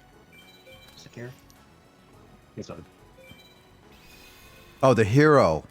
I was Yeah. thinking like any other character other than the hero. Constantly. Now it Yeah. makes sense why you said hero.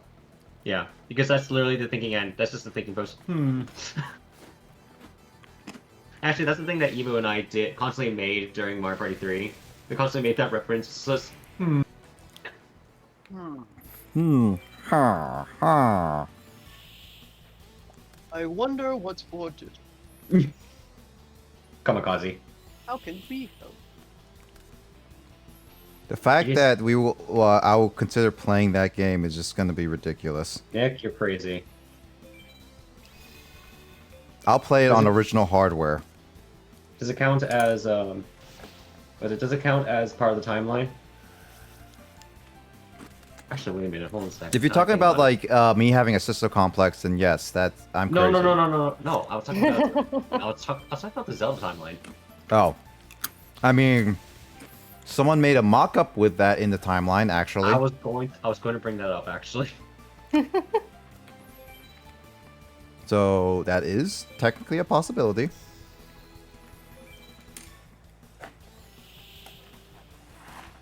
Here it is. Found it.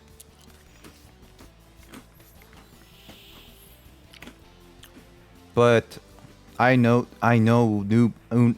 what's his name again? Inuba? Carl, help. What? I know Uba or whatnot. I don't know. Well, who's the producer of Zelda? Oh, Aonuma. Inuma, yes. I just heard garble. I'm like, what are you talking about? He was having trouble with words. I had a with stroke. English. No, you're being fish. No, you're being fish. Being fish. Also, what I just posted was part of the Zelda CDI timeline. Yeah. Hold on. Yeah. Okay, so we got Link was born, and at the very end of. Oh, so this was before. Like, oh, this was a split of. Link delaying the Soul Edge? What's that? Is that from Hyrule Warriors? Oh, there's a Tetris Trackers. What's the first one? Game & Watch Zelda. Really? There was a Game & Watch Zelda? I wouldn't be surprised. Oh wait, that's Soul Calibur, and it's a split timeline from Smash Brothers to Tingle's Love balloon trip. and then the Especially picked Tingle's Rosy Rupee Land. why And does then the Tingle's balloon fights. Yes. why does the manga series get like in the CDI timeline? I don't know. They had to fill it up. They had to fill it out somehow. And then you got the heroes defeated, Hyrule's decline, and last hero is Link the Faces of Evil, Zelda the Wand of Gamelon, Zelda's Adventure, and then the Legend of Zelda animated series, and then the Legend of Zelda manga series. Wait, why is that there? Yeah, that's what I literally just said, Carl. No, okay, I thought that was early in the timeline.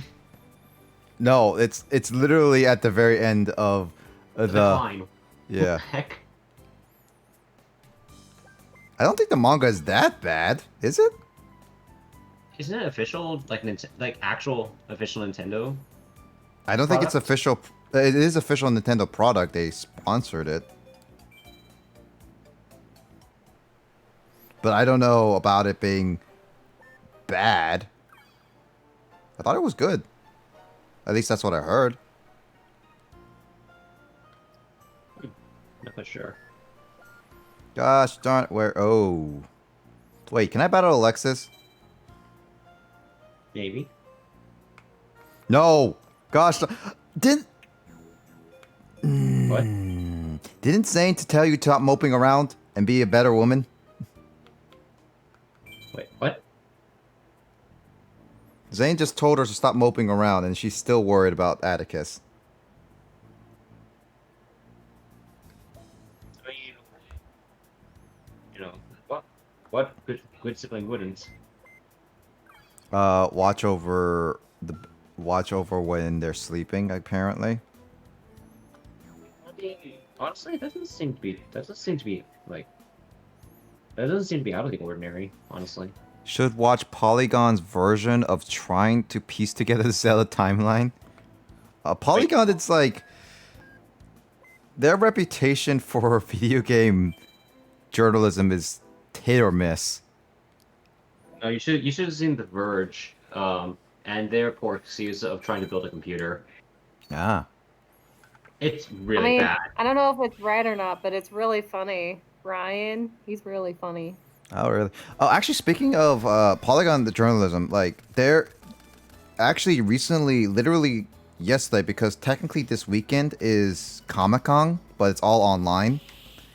Yeah. G4 is coming back with Wait, X-Play. what?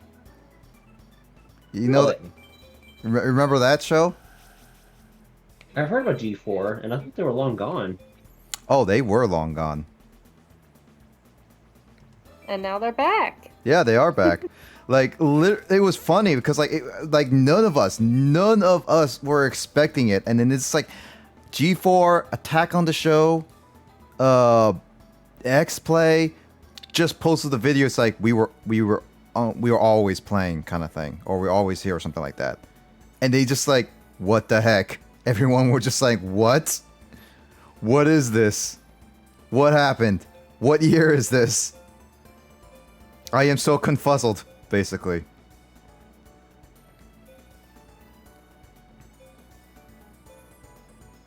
Great. Yeah, it was actually a pretty Oh wow, the stream is live. Pretty Why surprised. is it lagging on my end? pretty perspired. Oh, by the way, let's actually you missed some of this stuff earlier on the stream before you joined. Carl was posting some beta stuff from the beta games of original like SNES and N64 games. And one of the pictures that he posted was a Here, Luigi Let sprite. me repost it. Let me just repost it. It was actually officially part of the prototype. Yep. Let me just show you the GIF of it though, because I think it's a lot funnier.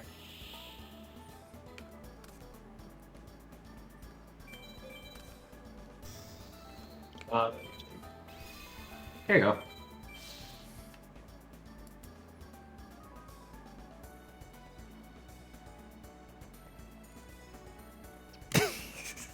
Just looking at that, it's funny. Oh my god. Yeah, it's like the middle finger is canon now. A developer was so bored they decided to have a middle finger. Luigi give a middle finger. That's great. That is so great. Like, okay, the animation is not official, but that one frame of Luigi giving the middle finger is official. That's the best. I love it. It's funny how the leg was gone. I think it might be him just sitting on the side. Is it? That's how I interpreted it. Hmm. I don't know.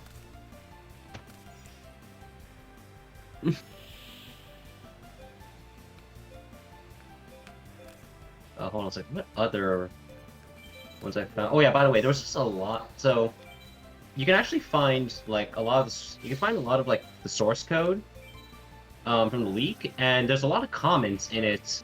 Like the commented that portion of the code, just has a lot of f-bombs. Not is again, Carl. Not Yeah, surprising. not surprising. But what I find funny is the hook shot one though. My God. Oh yeah. This is literally the f-bomb and then shots.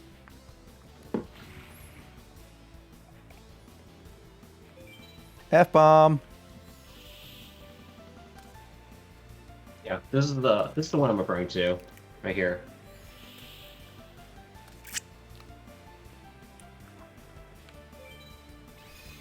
F shot. Yeah, F shot.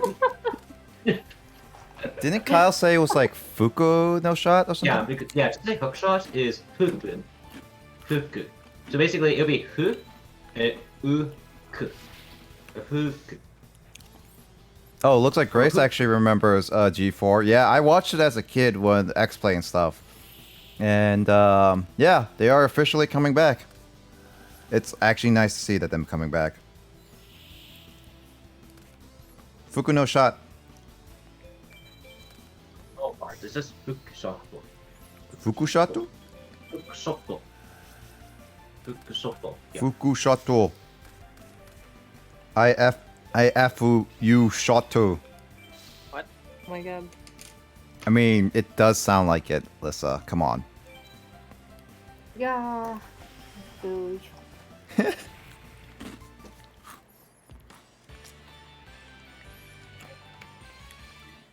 Oh man. Honestly, whenever you beat an annoying duelist, just give him the Luigi sprite. So I just put the Luigi. I don't know if I want to put the Luigi sprite on stream actually. Yeah, Oh because my otherwise God. it might get a takedown. Notice. Yeah. Oh, wait. Blacklist of Soldier. Isn't that a band card? Oh, no. No, It's, Envoy of the Beginning. That's it. Envoy in the beginning is that one though. Yeah, that one's a crap version. And what else is crap version? Crap. Muka. No. Wow. Hold on. Nick, if you're gonna show it on stream, I can't see it. No, I'm good.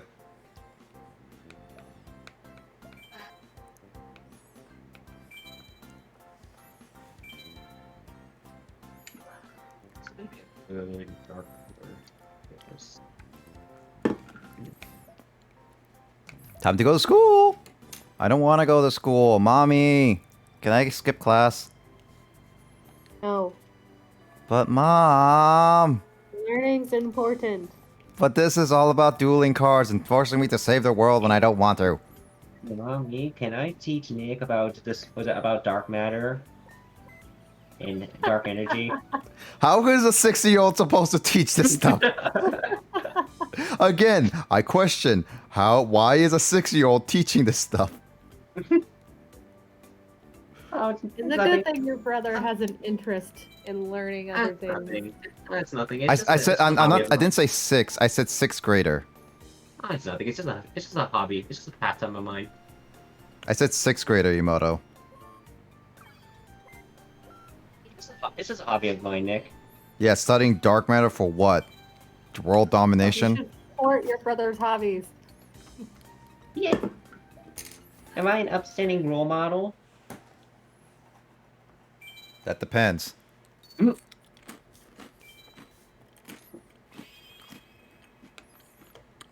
What? Why are you studying dark matter, huh? Is this big? Good. Because I want to get the Nobel Prize. Nobel Prize, really? Yes, actually, yes, that's an actual thing, by the way. No, I Like, don't. whoever can solve the mystery of dark matter and dark energy will get the Nobel Prize. Like for Serious? sure. Yes, it's that serious.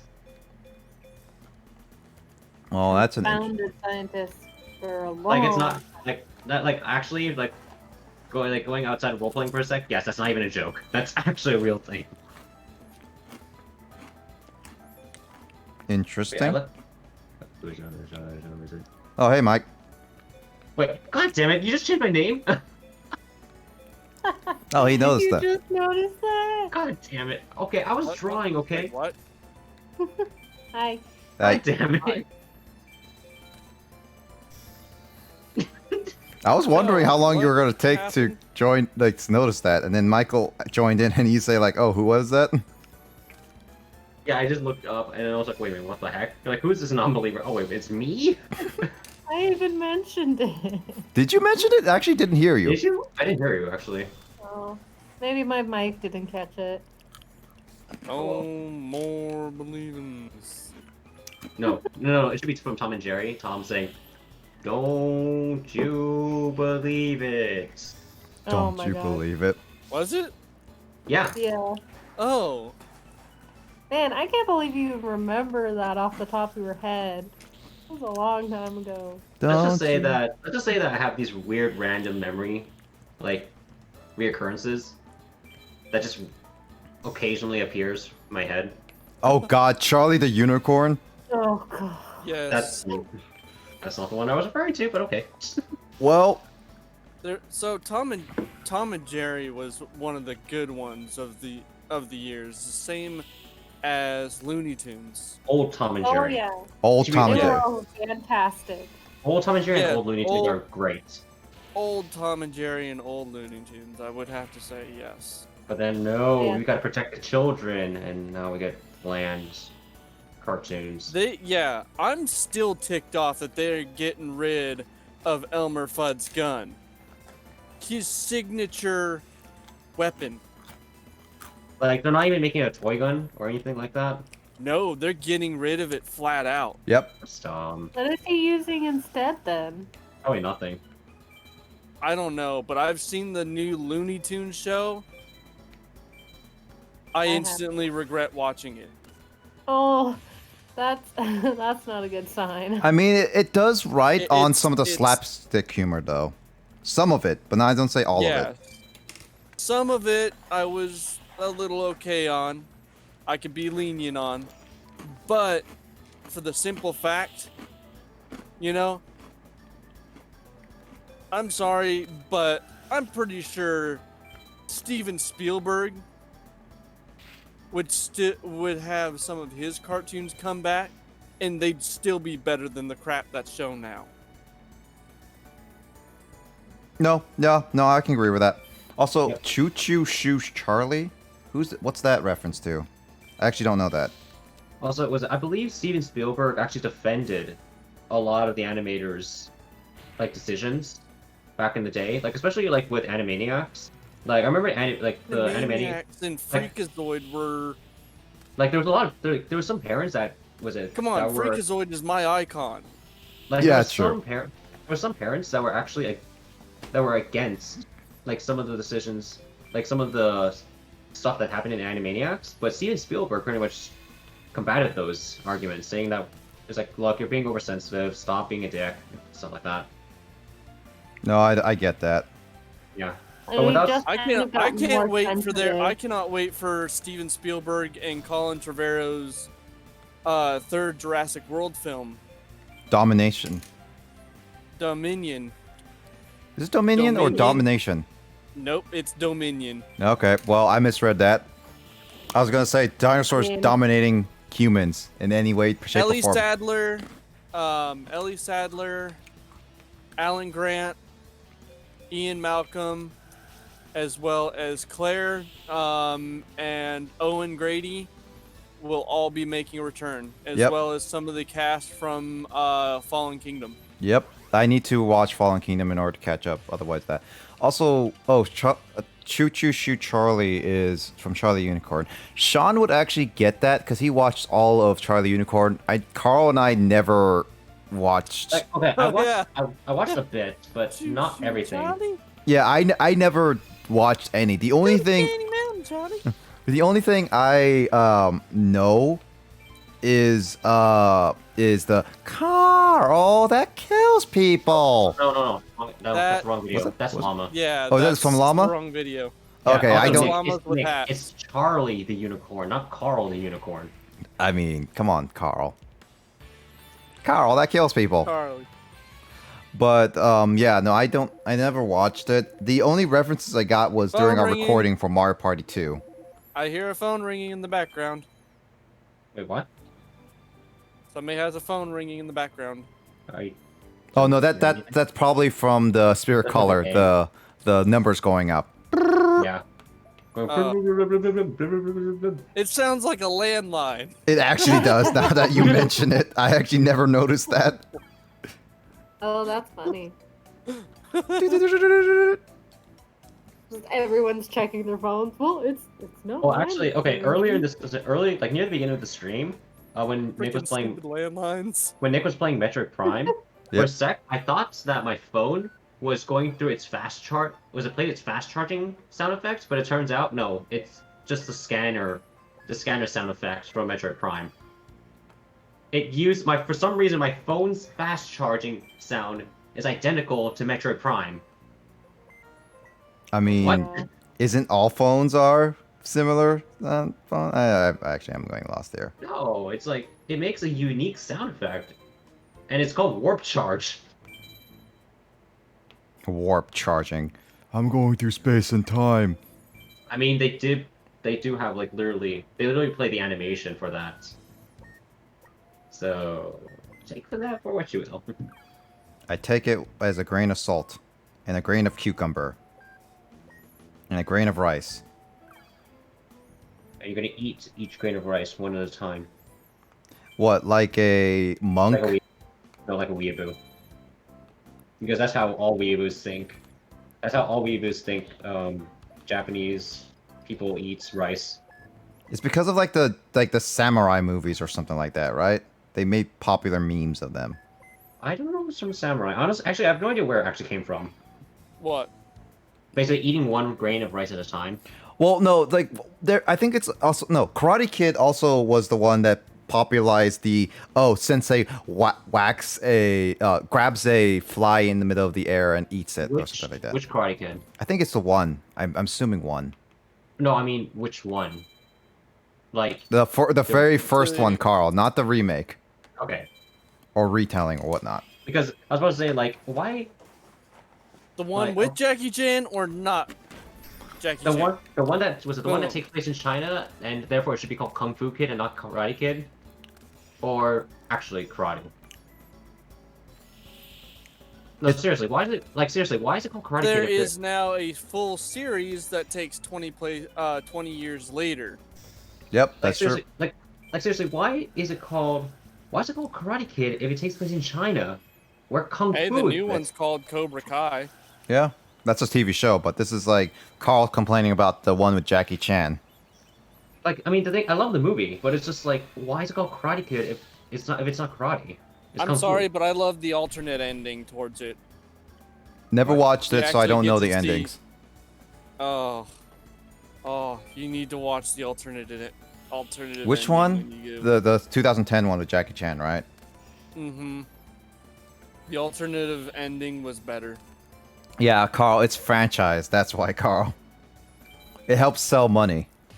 Yeah. But it's like, it just, I it mean, sounds take like, a look at Forbidden Kingdom, for example. oh, Forbidden Kingdom is amazing. I love that movie.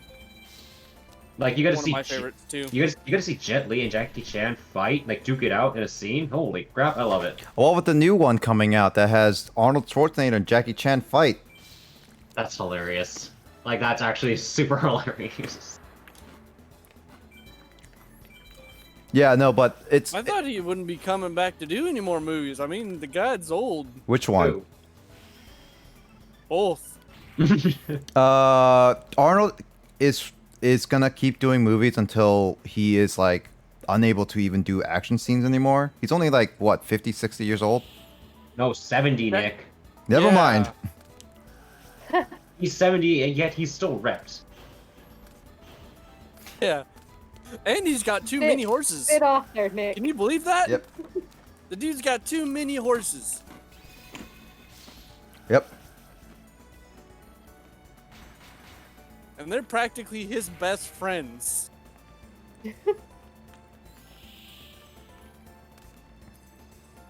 Good thing I didn't do both acts of despair. Oof. But yeah, no. Arnold will keep doing movies until like he decides to, and then Jackie also will keep doing movies, but he will do less action stunts compared to what he did younger. Yeah. Like, Jackie Chan, I how should I say, he can actually act. Not- And Eh. no, hear me out. The reason why I say that is because of his past experience. Like before he became a martial artist, he was a Chinese opera performer, Yeah, that's true. and that requires a lot of acting. And Wait, who? Jackie Chan. Jackie Chan was an opera singer? No, He can actually Chinese sing opera. though, but Chinese Oh. opera. Chinese opera is different from regular opera. Yeah, like look it up later, but it's obnoxious. Like I hate Chinese opera. you hate Chinese opera. Well, no, Like it's just a golden review. okay. Listen on your own time, and you'll understand, and you'll see why. I don't listen to to Take a opera look. music, Carl. It's not this traditional kind of opera. It literally just sounds like people screaming. Oh my god. It's like What's on it's like that. It's like that kind of sound. It's like what is that? Okay, I kind of Good thing you went wonder to action movies. 'cause what those would be involve a lot worse, of Chinese bleeding. opera or nails on a chalkboard? That's true. That's what it's for. Actually, here's a fun fact that I learned on like posts. Apparently, I don't know. I can't look this up, but according to like people, that Jackie was apparently also in a porn video at one point. Wait, what? Oh my god. That that doesn't seem right actually. I don't know. Sounds a little- I think I read it on one place, and I can't confirm it or not. It doesn't seem right because it doesn't like I might have gotten no confused with someone else too. yeah. It goes. Oh, you might be thinking of Dan Green. No, definitely Because not I know him. I definitely know for a fact Dan Green did like do some porno. It's a interesting business. Yep. I gotta get in there. Why did you have to quote that? Why did you have to quote that? God dang it, Carl.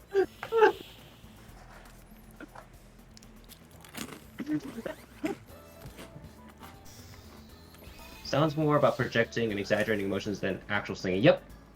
Exactly. But I don't know. It's like it's not my style. It's not my cup of tea. Like this is in terms of Chinese opera.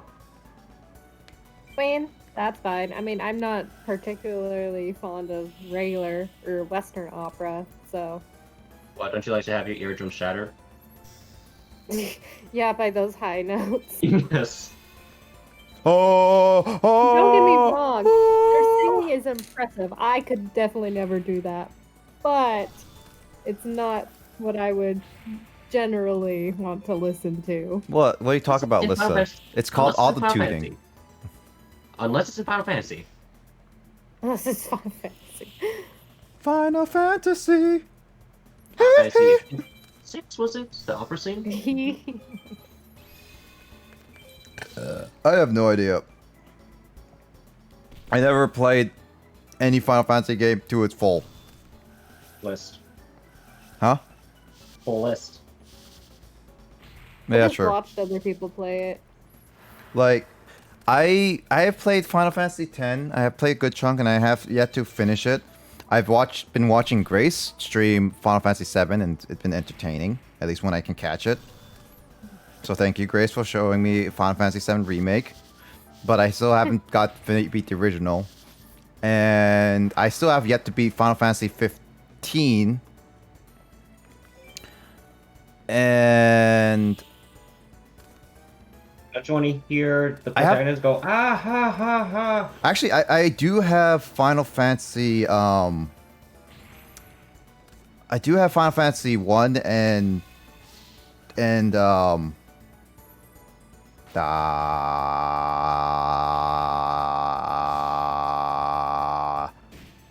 and also 2, yes, and 3, yes, which is technically 4, 5, and 6.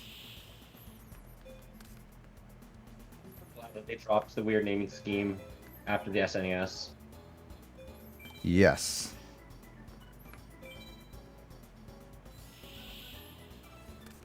Also, I hate that Thundercracker spell card. Insert Luigi flipping off the sprites here. Yeah. I wish hopefully, like, if there's more leaks, like if there's more like sprites, like unused sprites that's coming out. Mhm. I hope that some of them are like funny sprites that we can get. I doubt it. That Luigi flipping off is literally the best we're gonna get. No. It's so golden. Like Persona 4 Golden. Good joke. Unfortunately, the only people who have played Persona 4 or any Persona game at all are not here right now. I mean, I did play a bit of. And Kyle. I did play Yep. a bit of. Was it Tokyo Mirage? That's not that's not really a Persona game. That's Shin Megami Tensei game. I mean, it's my atmosphere. Yes, but that still, it's not a Persona game. True. I mean, I did have a friend back in community college that did play the Persona games. And my god, he kept on raging to me how BS was it Persona 4 Golden, I think it was, on the 3DS. No. What? Incorrect answer. Is it not? Okay, I mean, okay, it's a Persona game on the 3DS. There's two Persona games on 3DS. What year? I don't know. I don't know. Wait, did You said community college, right? Every day is great at your Junes. June S. That's Persona 4 and Golden. No, Carl, you said this was at the community college, right? Yeah. Then it's Persona 2015. It's Persona Q. Persona Persona 15? Q? Did you say What? Persona 15? Wait, what?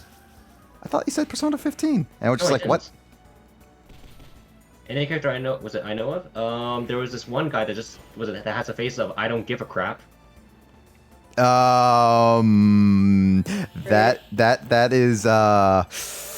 That is like any main character you could think of. There's a meme. No, there's a meme of it, and okay, and like the huggable character in that game is like round.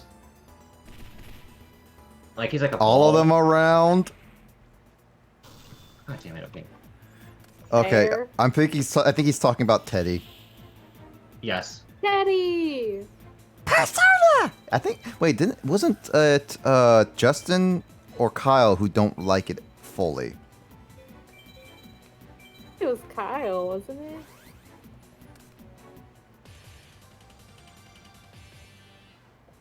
Oh yeah, no, Justin. I used Soul Exchange before. I just failed in that last match because bad card play.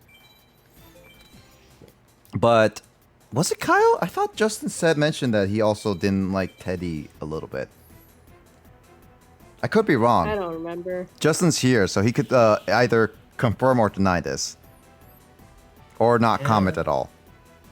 Can't seem to find the meme that I'm looking for. I just remember, I think, getting called out for saying, what's her name? Rise? Rise, maybe, yeah. Something? I thought that she was annoying at times. Oh, that would definitely get you called out with some Yeah, I people. remember getting called out for that. Yeah, there's Teddy. Yeah. Okay, Rise is, I guess, Mona, Teddy, and Koro. Who's Koro?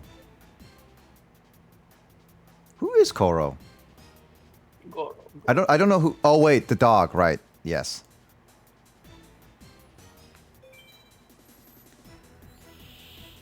I mean, Teddy makes all the bear puns. Had bear puns. What is the main character? Very Like, unbearable. I'm trying to figure out like Oh god, I forgot about that. what's the main character's name? Best girl is what the word you're looking for, Alyssa. I remember Justin and Kyle having best girl. argument. Kyle wants Fights, yeah, Yukiko arguments. and Justin wants Rise. I think that Tyler also want Rise, or was that someone else? I don't remember. No, I I know. don't remember who all played Persona. I know who it is. I just know we all watched. Afro friend Penguin also likes Rise. Penguins.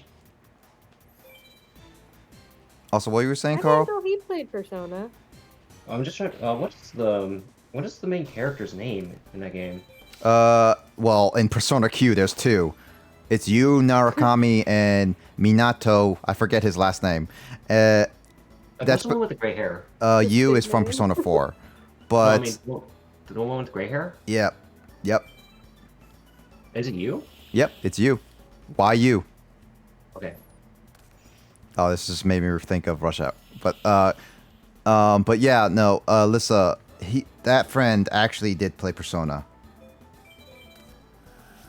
I mean, that's not surprising. I just didn't remember who did and who didn't, because I do remember, like, all of us just watching and commenting, especially with the, what was it called? Like, the friendship, The social links. yeah, the social links and everything. Yeah. I actually, thinking of talking about you, just literally reminded me of the Rush Hour, clip from Rush Hour 3. He's like, "May I help you?" He's like, "We'll be asking that questions, old man. Who are you?" "You." "Not me, you." Not me, you. "Yes." "Yeah, yes, I'm I you. have told you." He's like, "No," it's like, Yes, "Yeah, I am. yeah, I am He you, is me. He is me, and I am you." So That's that's actually great. that's a parody of an old American like comedy film, like a comedy short film. Mm-hmm. Basically, it's who's the runner on third base. Like, what's the guy like who's on third base? Who? The man on third base. Who? The man on third base. His name is who? That's funny. Yeah. Actually, like, if you ever did that kind of joke in like the Rush Hour, like that kind of joke nowadays, it'll get some flack. Oh, really? I'm sure. I'm sure, Carl. Like, you've seen the internet right now. Yeah, but what do you mean by flack though? Like, It will get a lot of backlash from like moms and dads saying like, "Oh, this is way too racist. You should never show this to kids," kind of thing. okay, no, not that kind of joke. That joke wouldn't. No, it would a little bit. Not maybe not. And Too, it would, but it wouldn't be like a huge thing. But it probably would generate some. But it's an interesting time on the internet right now. it's like a lot of times you can't really say too many like. When no one can make a single joke because they think it hurts people's feelings. They think like they shun that type of stuff is all. They also feel entitled to things and stuff like that. Things should just fall to their laps and they should reap all the benefits without them doing any work. Yep. May I help you? That's what I've said. No. No, you is blind. I'm not blind, you blind. That's what I just said. I say, you. Yes. Not you, him. What's your name? Me. Yes, you. I am me. He is me, and I am you.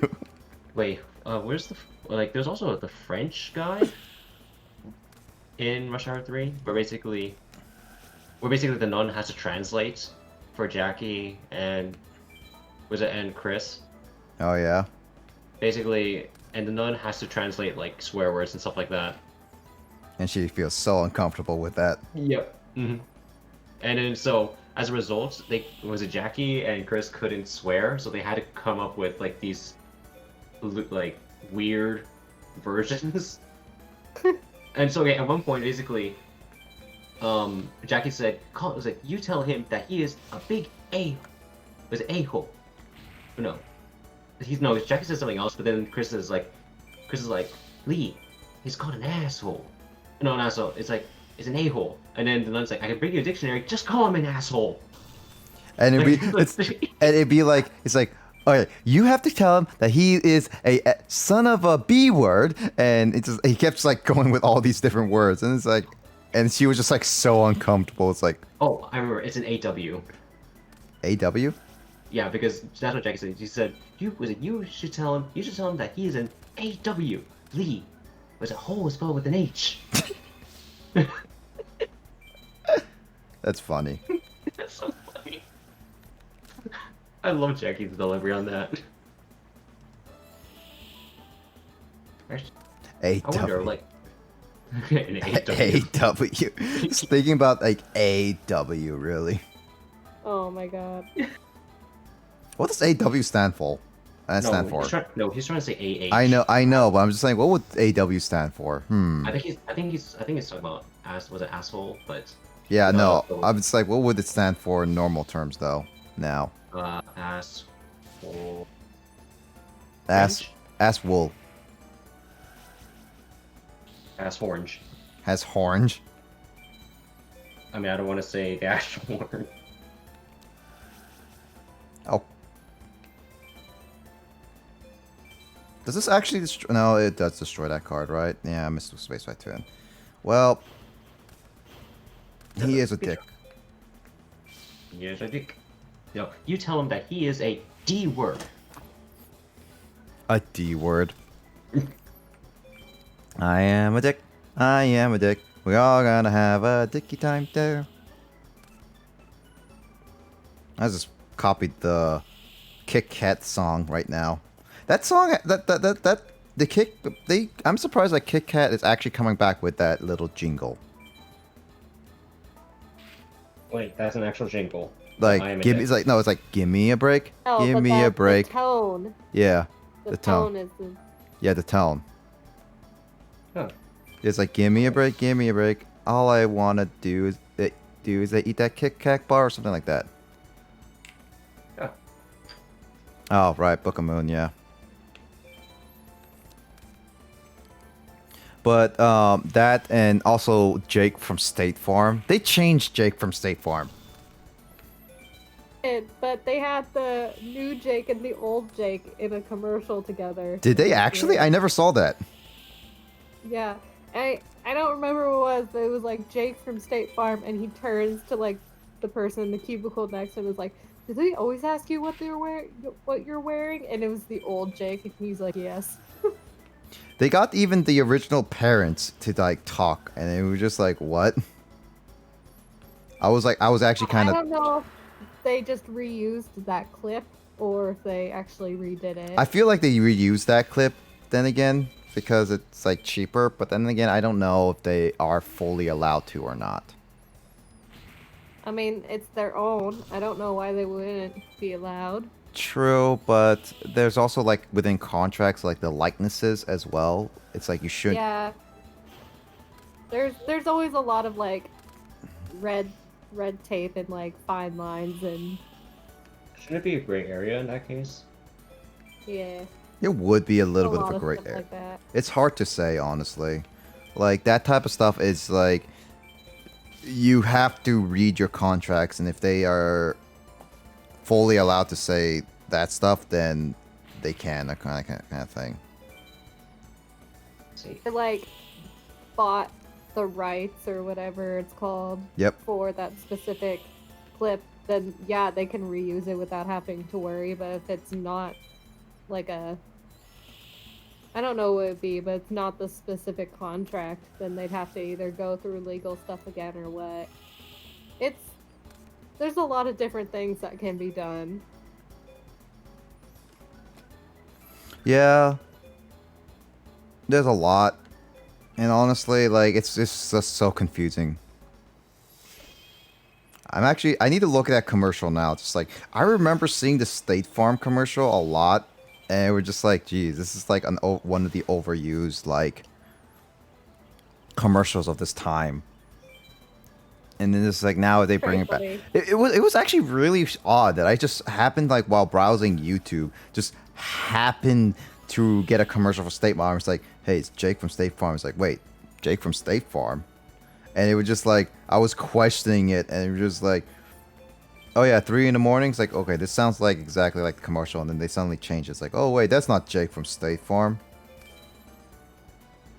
It was funny though. The new Jake showing time has passed.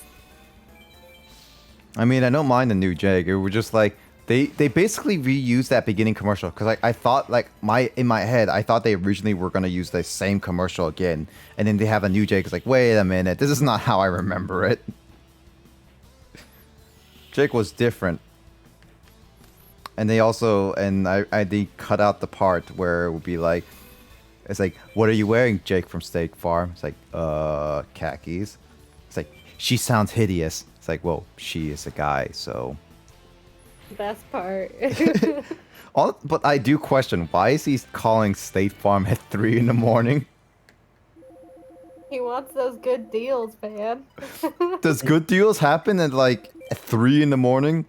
I mean, no one else is around. Best deals. I mean, as Patrick Starr would say, oh boy, 3 a.m. Oh my god. Classic SpongeBob. I actually watched a live action recreation of that whole episode. It was actually pretty good. Well made, honestly. It was actually pretty funny. And it's just like, Live recreation of SpongeBob. oh yeah, no, it's actually pretty good. Like all the actors were actually pretty good at portraying each of the characters. And then when they got to the Patrick's part, it's like, who would eat a Krabby Patty at 3 a.m. in the morning? And you just see a guy sleeping in bed. It's like, oh boy, 3 a.m. And then uncovers a sheet with a hamburger right underneath it, as usual. Oh, that's great. It's actually pretty funny. I actually enjoyed that. Like, live action stuff, it can be done right if you pay attention to the material and do it right. Unfortunately, Hollywood studios don't do that.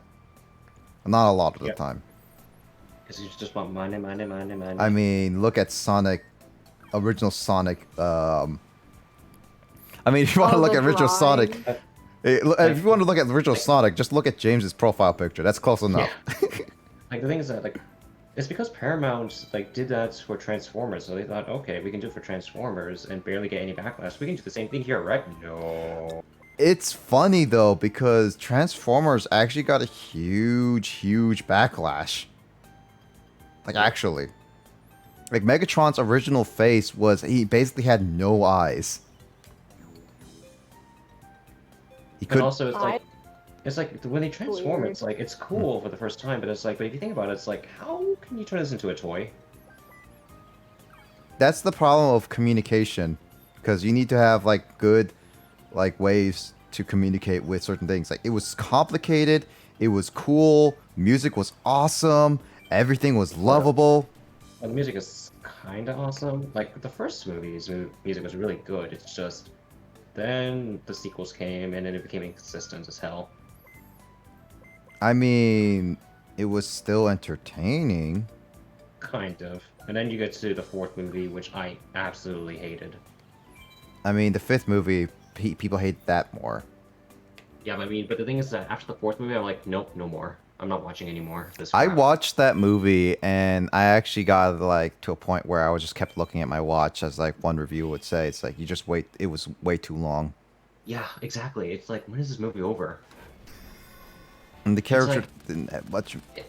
It's gotten to the point where this fight scenes no longer impress me. Like, it's no longer just eye candy. It's like, good God, this is taking forever.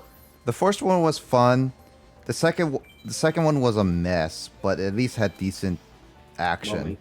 Yeah, it had decent moments. I loved the fight scene with Optimus fighting against 3 Decepticons at once. Yep, and then the Darker the Moon at least attempted something serious, which it's still kind of messy because there's. It is very messy. Yeah, it's still very messy, but it's a step in the right direction, I think. Yeah, a step in the right direction. It could have ended there, but unfortunately, like here's the thing: like he actually had like good ideas for a couple things. Like apparently, Soundwave was actually going to play a much bigger role in being like the main villain, other than Sentinel Prime. I don't like the fact that Snowstorm Prime is the bad guy in that. Yeah. No, I don't like it either, but Sentinel Prime, well, I mean, like, it was a decent twist, so I'd say that in that regard, I say it's a decent twist, but at the same time, it just, in my opinion. Okay, here's the thing. The one thing I liked about Sentinel Prime is the fact that he's voiced by Spock. Is he actually voiced by Leonard? Yep. Mm-hmm. And guess what? And also another fun fact. He also voiced Galvatron in the animated Transformers movie. Really? Yep. Well, they That's actually what I brought like. him back, like they Yeah. did with And a new Peter one, Cullen. Yep, and also, so that's what I liked, and it's like, man, it's good to hear Leonard Nimoy be a Transformer again. Unfortunately, he's another bad guy. Yeah. I mean, like, I kind of wish they did Soundwave be the more villain of the whole thing, like originally intended, because that actually would have been really cool. But it just sucked. And that I would like it. And there was another part where, oh right, there was the fight with Megatron, Carl. Like, you know how Optimus and Megatron fought at the very end, right? Which movie? In the Dark of the Moon. Yeah. Oh yeah, that was just short cell. Yeah, it was actually originally planned that Megatron would leave. It's like, you see you me again when Cybertron's rebuilt, kind of thing, and they never fought again. And it's like, dude, that would have ended really good, honestly. Like, the fight was fine-ish, but it was like so small and insignificant at that point, in my opinion. Yep. So yeah, it got to a point where Darker Moon had ideas, and they just didn't capitalize on those. Hey, Nick. Yeah. I found a certain place that you should be able to get clue finders practically for free. Oh, okay, cool. Link it to me. Also, hello, JTemp33. Welcome to the stream of Yu-Gi-Oh! GX Spirit Caller. Nice to see ya. Yeah, I've been playing this for a while. This is actually my first time playing the game ever, but I did like Yu-Gi-Oh! GX as a series. This is actually memories for one of our residents here, Justin. Currently not in the call right now, though. I'm more of an original Yu-Gi-Oh guy, but I do appreciate GX for what it's done. What? I'm a Yu-Gi-Oh! GX guy. Well then, you're gonna be mature like that. You know I'm always mature. Yeah, I know. I was It's gonna like say it's Nick. I know, but I was gonna do it in the Professor Oak voice. Oh then, if you're gonna be mature like that. Well, hello there. You did well. I see. Welcome to the Pokemon show. My name is Professor Oak. I have to look up for these specific images on the island. I don't even know where a Trio is, and I've looked all over the island. Even these three top mountains with faces that look similar to a Trio, I can't seem to put my finger on it. I think Emoto would get what I'm trying to make fun of right now. It's Pokemon Snap, so there is a section where you have to, in order to get to the final area, you have to find like 6 specific, like, I wouldn't say features, more Yeah, of like, huh? I played it growing up. Oh, you played it growing up? Yeah, I was making fun of the Trio mountain. You know what I'm talking about, James? Yep. Yeah, I was talking about that one. And I find it funny that he couldn't find that at all, specifically. On his own. Yep. And he needed your help to, like, find it, discover it, and take pictures of it. He's That's like, so weird. oh, yeah, no, it's like... And these weren't, like, small hills, Lissa. These were literal mountains! And you could see the giant nose on each one of them! Giant nose. No, you could see the nose, the eyes, the features, the smoothness, all like Oh my god. right in front of you. Like literally, the first thing you see in the area they're in, you see them right in front of you, right in the background. Like so huge. Jeez. Like it's like Professor Oak. I mean, you're a great professor and all. You're the OG. But why in the name are you so blind that you can't even see a Trio? Some of them else is like, yeah, you can't tell, like a Mewtwo, but Cubone is like relatively like, yeah, no, exactly. Emoto found the exact picture. It's like, Oh why my did Professor God. Oak did not see this at all? And it's like, how stupid are you? Crazy. You did well. You did well. Thank you for doing it for me. Thank you for playing my game. Hi, Mario. No, it's Professor Oak. What are you talking about? Actually, one thing I really wish that Pokemon brought back, like as a cut from the cut content, was battling Professor Oak as a final boss in Red, like in Red, Blue, and Yellow. Like they actually programmed him as a playable boss in all three of those versions. Like I get it in they reused the engine, but they changed his Pokemon in I think Yellow version. So they still planned on bringing him in. He just didn't happen. And I kind of wish they brought that in the remake of Fire Red and Leaf Green. Honestly. Nah, that'd be too much effort. Oh yeah, that'd be too much effort to program Professor Oak, which they already have everything. Despite the fact that they also added new content to the whole entire thing. Yeah, too much effort. The Sevi Islands were an interesting thing. Still good content though. Yeah. Too bad I couldn't go to the Sevi Islands in my Fire Red randomizer playthrough. I got stuck on why did I stop there? Shoot. There was a reason why I couldn't do it because of was it because of the battery? Because that happened on certain time. There's a certain time I had to do something and it prevented me from continuing on. Might have been the Mewtwo thing.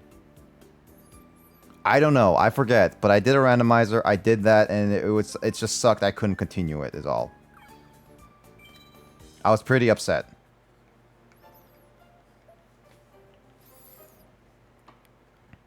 Non-believer. Actually, now that I look at Carl's like name as non-believer, it's hard to like see that as non-believer because it's all in caps. All I see is the N, and I see the B, but I can't see the rest easily. Like you see on the right, it says non-believer. But well, I can see it on the left. I can see your name as non-believer, but it's like on the right with that shade of coloring. It's like just blending in the background. That's hard to tell. Oh yeah. Non-believer, Carl. You shall feel my wrath of the Muka Muka. Okay. It's just, okay. Okay. Okay. Okay. It's like, cool story, bro. Cool story, brah. Mhm. Why cool story, brah? It's a joke. No, there's no such thing as jokes in this game.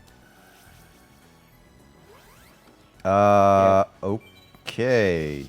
Only 400, but sure. I guess you use my Book of Moon. That's fine. But now this Valkyria has an axe. And now she will swing it at you. A lady with an axe. It's almost as scary as Lissa with a butcher knife. I say almost.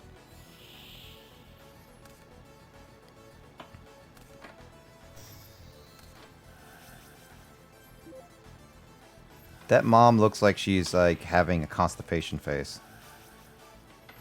Wait, a phase? Constipation face. Oh, I thought you said phase. Yeah, it just happens every so often. No, like look at this, Carl. Oh wait, that's not it. Oh no, she has her mouth open. It looked like she was having a constipation face. Oh, that card. Yeah. I used to run that card. Really? Back when I was a kid, yeah. Also, the Japanese version of that card is lewd. Would you like to show the class? Okay, if you insist. Yeah, I insist. It's late night hours, Carl. Gotta show the class.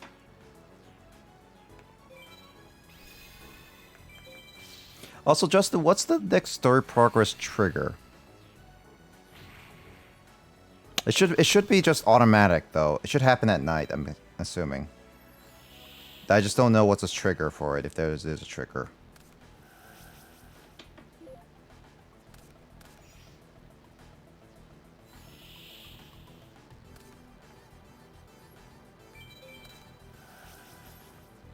Let's see. Here, got it. Wait, no, this is the wrong area. Don't want to put it in the fan art gallery. Oh, oh, There we go. There you go. That's not what I expected. Are you guys going to do story tonight? That's what I'm trying to do. I did story, and I'm trying to do another bit of story, but I don't know the trigger, if there is a trigger, or I have to wait a little bit. Like the last one, I had to go to the pier, and this one is like, do I have to go to do I go to a specific location at a certain night? I'm only still up because I want to finish this drawing. I can. How close are you, Carl? I can send a picture right now. Like right now, I'm doing the shading, but yeah. Are you doing just black? No. As our earlier discussion off stream? No. No, no, no. You die. Ultimate power! Unlimited pancakes. Pancakes? Did someone say pancakes? Hold on, where's the... Oh, there it is. Pancakes! Pancakes! Pancakes! Oh yeah, listen, I don't know if you noticed the Nico emote.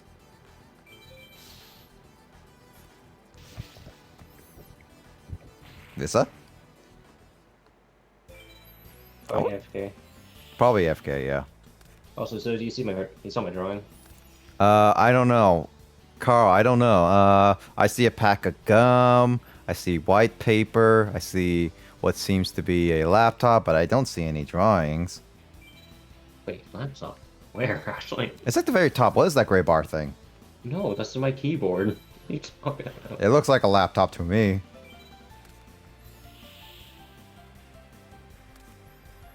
No, no, no. After watching that clip again, I just like his like no, no, no kind of voice. Unlimited power.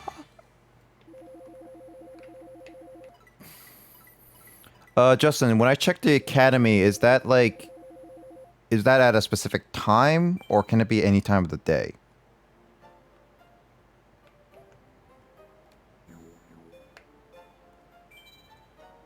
Because it's going to be nighttime.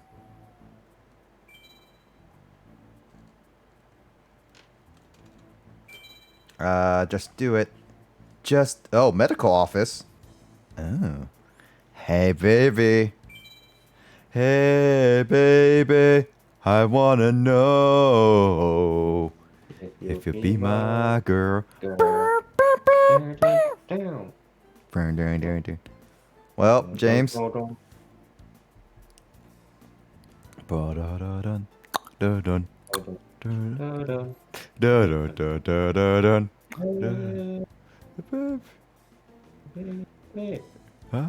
know. Surprised I actually still remember that. Oh yeah, I don't remember the keys. I don't know what the keys are, but I can remember it a little bit. James. James. James? What do you want? I was just like, you have your line, James. It's very important. At the kiss, when will you return to me, both body and mind? For a second, I just thought that said, when you return to my both body and mind. When will you return to my body? We must soul fuse like the green dudes from the 4-star. 4-star Dragon Ball. You miss him? Well, but there's a way to get him back. Social security is crap. Why you? Alexis says, "Who are you?" But he was the one who kidnapped her, so I thought she would at least remember. Come with me if you want to live, and I'll give Atticus back all of his memories. Why do you take my one-liners? James, I need you one line. Fine. Also, doesn't this seem a little suspicious as a black suited man coming from like into a medical office randomly at the middle of the night? Again, the school security is crap.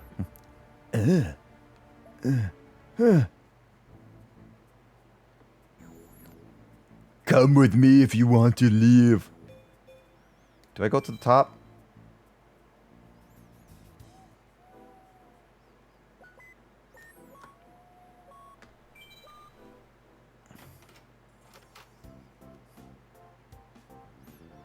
Oh, Carl. Oh, I'm coming in. Wait, why is there an extra space? Yeah, why is there? Also, Jaden, don't you ever consider knocking for once? Or, I don't know, stop barging into my room? That apparently I have 3 bunk beds for? Karibo is worried about something. That's why I barged in here. Maybe there's something weird going on at school. I just saw Zane over there, and he said that he can't find Alexis. Anywhere. Alexis might be in trouble. Help me find her. Of course, let's search. We're best pals, right? No.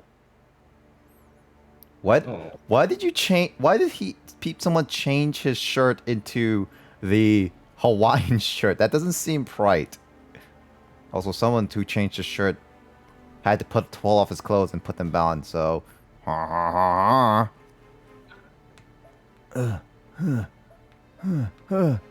to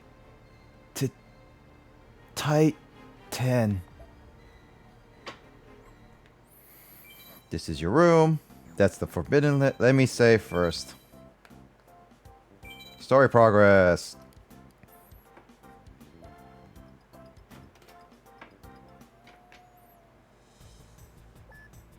Oh, hey, Music. different music actually. I'm loving this. Wait a minute. Wait a minute. What? So I found Alexis. Oh. Wait, in the ocean? Or no? No, she's at the lighthouse. Her icon's at the lighthouse.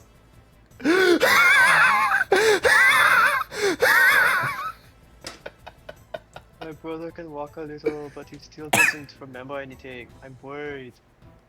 Wait, how is Alexis here? When's he supposed to be kidnapped? I am so confused.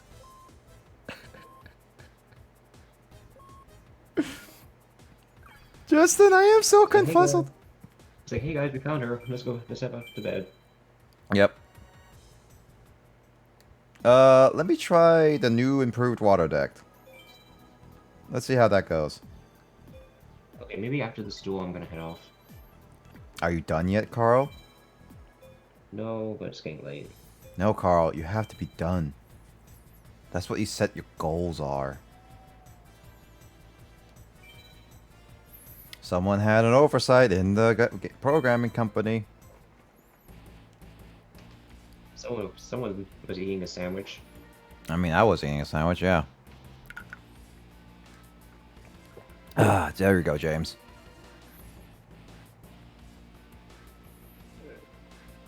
Blazer, don't come in here. Oh, if now that you said that, how could I not? Wait, didn't we see you at the lighthouse? Not the same Titan as before. Yeah, she got kidnapped. But that was a fake Alexis, apparently. Mwahaha! So you realized I'm different. I am Titan, a member of the Shadow Riders.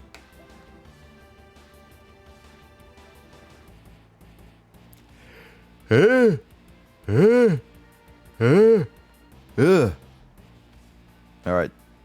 What? I was yawning.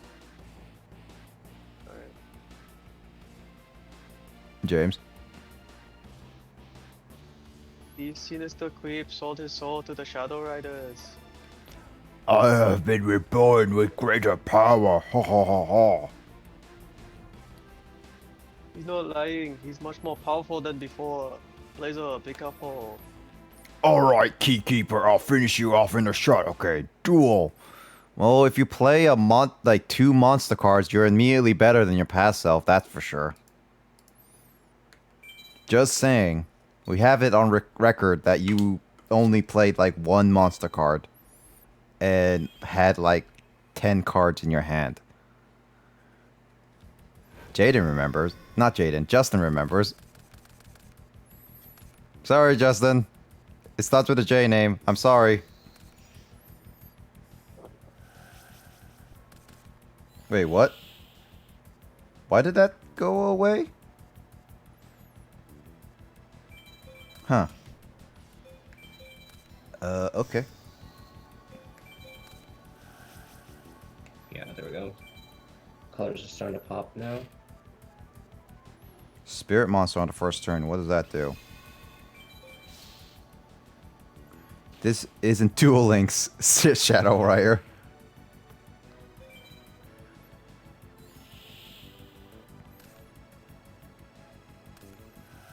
Heavy Storm.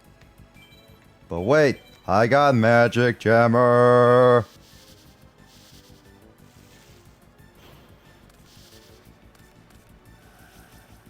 I don't know what that is. So he had 2 cards to destroy. Actually, he did more damage to me, so congratulations. Also, he had 2 like cards to stop me. Wow.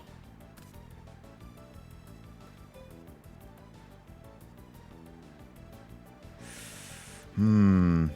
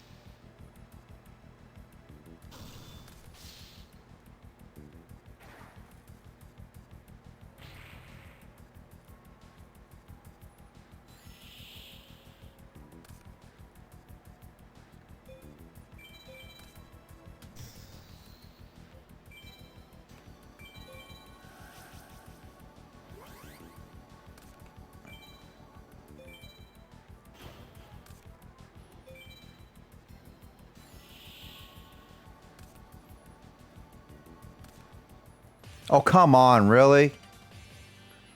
What is this bowl? Like, why did he draw 2 cards? And immediately now I'm screwed because I can't stop him. He had 2 cards to destroy my monster. Just happened to be there.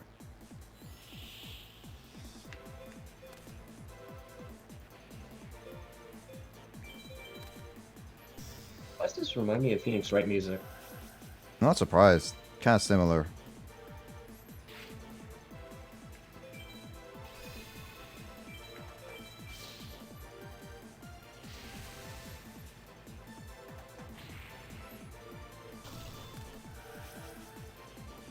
What does that do?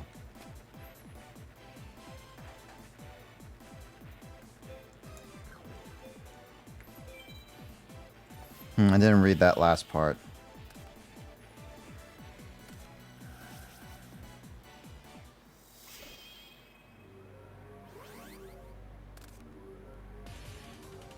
Uh-oh. It wouldn't have mattered. Yeah. That's GG. Talk Hey. about bad draws. Hey, he did better this past He had time. really good draws, essentially. Yeah. Why is my water deck not really working with me? At this point, it's like, is my water deck working or is it not?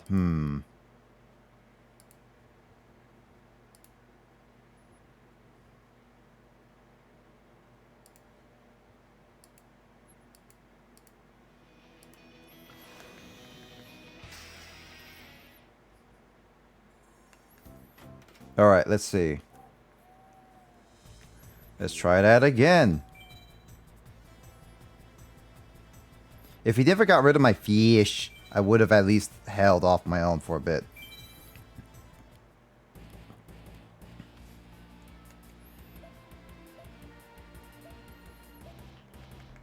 I can't stop my fish. Duel.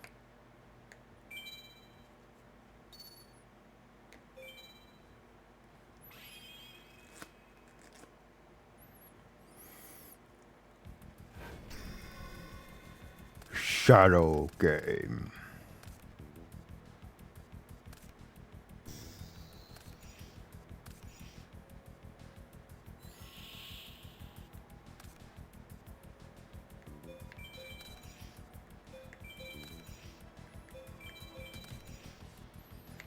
And my turn.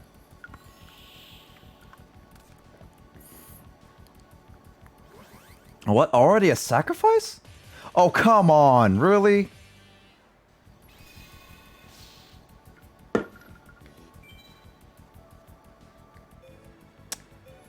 don't have anything. I just guess I'll just activate it.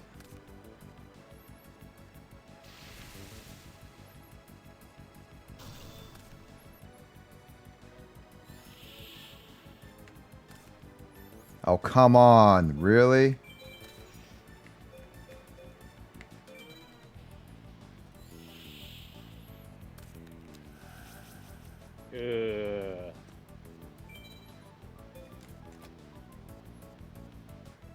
Opponent pays the same life points that you'll pay.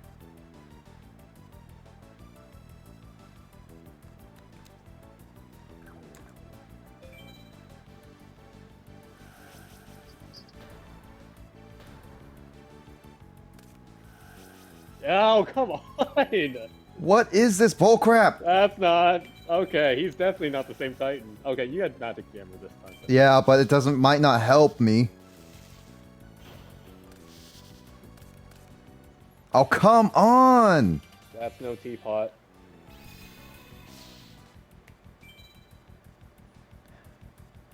You might want to save it. I know you're going to take a lot of damage, but... Yeah, I was like debating if I should save it or not, but I think at this point, I think I have to save it a little bit. I don't think you're going to get over 2,500. Well, if I Either get way. Access to Spare, I might be able to do this. If I get Access to Spare, I could do this. If you want to attack with Aquamador, you have to activate it now, though. Yeah, that's what I'm thinking. But the only problem is I need Access to Spare. If I don't have Access to Spare, then I can't do this. Wait, why didn't you activate... Oh, there it is. Or, it's fine. You got good top deck. Questioning, dude. No, that won't be enough for Skull, though. Have you read United We Stand? Yeah. Does the word each make Yeah, but I only have one. soul res? Oh, I can do this? Oh, right. Come on! I forgot Soul Res is a thing. What did you think your face down was? Summon a monster in defense mode?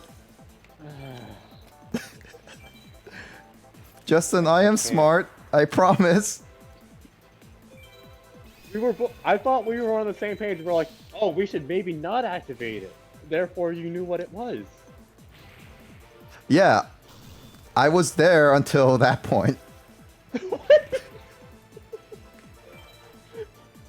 And then I forgot that I had Soul Resurrection to make United summon my Medora again. Wait. Okay. No, it would destroy Medora. That's it. Destroy your door. Yeah, it would destroy my Medora. No, wait. I need another monster, otherwise this thing is not going to last. Never mind. I have another monster. I wasn't worried that second time for good reason. Seriously, okay, this part of the song, it sounds like it's from Danganronpa V3. I'm going to save my Fairy Meteor for later. I need to play Danganronpa I'm still debating when I should buy it, but then again, it's like I have so many other games I want to play, as well as like I should probably what I'm gonna consider doing if I beat Danganronpa, like when I play Danganronpa, it's gonna be when I beat oh well, it's a good thing I didn't play Fairy Meteor then. Because he's gonna be a dick again, right now. Right? Come on. Play it. Play it. Play it. Play it. Yep, there we go. You're a dick. You're a dick. You're a dick. You're a dick. You're a dick. You're a dick. You're a dick.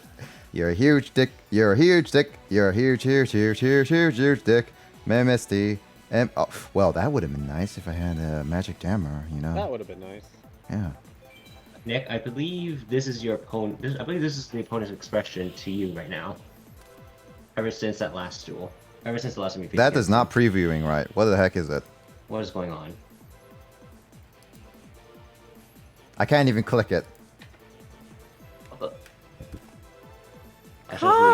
Carl!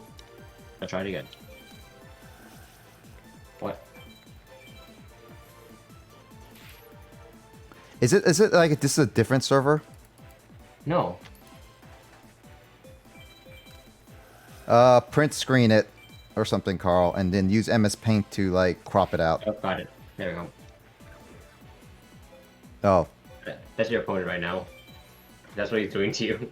basically. And also that's Luigi. And Luigi is dancing to the music right now. Oh, hey, Graceful Charity.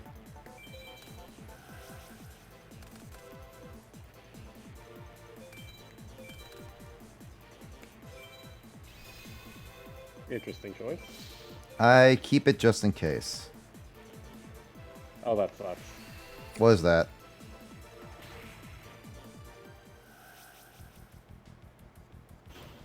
He gets rid of a monster?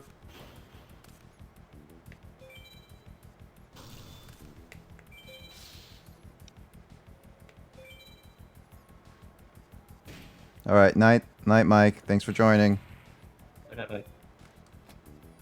It's like oh, it's a flip effect.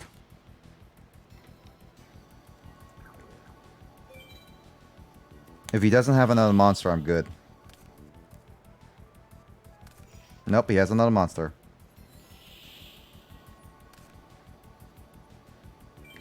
Question is this enough to destroy it, though?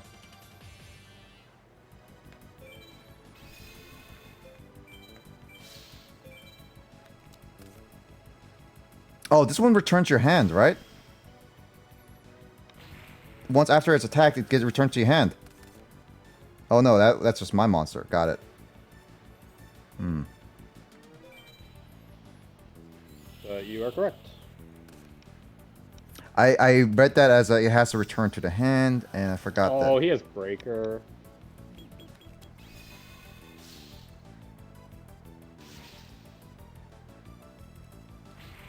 This is why I was confused. You kept MST. Hmm. No, it makes sense. I thought I could do it, but I guess not. Oh, well. Sure. Why the heck not? MST would, yeah.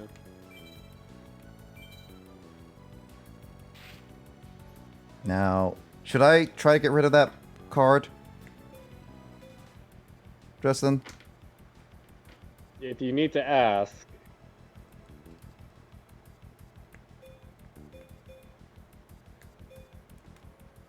Yeah, I'm just gonna do it.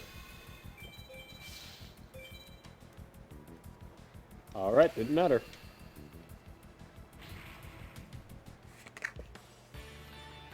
That was another close match. I've been taking these Shadow Riders has been like the second or third try I've been beating them.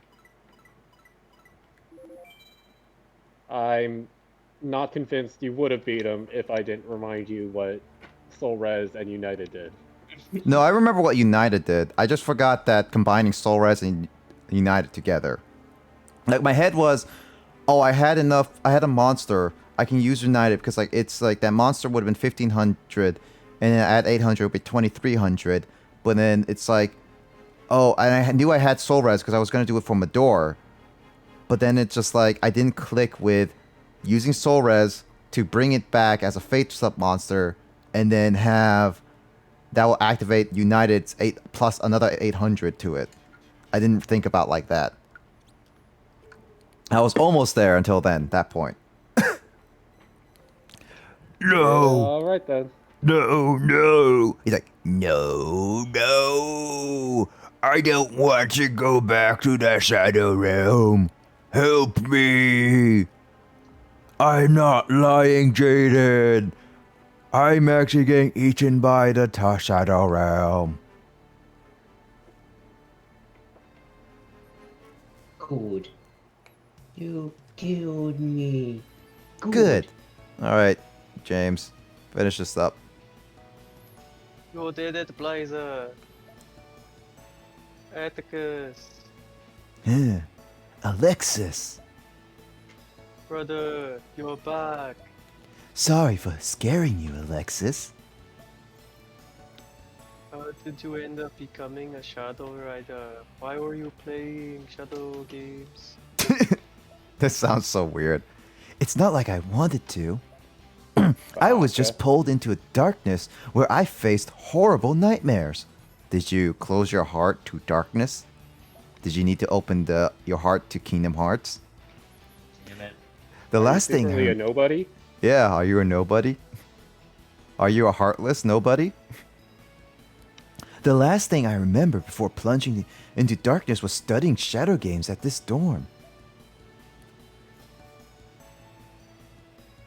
Is there a subject called studying shadow games? Study Shadow games? Who would teach you such a horrible thing? The teacher was Professor Banner. Dun dun No dun. way. Professor Banner? Let's Why- go why home. do- why I'm is sure music so everyone's funny? worried, Alexis. What? Why is the happy music still playing I after don't that know. revelation? Blazer, let's ask Professor Banner about this the next time we see him. Wait, Why is she ask- smiling? Wait, why ask him about it? Why not just tell the Chancellor? Because we're going to kick his ass. Because it's time to go dorm. Time to go dorm. Alright, I think I'm gonna keep going, because like it seems that we can keep going and beat the last Shadow Rider so we can prepare for it next week. Justin, do you think we have to train up to level 20, or I think we're good with our current deck, / we have to pull more cards? Levels are fine. Next Shadow Rider, you're not gonna like for a multitude of reasons. Well, we'll find out. Also, I think Lissa actually fell asleep again. Well then. This is her second time falling asleep, and Kyle is not here to witness this, which is funny. Hold on, wait, I need to add Kyle because it's been more than an hour.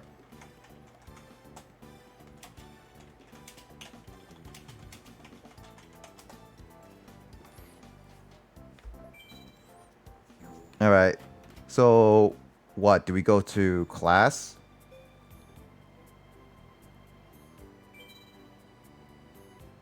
This one, it'll happen automatically. Okay, that's what I thought. Well, let's check out the new card pack, potentially.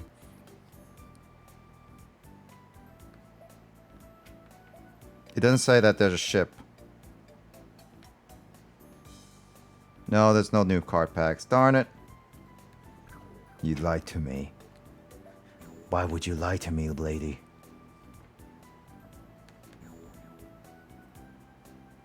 Alright, well, we need to fight. Carl, you gonna head off now? Soonish. Give me about another... 2 hours? minutes. Okay. God damn it. Carl, you're not... if you're gonna be like this, you're not gonna last for a 24-hour stream next time. Says who? Says me. Whenever I do like a 24-hour stream, I'm gonna drag you to it, potentially. Right.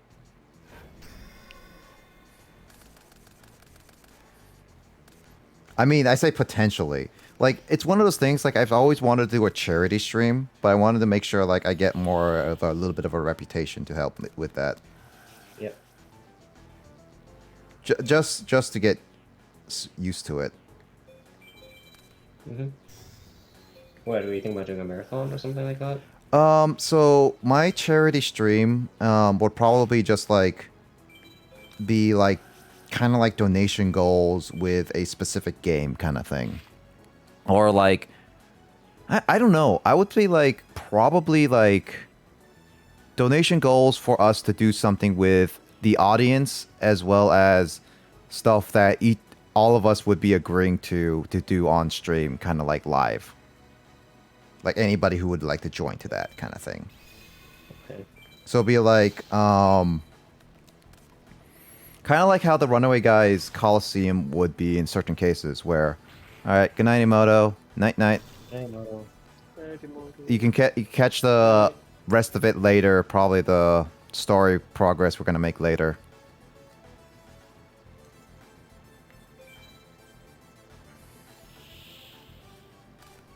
Hold on, but no guarantees. Got it. But I mean, I have other stuff to do after this stream is done because I want to do some other stuff. But yeah, it's your job to make him go to bed. I won't listen to my younger brother about that.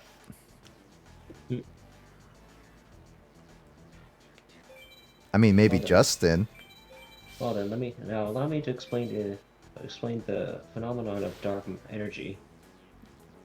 You're trying to make me fall asleep. Yes, 2 hours later. Honestly, though, that wouldn't make me fall asleep because, like, you explaining it is a lot more fun than someone else, like, kind of boringly explain it, honestly. I guess like a professor. Yeah. Like, I mean, certain professors, when I talk to people, actually make me tired because they're kind of boring. CS405, anyone? I mean, he is semi-entertaining for what he does. Kind of. I just say I say semi, Carl. And I didn't say those things were good. Entertaining. But, yeah. I honestly... let's see. Yeah, I think it's like... I have more fun with certain people who explain certain things. And all that. Hold on. Lord and Saber Muka Muka is the only monster so far to survive this long.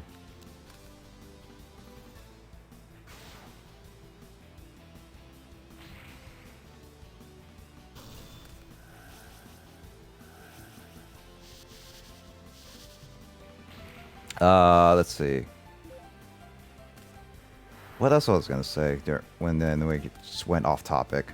Oh yeah, charity stream. So yeah, what I was thinking, Carl, will be like something like if we, for example, this is like an example, by the way. I don't think it's gonna be like full on there, maybe or maybe not. But like Pummel Party, you and Sean and I would do Pummel Party, and maybe with other people, right? Okay. It would be like, basically say like, oh, donate like, I mean, since I'm not gonna be that big, probably like $15 to make one of us use one of our items forcibly, and waste our turn, kind of thing. It like saying like, oh, you have like a present, and it's just like, oh, I donate this much, so Carl, you have to use your present no matter what on your next turn. It's like, oh, okay, and then it makes you waste your turn, kind of thing. Oh, okay. Oh, whoa, okay. Are you oh whoa okay? Are you okay? Bust the wall. No. But yeah, it's something like that kind of thing. But then there was also other like goals where it could be like, if we did something else, I would play a game for the first time that I never played, or be like, there's a game that I never wanted to play. Superman 64. I mean, I'm willing to play that on stream, Carl. But would Yeah, any? Huh? Charity. For charity. I mean, I would. Even off charity, I would be willing to play that, honestly. But I think it's more so like I'll do what Proton John is doing, and do a like on like recording, so we can cut through some certain parts, kind of thing. Like it'll be a recording where it'll be like when we need to, we'll cut to certain parts, but we'll show like the ring sections for the first time. But after that, it will be like, oh, we'll cut it off. So it's like it wouldn't be like stream where you watch me play Superman 64 for 2 hours, and I only go through the same ring section multiple times, kind of thing. At least that's what I say.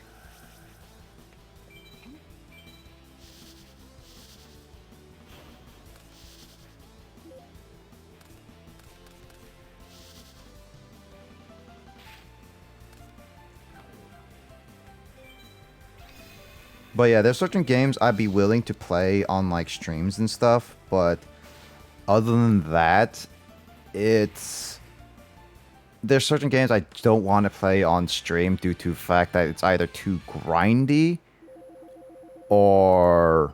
It's ironic considering this game. Yeah, I was supposed to say you're playing Yu-Gi-Oh! What are you talking about? I mean, okay, But, Yu-Gi-Oh! Is actually, I would say, the first time I'm actually doing a grinding session on the stream. Because, like, I mentioned this before to Emoto and, like, other people that I honestly rushed through Thousand Year Door and a bit of Pokemon Emerald because I hated the grinding sessions, and I thought that people would be very boring with that because I wouldn't have enough commentary, or people would not like be able to comment with me about certain things to make this interesting enough to warrant a grind session, because that's what I always see, that off screen and stuff. But I mean, Yu-Gi-Oh! is a session so far. We've been managed to make this at least fun and entertaining to a certain degree, at the very, very least, to warrant that grind sessions are all right in a sense, because we make memes, we make fun of stuff, and have fun facts like Carl's astronomy and such and such. Yeah, my astronomy and early Yu-Gi-Oh! Knowledge. Yeah, so I'm so happy I want to do it. Oh, okay, Alexis. I thought that said Dicking Blade for some reason. She wants a G. Yeah. The D. But yeah, no, it's like, it's one of those things that the talks manage to make it like something that we are able to do, kind of thing. Like, it's a grinding section.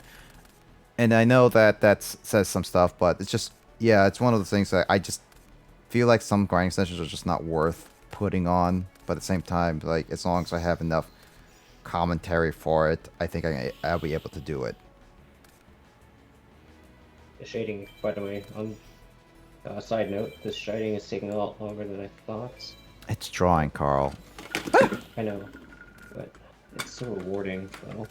It's like coding, and honestly. These are the things that I've drawn a lot longer than I've coded. Well, yeah, that's for sure, Carl. You did not draw when you were back in middle school. You mean code? Huh? You mean code? Yeah, you did not code back when you were in middle school or something like that. When was the first time you started drawing, actually? I'm actually curious. I don't know the story. This is like back in elementary school. The story that I told you about, where I got disqualified because my drawing was quote-unquote too good to be drawn by such a young kid, Yeah. was back in elementary school. So that was the first time you actually drew? Mhm. Interesting, actually. That's the first I heard of it. Nick, remember back in high school, I did a lot of drawings. I remember that. I remember seeing you go draw as much as you can. Yeah. Yeah. The majority of those drawings was actually just exercises for me to see how well my mouse with a hand and eye coordination is, Mm-hmm. and how well can it replicate drawings without tracing. Interesting. It's actually a good exercise to do. I don't doubt that. The only issue with that exercise is that it doesn't exactly build, it doesn't exactly flex your creativity muscles in terms of like how poses could be rearranged and stuff like that. That you have to do on your own. I mean, yeah, practice makes perfect. It always does. It's not easy to begin with and all that, so... can show off my current progression right now.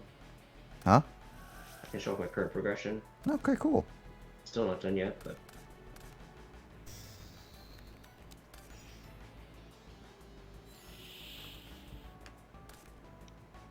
Sangha of the Tanda. With our Lord and Savior, Muka Muka. I'm making him sound like the Paradox Brothers, but they believe in Muka Muka more than Sangha of Athanda. Lord and Savior, Mocha Mocha.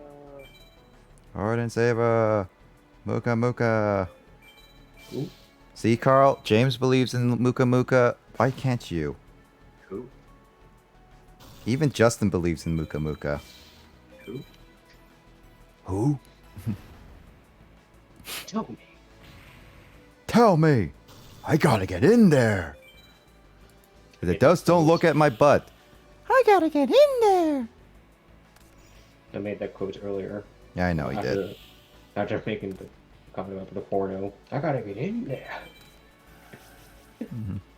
I was actually watching the quotes between like the official dub versus the Yu-Gi-Oh Yeah, bridge. someone started making a YouTube channel about that. Yeah, it was just like I thought the clip about Kaiba saying "whatever, kid" was actually just because of Yu-Gi-Oh abridged, and then when I heard that that was an official dub, I was like, wow.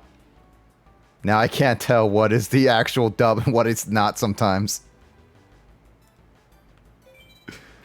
But it would be like, I can't. Okay, here's the thing about the. I don't kind like. I mean, it's a lot.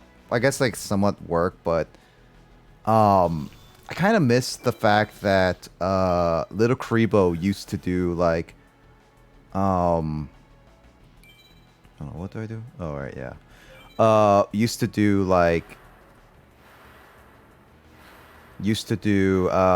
parts where it's like, oh, actual dialogue kind of thing, and I kind of miss that in certain parts. I mean, there's probably reasons why he wouldn't do it, but at the same time, it's like I'm missing that, so I can tell like, oh, is this actual like dialogue?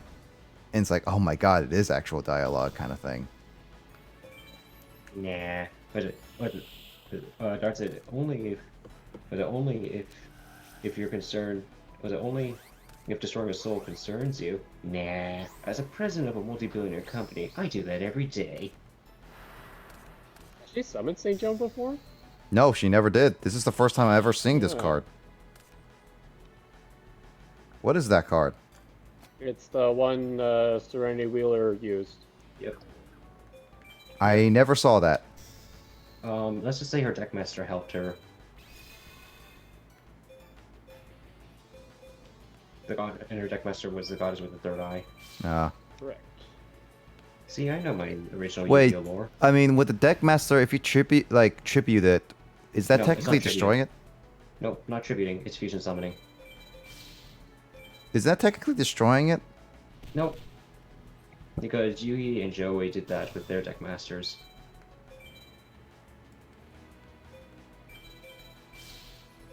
The rocket-powered fist. The rocket-powered. I stand corrected.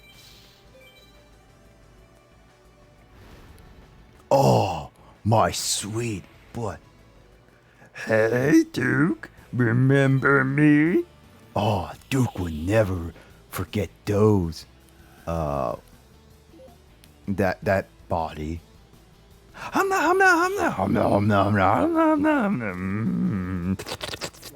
Mocha Mocha gets more powerful the more cards you have. Right? Yep. Yep. It's like Cypher. But I can also give it Axe of Despair. Yep. Which Can you imagine giving a god an axe? Like an Egyptian god? An axe is like, behold this powerful Egyptian god card. Oh yeah, and here's this tiny little axe that it has.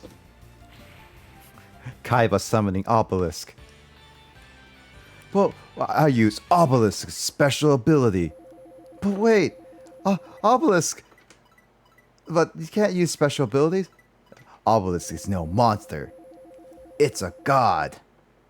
It's like I can't. You can't use special. Was it? You can't use special effects. He's not a monster. He's a god. Which actually makes, like, it's literally Kyber saying screw the rules.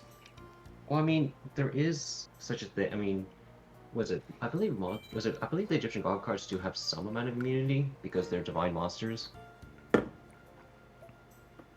In the actual game, it's just Obelisk because bias. Well, it's also because of card text. And also, that would kind of make them sort of broken, wouldn't they? Eh, not really. Also, by the way, Justin, can you imagine if Konami somehow managed to get the anime version of of Raw into card form? Didn't they do that? But that's what they did. No, Yeah. I'm talking about into one card. Oh. Wait, what's wrong with that? Didn't they do? It's too long. It's too long to do it into one Nah, card. they just printed on both sides. So what Konami did is essentially they split Raw into 3 forms. That's how they were able to add all the effects of Raw by splitting it up.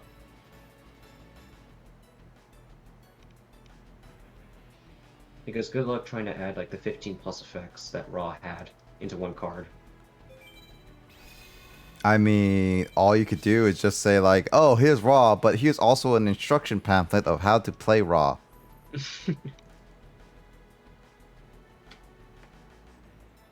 Can you imagine original Time Wizard, like the anime Time Wizard, working in real life? Like, how would that work? Not sure. Like, wait, what did the anime Time Wizard do that's different from the card? It's a roulette. It's a roulette. But isn't that the same thing as the regular Time Wizard? No, regular Time Wizard uses a coin flip. Oh. Right, yeah. You didn't you use it yourself? Yeah, no, but I Yeah. was like, I forgot that Time Wizard in the anime didn't use a coin. That's that why. would have been too boring.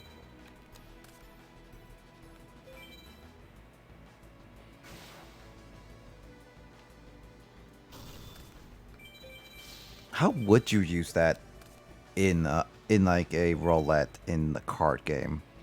I guess like no. Like in a physical card game and not like say Duel Links. Duel Links you can easily make it like a roulette, right? Yeah, you can. Yeah.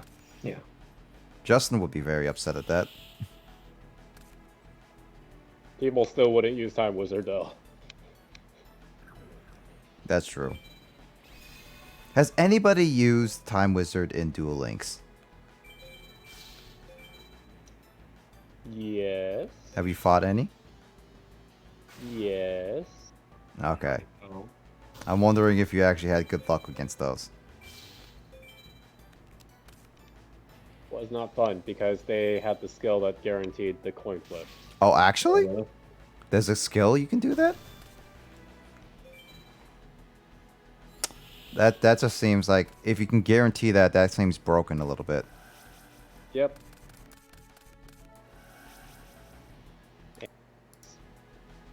No, wait, and it was okay. That's all I need to say.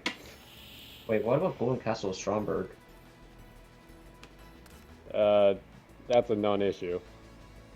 Really? Because I thought there was something broken with that. Was it when you have that card in combination with a different card at one point in the game?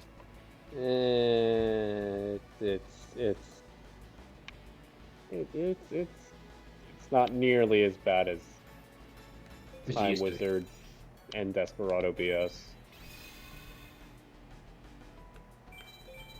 At any point does it feel like Solitaire?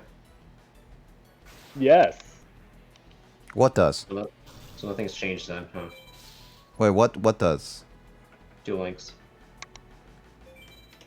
How would it make it feel like solitaire? I'm a little confused on that regard. No, it's a play on words, basically. Yeah, I don't get that It's like word you're talking about. Basically, it's like there's only one player playing at it that literally plays the game until to pretty much win, and it doesn't even give the opponent a chance to do anything. Oh, so that's the okay. That's what you mean by solitaire. Got it. Yeah, basically they just keep doing card plays and card plays and card plays. So it might as well be solitaire. I mean, that's basically like that's what some of the stuff I got recommended was in my like sometimes in my like the YouTube feed would be like, "Oh, hey, are you interested in watching videos That's of this evil. of plays?" Yeah, it is. That's why I have it. I love Windstorm. Yeah, it's actually pretty good. But had recommendation videos of like people saying like Exodia decks, and it's like okay, and it's like watch like draw, draw, draw, draw, draw, draw, like win. And it's like one of the videos was like I've tried this multiple times and many people would just quit in midway through it. I'm just so happy that this person manages to stay in the entire time kind of thing. Oh, by the way, Justin, have you seen Mango play Yu-Gi-Oh? Was it Legacy of the Duelist or something like that? And he got TK. He got OTK'd. Send me the link for that. Okay, there you go. Mango? Who's Doesn't have to Mango? be now, but Professional Melee player. He played Yu-Gi-Oh on stream once. Really? Yep. Oh shit, it's 2 o'clock. Probably should go to sleep soon. I don't know. No, Carl. 12-hour stream.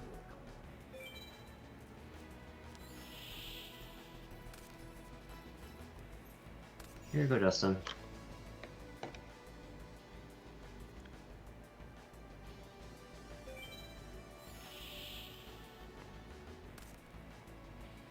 That's a lot of monsters.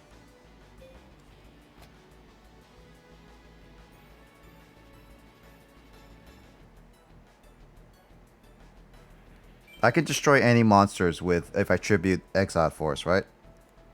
Yeah, I can.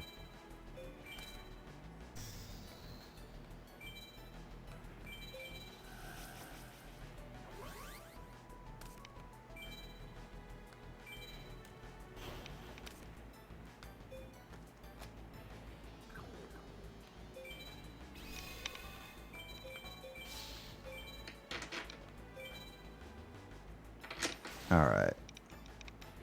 Also, Carl, playing Steam, I think you could turn that off if you go into your settings. Now that I remember it. Okay. It's like, it's in like what a game like you're playing. I think it's like, what was it? Game activity. Your activity where? So go into your settings. Okay. And then it should be down there, the keybinds, game activity. I don't know why Steam is showcases it yet. I leave mine on just whenever game I play. Okay, I just turned it off. It's fine, yeah. There. Okay, almost done. Oh hey, oh, that's not good. Cyber Tutu woman. Oh, so Justin, did you see it? Oh, is it? Oh, it's only 30 seconds. I was hoping for a longer. Yeah, but the thing is that it literally is solitaire, like Mango. I was like, what the hell's happening?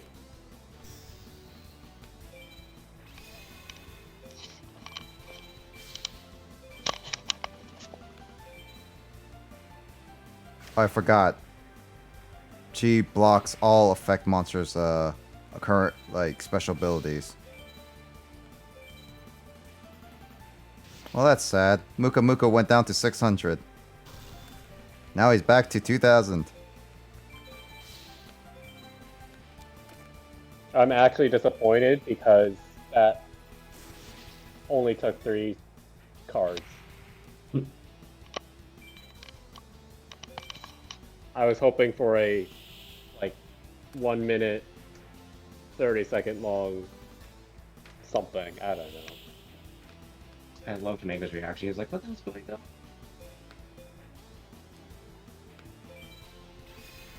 Hey, I'm heading out. Oh, there you are, Are you Alyssa. sure you don't want to stay You- longer? Yeah, you don't want to stay Nah. longer?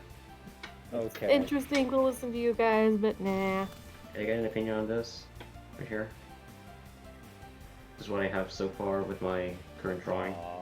Oh, it's so cute. Cute. It is I love it. very cute, Carl. Thank you. He worked. He wants you to donate. Donate? Mm-hmm. Defeat the Celebi Star Bits to donate. Of Like, course. Donate Yeah. donate defeat Celebi Star Bits. Pizza, pizza, pizza, pizza, pizza, pizza, pizza, pizza, pizza. I guess. Okay. Bye. Good night, Lissa. Thank night. you for joining. Talk to you later. I was surprised that she just randomly came up, honestly. Maybe she woke up. I don't know if she woke up, but she said she was listening, but then again, she didn't reply to me, like, adding Kyle about it. It was just weird. Oh, I got a message. What's this?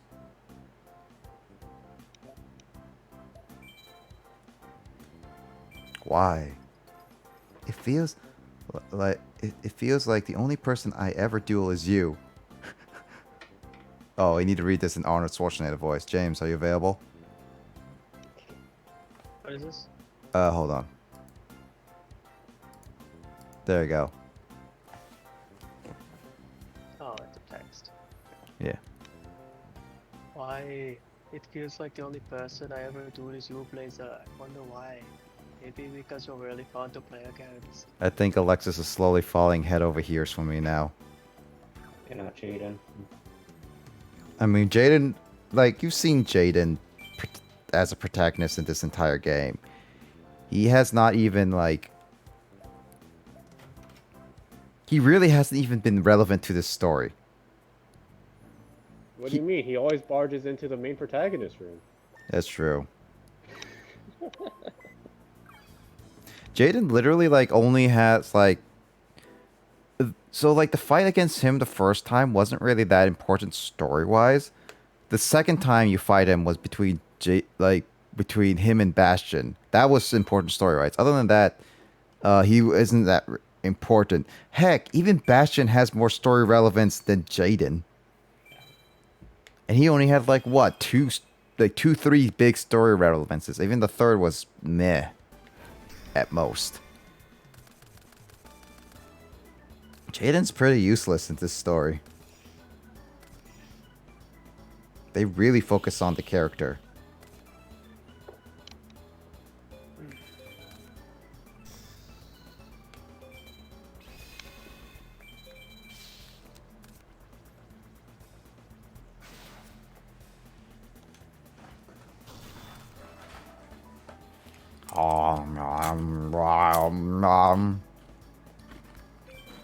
Got my munchies.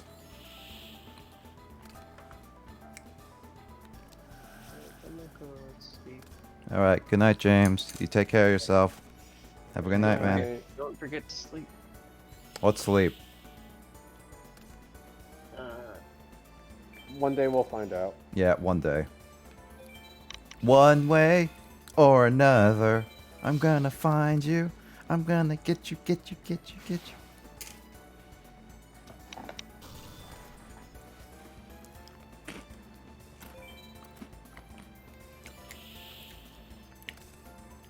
This is the last fight of Sunday night.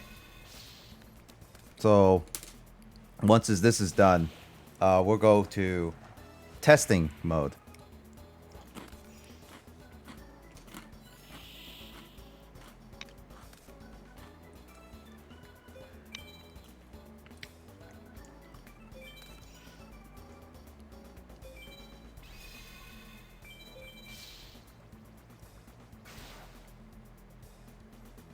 Shimmy shammy, shimmy shammy, shimmy shammy.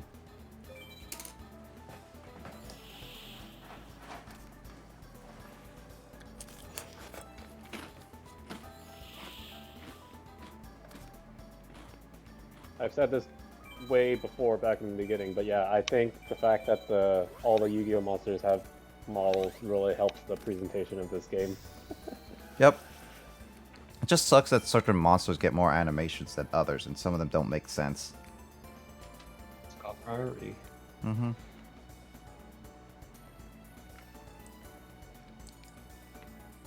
I mean, yeah, priority is priority, but still. I still complain about it, Carl. And also favoritism. Nepotism? No, favoritism. Nepotism. Just kidding. I mean, it's favoritism in terms of they were in the anime and they were anime like pro tags' favorite slash important cards in a sense. Yes, Magician's Valkyria, the one used by Dark Magician Girl. Was it was it used in GX as Dark Magician Girls? Was it? Yeah. Yeah. I still need to rewatch that episode.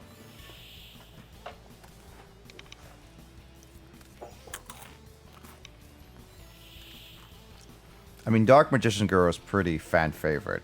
Okay. Yeah, It's like $300. There's a $300 figurine of her.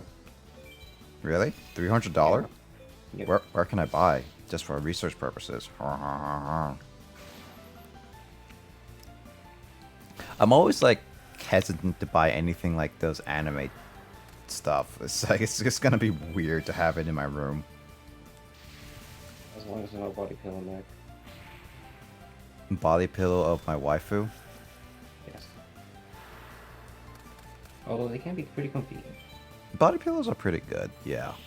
I don't know if I ever go get a body pillow with any like anime on it, but I might consider getting a body pillow for like sleeping purposes. I was supposed to say research purposes. Research purposes. Now, Carl. Whatever I do in my bed, that's for me to do.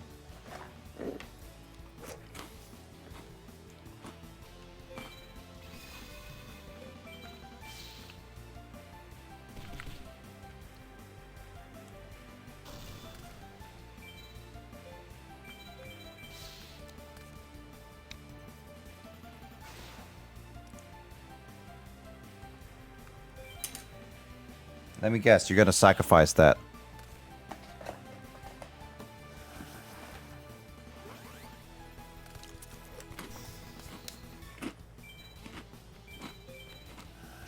I knew it. I knew you were gonna summon Golem. Oh hey, united we stand.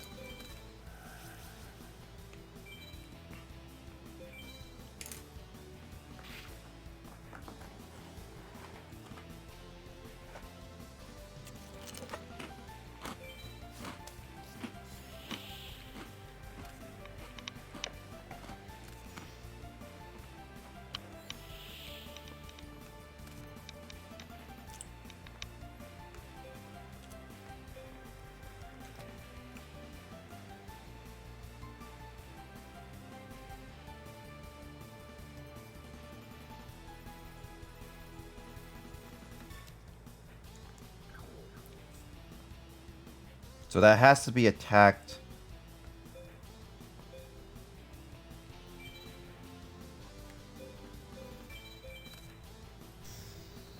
Yeah, so that monster has to be killed by effect monster, spell card, or whatnot. Or he could do that. Alright. I don't know why would you do that. That actually stopped me from stopping you in a sense.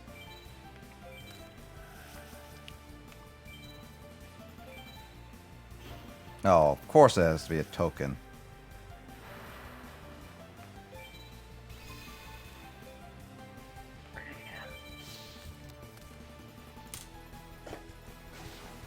Alright. Look at this here.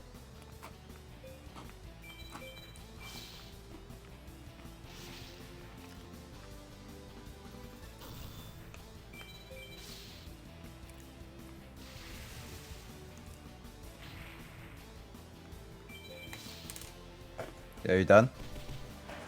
Well, with the celebrate one, yeah. There's a Starbit one that I'll do tomorrow. Alright. Well, I just realized I probably should fix the scarf a little bit, but it won't take too long. that's good.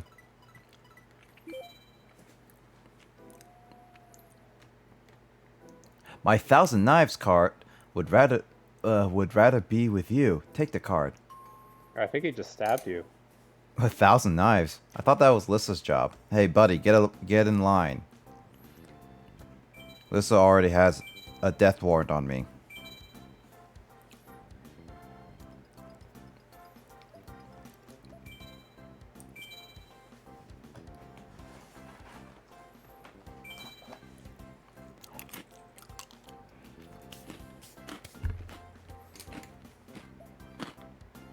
Oh.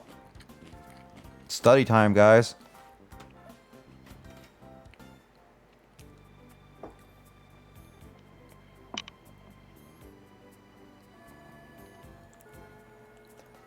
Time for examination. For the on the ectoplasma card, what part of the body is actually coming out back one? That's the back. What's this one? Which card cannot negate an effect? I don't know this one. Justin? 2? I never heard of Royal Writ of Taxation.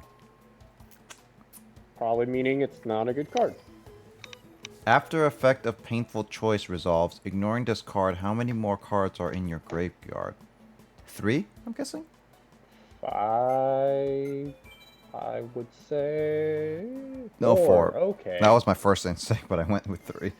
Because that was too much. Which of the Black Forest is sent for the graveyard from the field? Oh, you know this, right? No. What's the Witch of the Black Forest? 3. It's the defense version of Sangan that you... Yeah, I've been hoping Alexis would draw. Oh, and... What happens when... wait. 4? Oh, this is a description. Yeah.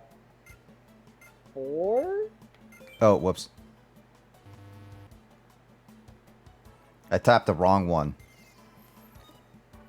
When the duel begins, what is the combine of you and your... Math question. Oh, it's 57,300, right, Justin? Close. Yeah, I was close. Guys, I are good at math. How many spell trap cards can Mystic Typhoon destroy? 10 cards. That's Heavy Storm. Heavy Storm could destroy all the 10 cards in total. No, actually, wouldn't it be 9 technically? Because it wouldn't be destroying itself. Cards. I think you know this. Isn't that Hero Flash? 3. I think Hero Flash summons from somewhere else. Oh no, the Hero Flash is summoned from the hand. Or Hero Signal. Oh, actually, no, wait. No, that's Hero Signal. After you reckless greed to draw cards, what happens to your draw phase? You skip.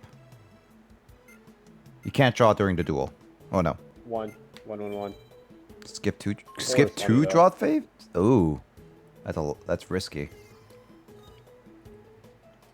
I want to say 4, but 3 is my second guess. Yeah, there's 4. Okay. This was some weird cards. Like, questions, I should say. Both, but yes.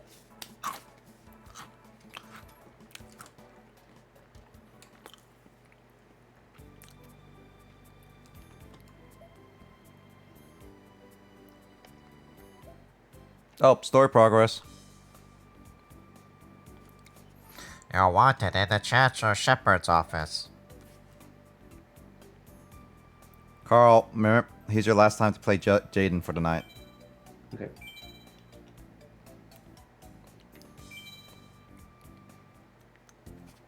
Thank you for coming. Alexis, I hear your brother woke from his coma. That is fantastic news. And I also was the one who changed his clothes. Thank you. I did not need that image. Thank you, Chancellor Shepherd. I always knew he would come back to me. Oh, are you such a creep? That's great, Alexis. I mean, Shepard's useless. Come on. As we learned, with Atticus. These shadow games are extremely dangerous. Yeah, I only had to battle like. Does the first Titan game count as a shadow? I mean, in the game it counts as a shadow game, but technically in the anime it was never truly a shadow game, right? Yep, you are correct. So would it technically mean that it's not really a shadow game in this game? They wanted to surprise the non-anime viewers. Hmm. Then technically speaking, according to this game, I already battled like 2 shadow games before all this, and well, Shepard, I already battled like I don't know all the other people Shadow Riders. So I already know they are extremely dangerous. You don't have to tell me this. I'm sorry that I've put all of you in danger. Don't worry about it. I'll personally kick those Shadow Riders back into the shadows, and I'll chaz them up. Very good. With that attitude, I would hate to be a Shadow Rider. Oh, I almost forgot why I gathered you all here. To bring me lunch. I have something important to announce. No one has seen Professor Banner since yesterday. Maybe you should start with that. Now that you mention it, I haven't seen him either. If anyone finds him, I want you to tell Dr. Crowler or myself immediately. No other professor needs to know about this. There's only one Shadow Rider left. I did not read that. I actually pressed the costs. Can I rely on you? We owe him money. Of course. Be on the lookout, but more importantly, take care of yourselves. If you want us to take care of ourselves, just don't give us the keys, okay?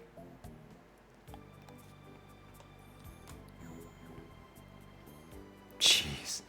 Shepard, you're not that smart of a chancellor, I have to say. I'm sorry, Shepard, but it's the truth. You know it. I know it. Justin knows it. Heck, even Carl knows it from the beginning. No, that's insulting. Wait, why did... What? Justin, did you just see that? I think I did. It glitched again. I pick up there, and it brings me down here. This game is this game is programmed correctly, right, Carl? Yes, indeed. Indubitably. Indubitably. Indubitably. I don't know what activates that glitch. It's probably like a very specific part of the map and at a specific And it time. only happens on this map too. Yeah, I think it's like probably this map wasn't programmed correctly. It has to be at a specific time. So replicating it is like very hard. And what is this hand? It's a very windy hand. Oh, that's a... You do not want to see that turn 1. Alright. Hello, beautiful. Alright. Good night. Good night. Good night. Great job on the Selby. Yeah, looking forward to more of your work, Carl. Yep, gonna work on the Starbit tomorrow, which should be easier. Yep. Good night. Night, night. Night. Gonna keep that there for now.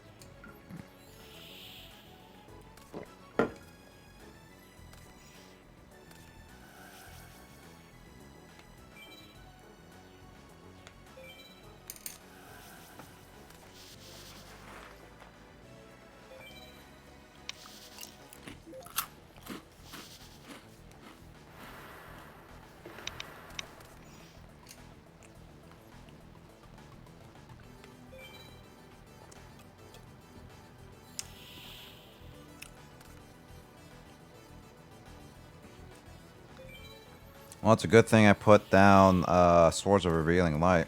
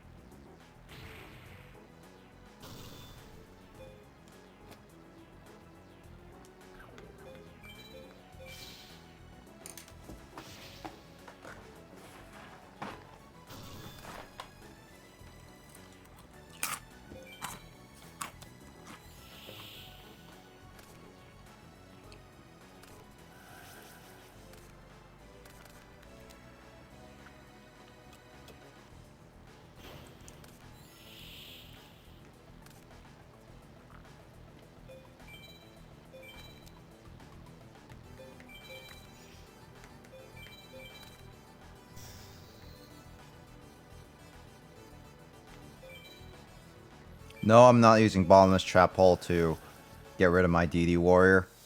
Not DD warrior, DD assailant. They're both the DD. I don't know if I've ever said this, but the DD stands for different dimension.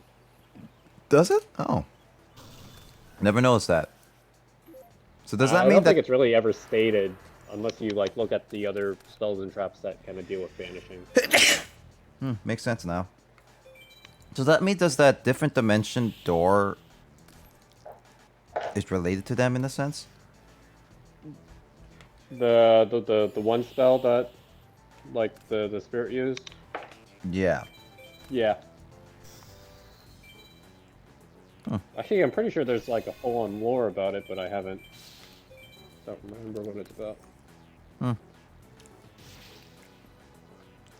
Is there actual lore to some of these cards other than like the little excerpts on them? Oh heck yeah, yeah. That's what Carl's been talking about. How the Where Art Thou, the Dog Marin. I brought up the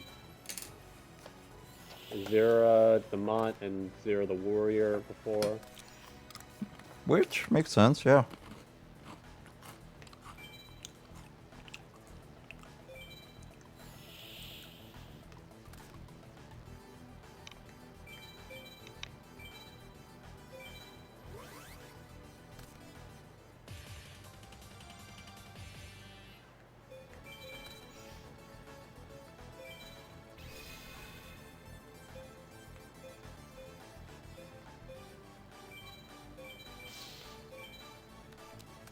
What upon?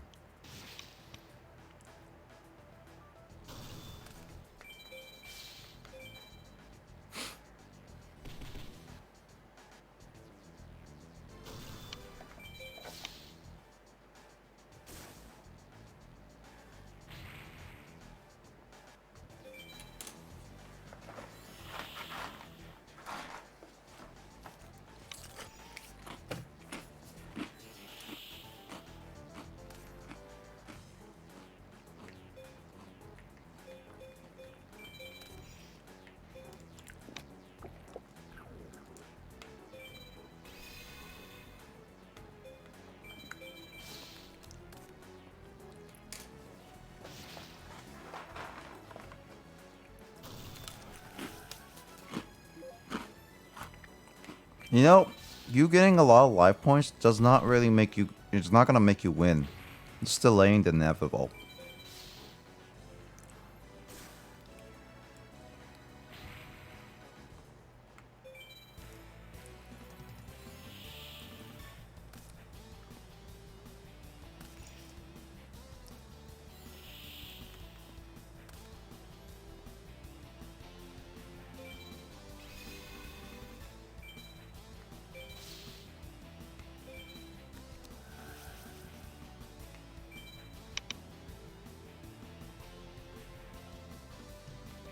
I knew that what card was going to be bad. It just delayed her one more turn.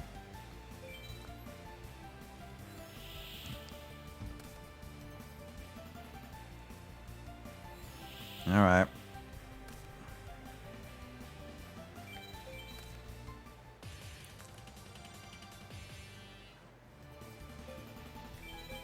Alright, humor me. What do you got? What is that? Add all cards in your hand and shuffle it, then draw the same amount of cards added to your, from your deck. You add it to your deck. I mean, you could have done that to, I guess, maybe reshuffle a better card, but I guess you didn't want that?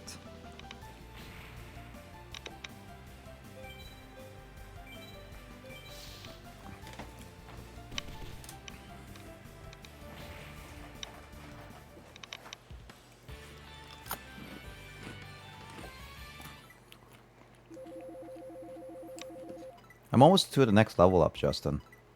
Oh, that's nice. I'm like halfway there already. Is the next pack like pack for level 20 even worth getting? Let me see. I believe it's Elemental Heroes, so that's kind of cool.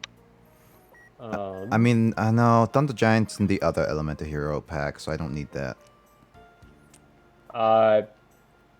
Basically, it makes your water deck OP. So I guess it's good to go after it then, right? Yeah. Also, it's got one of my... I don't know if you'd actually want to play it, but there are some cards here that might make beating the Sacred Beast a lot easier. I don't know. Maybe that's wishful thinking. Actually, no, that's not. It actually will. What am I talking about?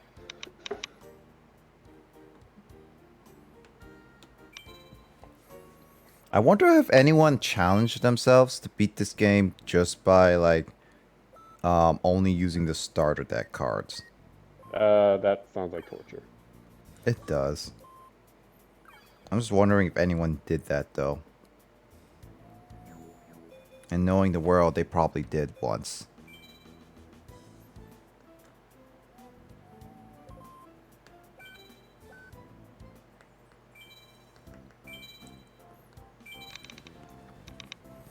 It's a good thing that I can save immediately without losing time of day.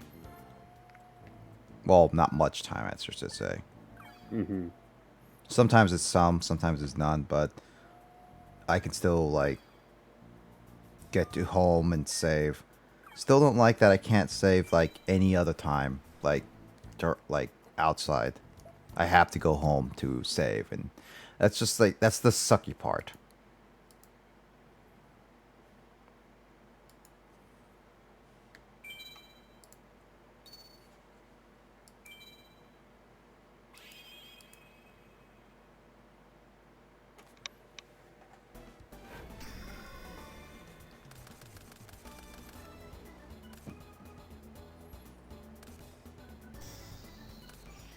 Ah, Lord and Savior Muka Muka. How come to bow down at your presence? Please, will you honor us by attacking this turtle?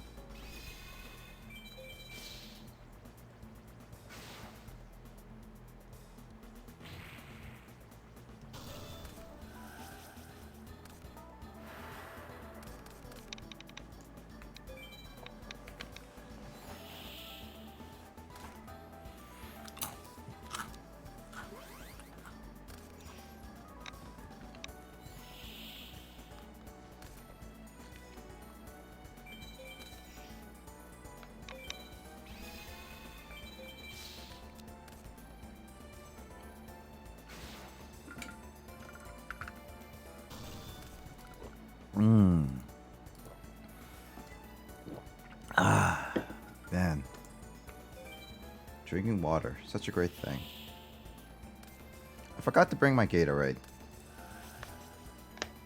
That sucks. Ancient Gear Golem.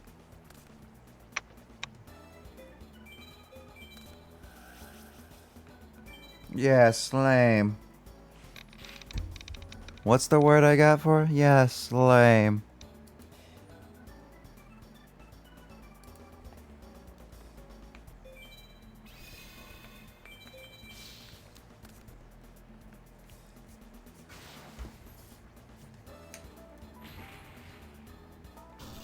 Oh, Chumley, my boy. Oh, Kai, my boy. What are you, gay? Yee.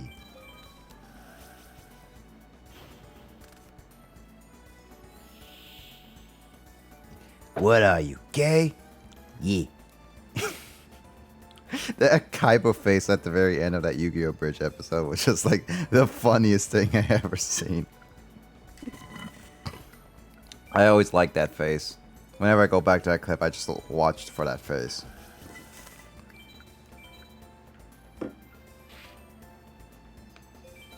You know what face I'm talking about, right, Justin?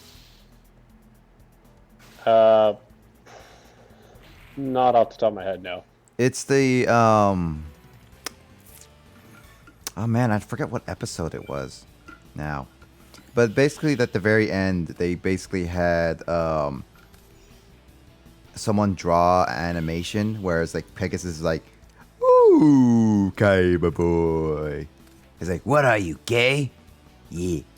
And Kaiba just looks like it has a shocked look, like, WTF, what the heck, kind of face.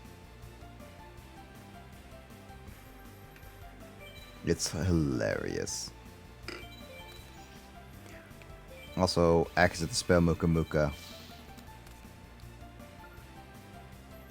Again, if you know what Fairy Meteor is, it's best to actually do it in attack mode, Dimitri. But no, the AI always does defense mode when it's overpowered. No, Lord and Savior Muka Muka! Well, there goes Muka Muka.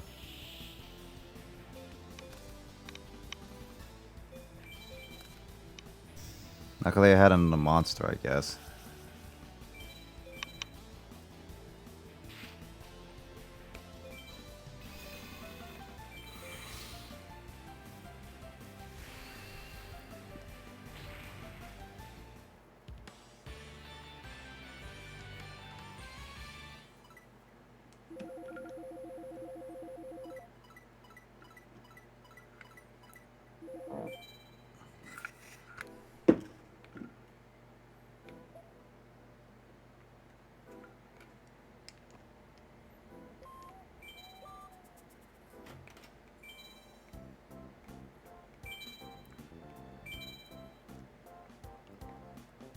I'm still confused why Banner decided like was a Shadow Rider in like the first one. Like I really am not really I was confused about the whole story plot. I don't even remember why he did that. It's a convoluted reason, but yeah. Speaking of which, oh, I'm surprised that you're still able to duel. Yeah, same here. The reason why I was like he might be a pain, two reasons. Okay. One, you'll be forced to fight him twice in a row, similar Oh. to the Chaz event. Oh But, no. Yeah. So you can't go back and save in between. So you. It That's might be pretty best rough to make a as is. side deck for this. I don't believe. Can. Yeah, it's not even a match duel, so you can't use a side deck. It doesn't matter. You just have to suck it up. Which deck then would you recommend I use? Your standard deck is fine. I would just highly recommend we outfit it with lots of cards to help you beat him. Which goes into my second point.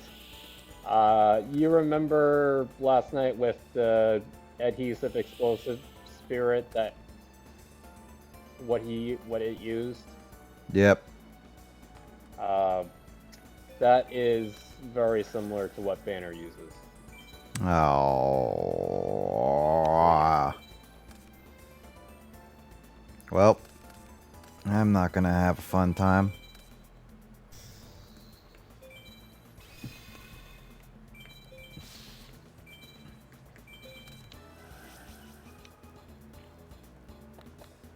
There we go, 5.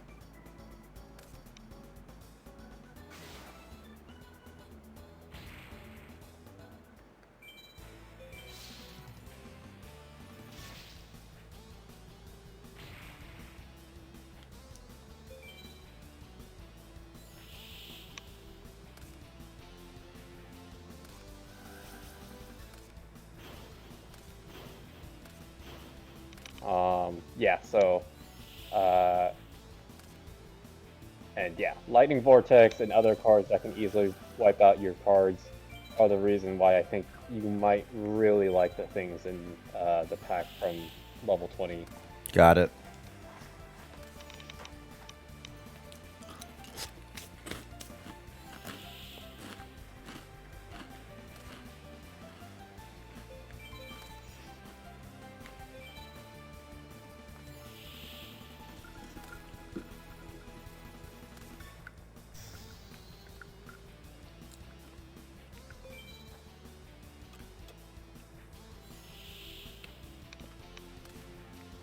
Just what I needed, actually.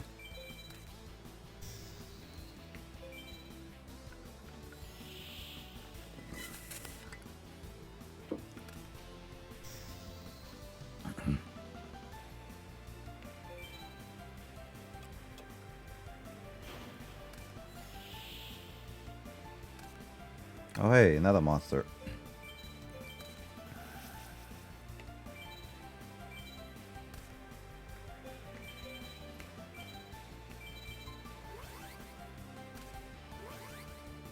Soul Exchange is such a good one.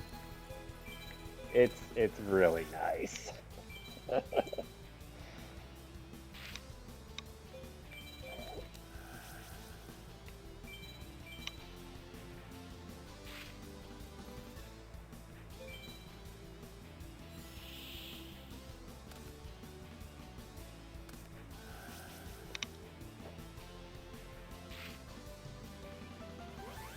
Wait, why would you attach that card? It's gonna get destroyed.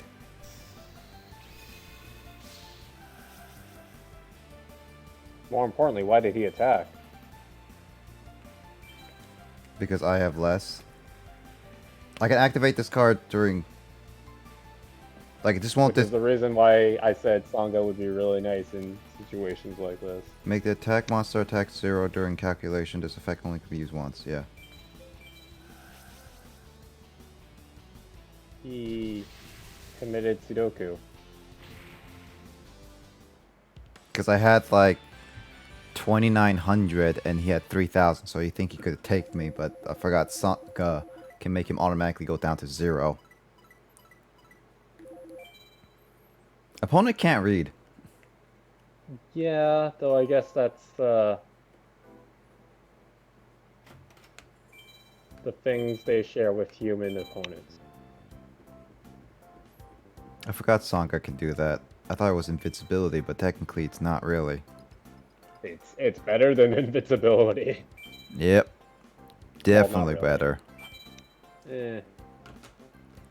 Half and half. I still want to try the multiplayer when I ever get the chance. Oh, hey. Alexis still hasn't returned. Oh, wait, Torimaki? What? You're a random character too. I thought you didn't care about Chaz either. I thought Zane would be better with Chaz and Atticus.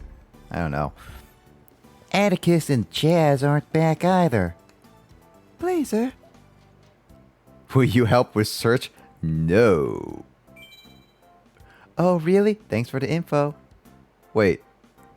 Wait. Wait, what? Wait, what? Oh, wait. What? Okay. What is this response? What is this response? Thanks for the info? I say no. Let me go back to sleep. Mindy. Also, why are you asking me? Hold on, wait. Chaz. Jaden's also hasn't lost. Why don't you ask Jaden for once? Gosh. Fine. Popular. Feed him, let him know. I don't care about saving the world. I've told you guys this many times. Let me just do my work. If you really want to pick someone who cares about the world, do it to Jaden. He hasn't done a squat in this entire story. Have you heard? Alexis is missing. Nah, she's probably at the lighthouse. Again. No, that was like hilarious. Like, why did that happen? Someone had a huge oversight. And so's Chaz and Atticus. Could it be the Shadow Riders again? No, the guys were talking about it, Jaden. You should be extra careful too, Blazer. Like extra grilled cheese. First Banner, now Alexis, and Atticus and Chaz. We have to find them all. If we find anything, I'll make sure to let you know, you and Blazer. Know immediately. Me too. Thanks, guys. Well, time to go on my normal day of just doing stuff.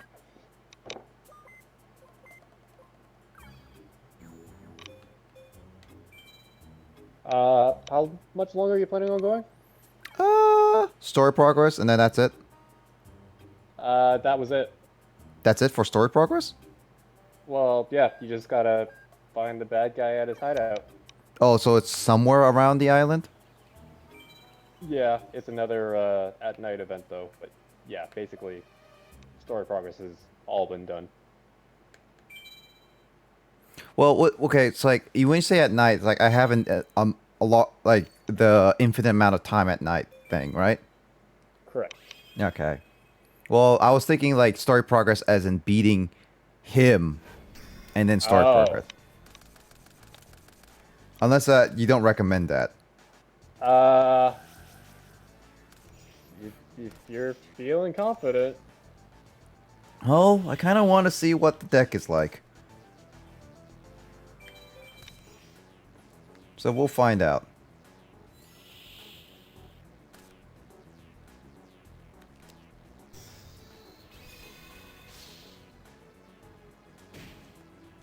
Why would you do that? You know that thing, like, is it that it has to be destroyed while on face down?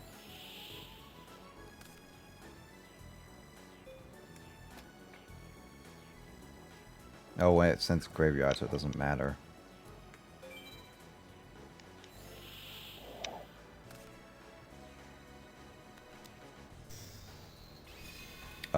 Okay.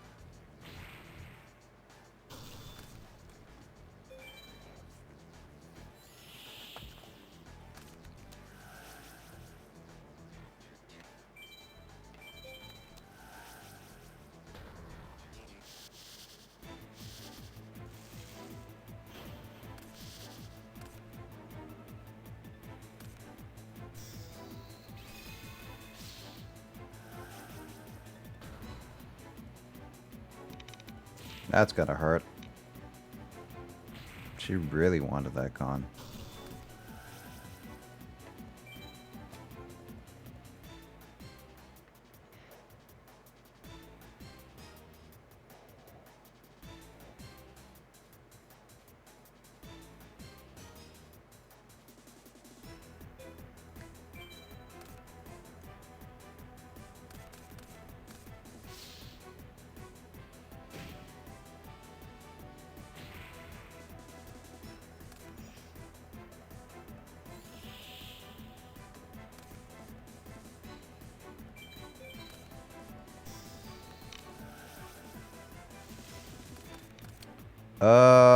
Wow.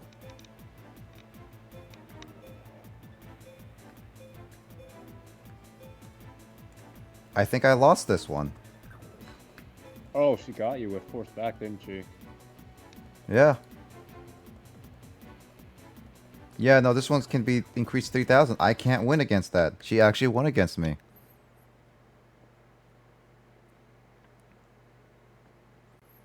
We'll talk about a hand. I bricked hard at the beginning, so I couldn't do anything about that.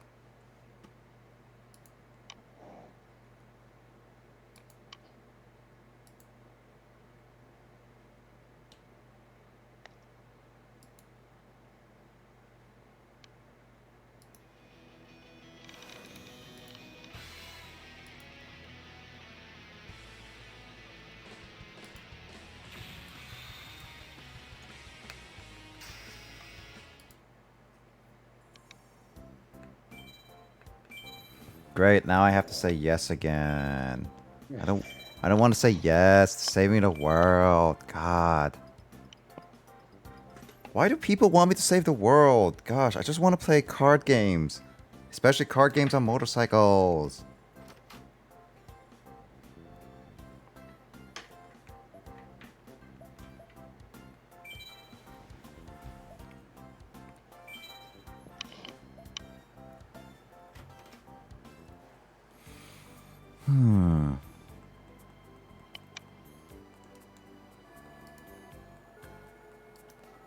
What if I told you that some people would want in the future might want you to play card games on motorcycles to save the world?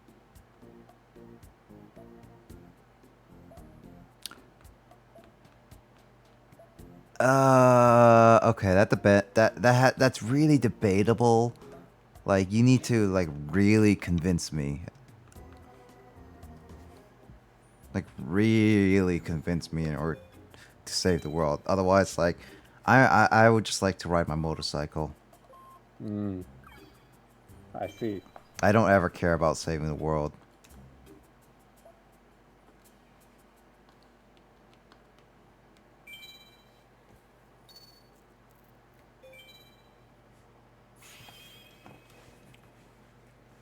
I mean, what could we do is that I'm missing Crowler, I'm missing Blair, and I'm missing the nurse. Am I missing anyone else for digits wise?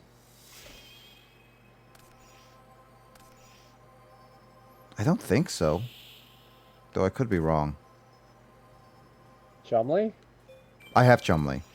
Oh no, that's right.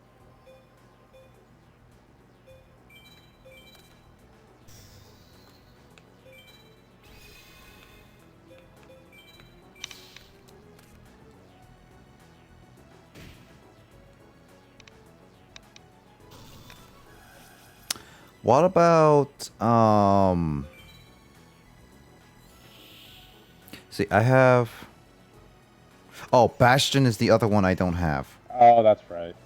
That's the only other character I don't have, I believe. I mean, you could always check your PDA. I mean, that's true, but also, is there any other duelist I have never fought that I can fight now? Though? Do you think there's any? You're asking 3 a.m. me. That was your first mistake. You know, I never learned about that.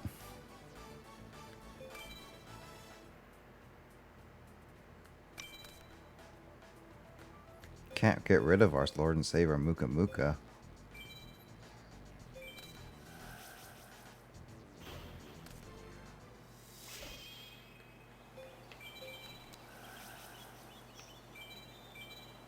I can remember probably 100 to like, or recall 100 to 500 Yu-Gi-Oh cards, but I can't recall all the freaking NPCs and duelists in Spirit Color. Time to look at a list of duelists, I guess. Is there any other duelists that I haven't fought? It's okay.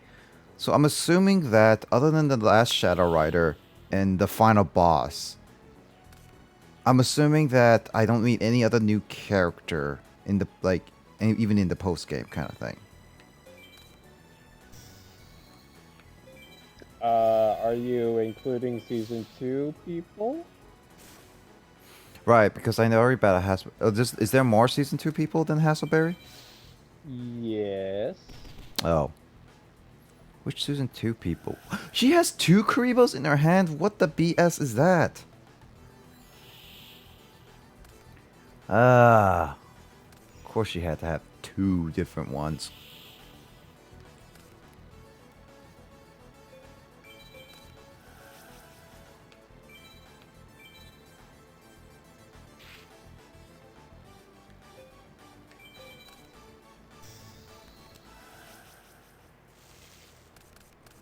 I guess I got rid of that one.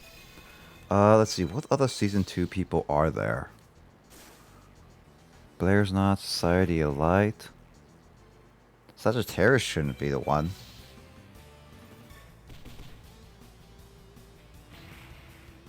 What Season 2 characters are there that's new? Who's related to not Sagittarius?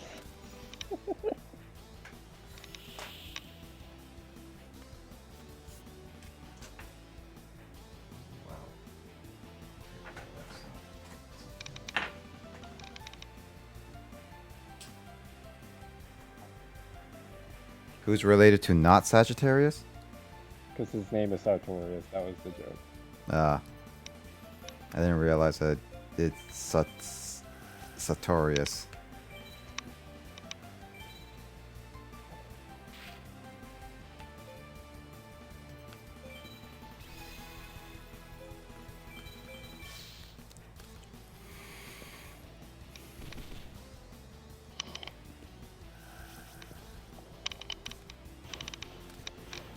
Oh, Hane gets to pick which card which card goes away.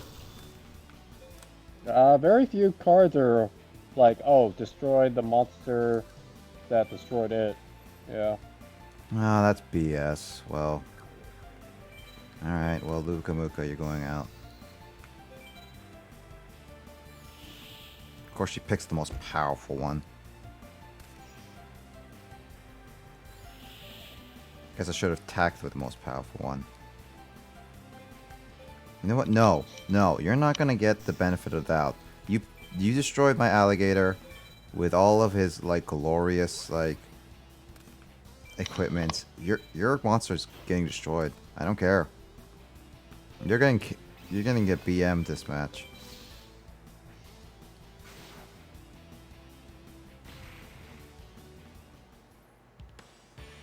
Now give me your digits, lady, so I can stop fighting you for once.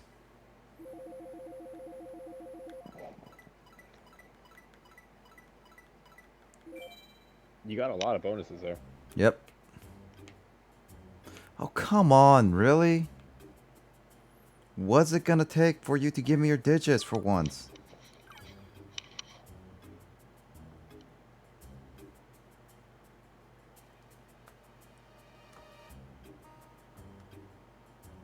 Also, finding you is a pain in the butt, honestly.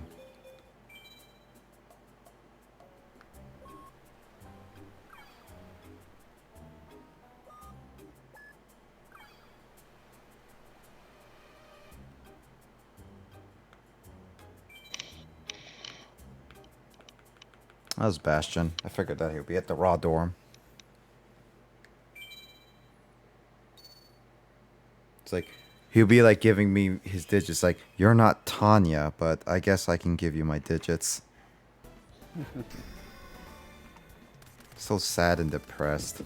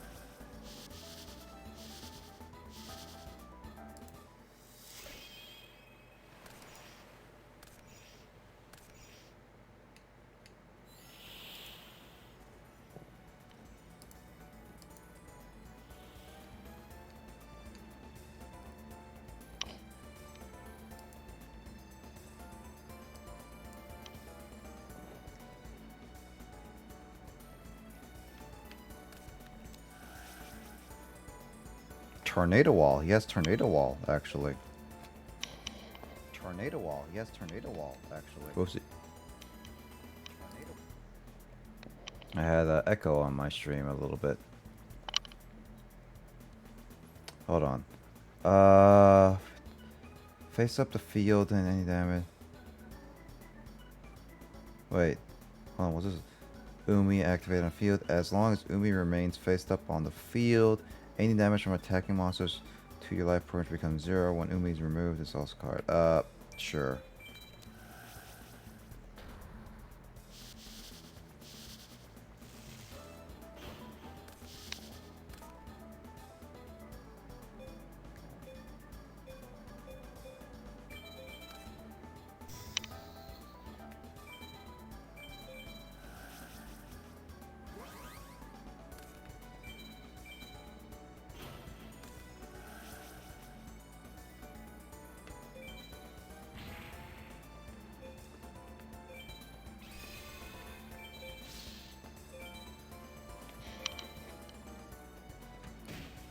1500. Dun dun dun dun dun. 1500.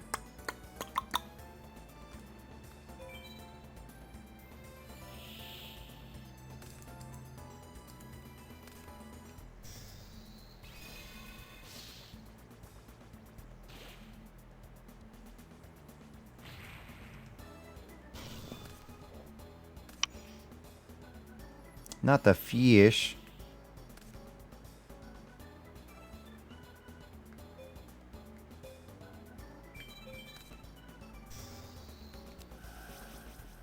Not Muka Muka.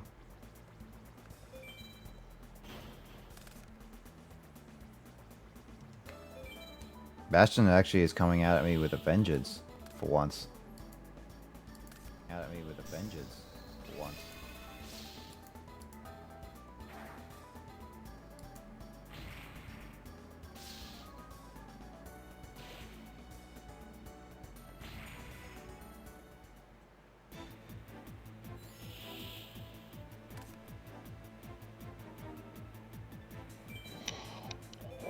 Hmm.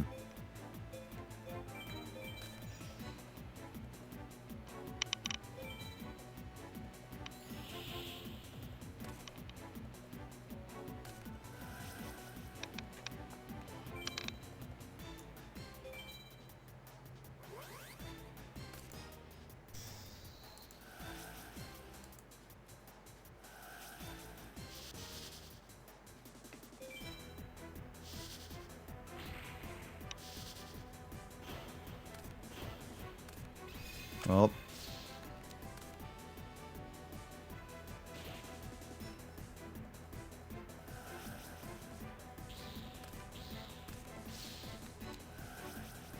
Wow, he actually won against me. Talk about really drawing really well.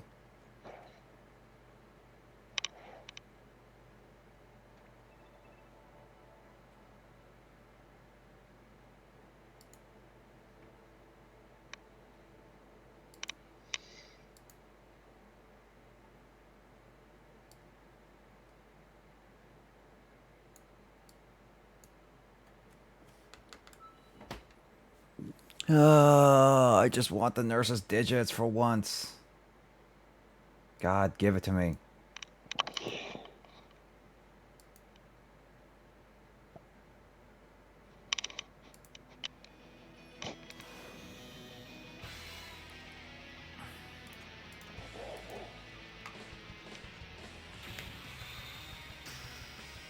Gosh darn it, give it to me.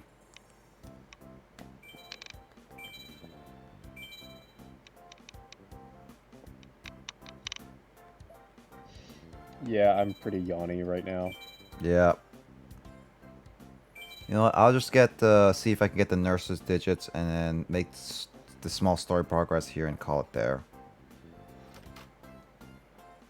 I'll try one more time for a nurse. If I can't get it back, then we're gonna save this off for next week and see if what we can do.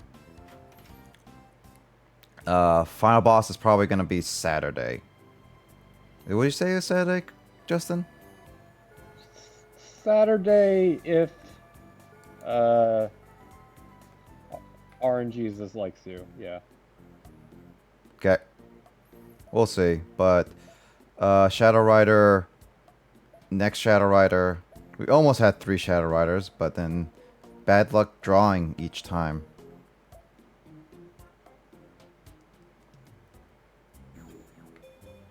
Alright. One more time, nurse. And then we'll call it there. Fight me. Oh, it's a beach. Please. Lady, I'm asking you for one last time.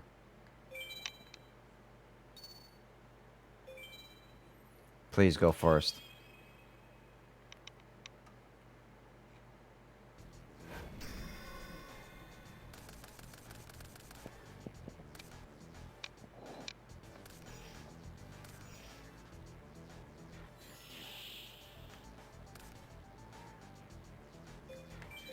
Alright, there we go. Set this up.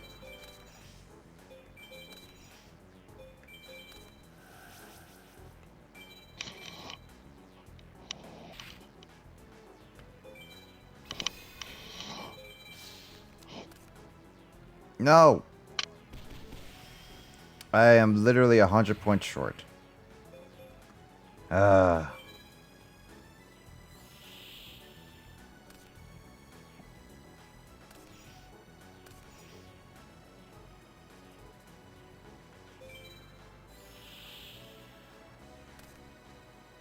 man, it's red.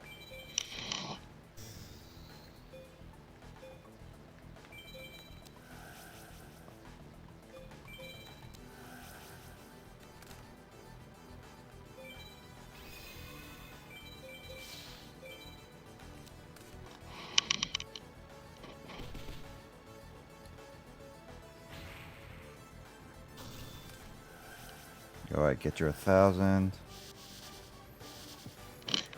You still okay, Justin? I'm here. Alright, making sure.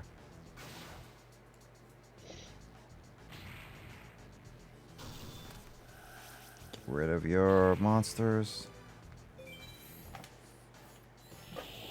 Give me this nurse's light. Why am I having such a hard time getting certain people's digits? Really? It's like... It kind of feels like it's annoying that I sometimes I can't get digits.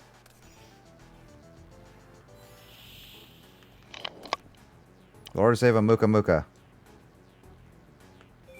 You're not ready yet.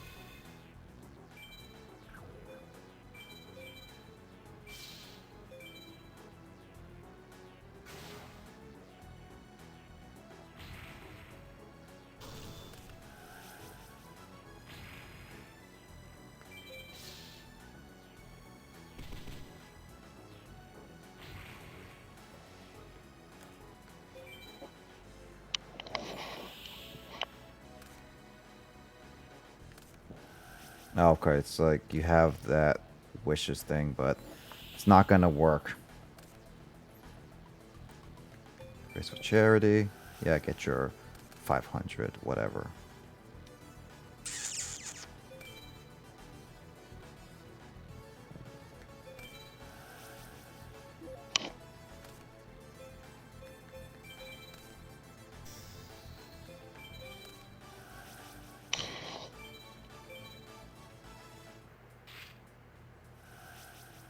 Alright, you got your 1,000 points back, but you're soon gonna lose them, a lot of them. Never mind. Ah. Why did you have to, like, get that card?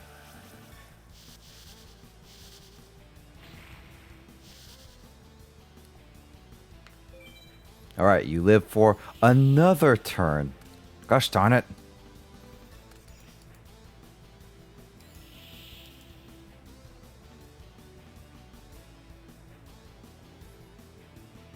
Do you have Discord Nitro, Justin? No. Hmm.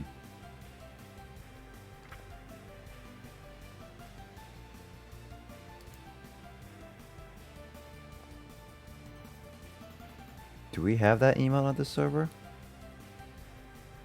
I don't recognize that Pichu Heart. Oh, it's because I got gift sub to Boyd on Twitch. Boyd? He's a Smash player. Oh, you got gift subbed. Oh, that's nice.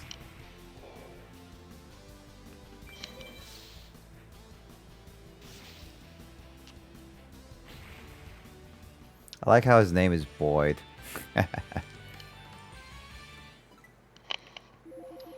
Alright. Yeah, I think I get to next level next stream. I would think so with how much you've gotten, yeah.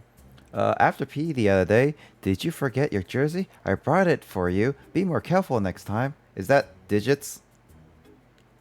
Did that sound like digits? But No. she did give you something. No, I was hoping for digits. When was the last time you got clothes? Satir.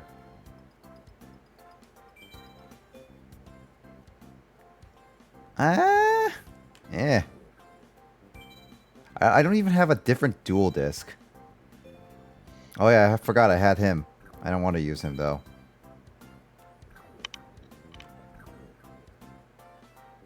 All right. Well, I guess like that's it for tonight. But I would say next time, what we're gonna do is I'm gonna level up. I'm gonna battle last Shadow Rider, and probably grind more to get to level 20, so that I don't think I'm gonna be able to get to level 20 next week, but that also depends on RNG and everything. So we'll see, and maybe the final boss is next week, but definitely the week after that is going to be final boss. But at least with our current pace. That sounds reasonable. Yep. So with that, I wish everyone a good night, happy Snorlax, and stay safe. Also, don't forget to English write compared to Jaden. Abydos the is the most important character. The end. Yeah.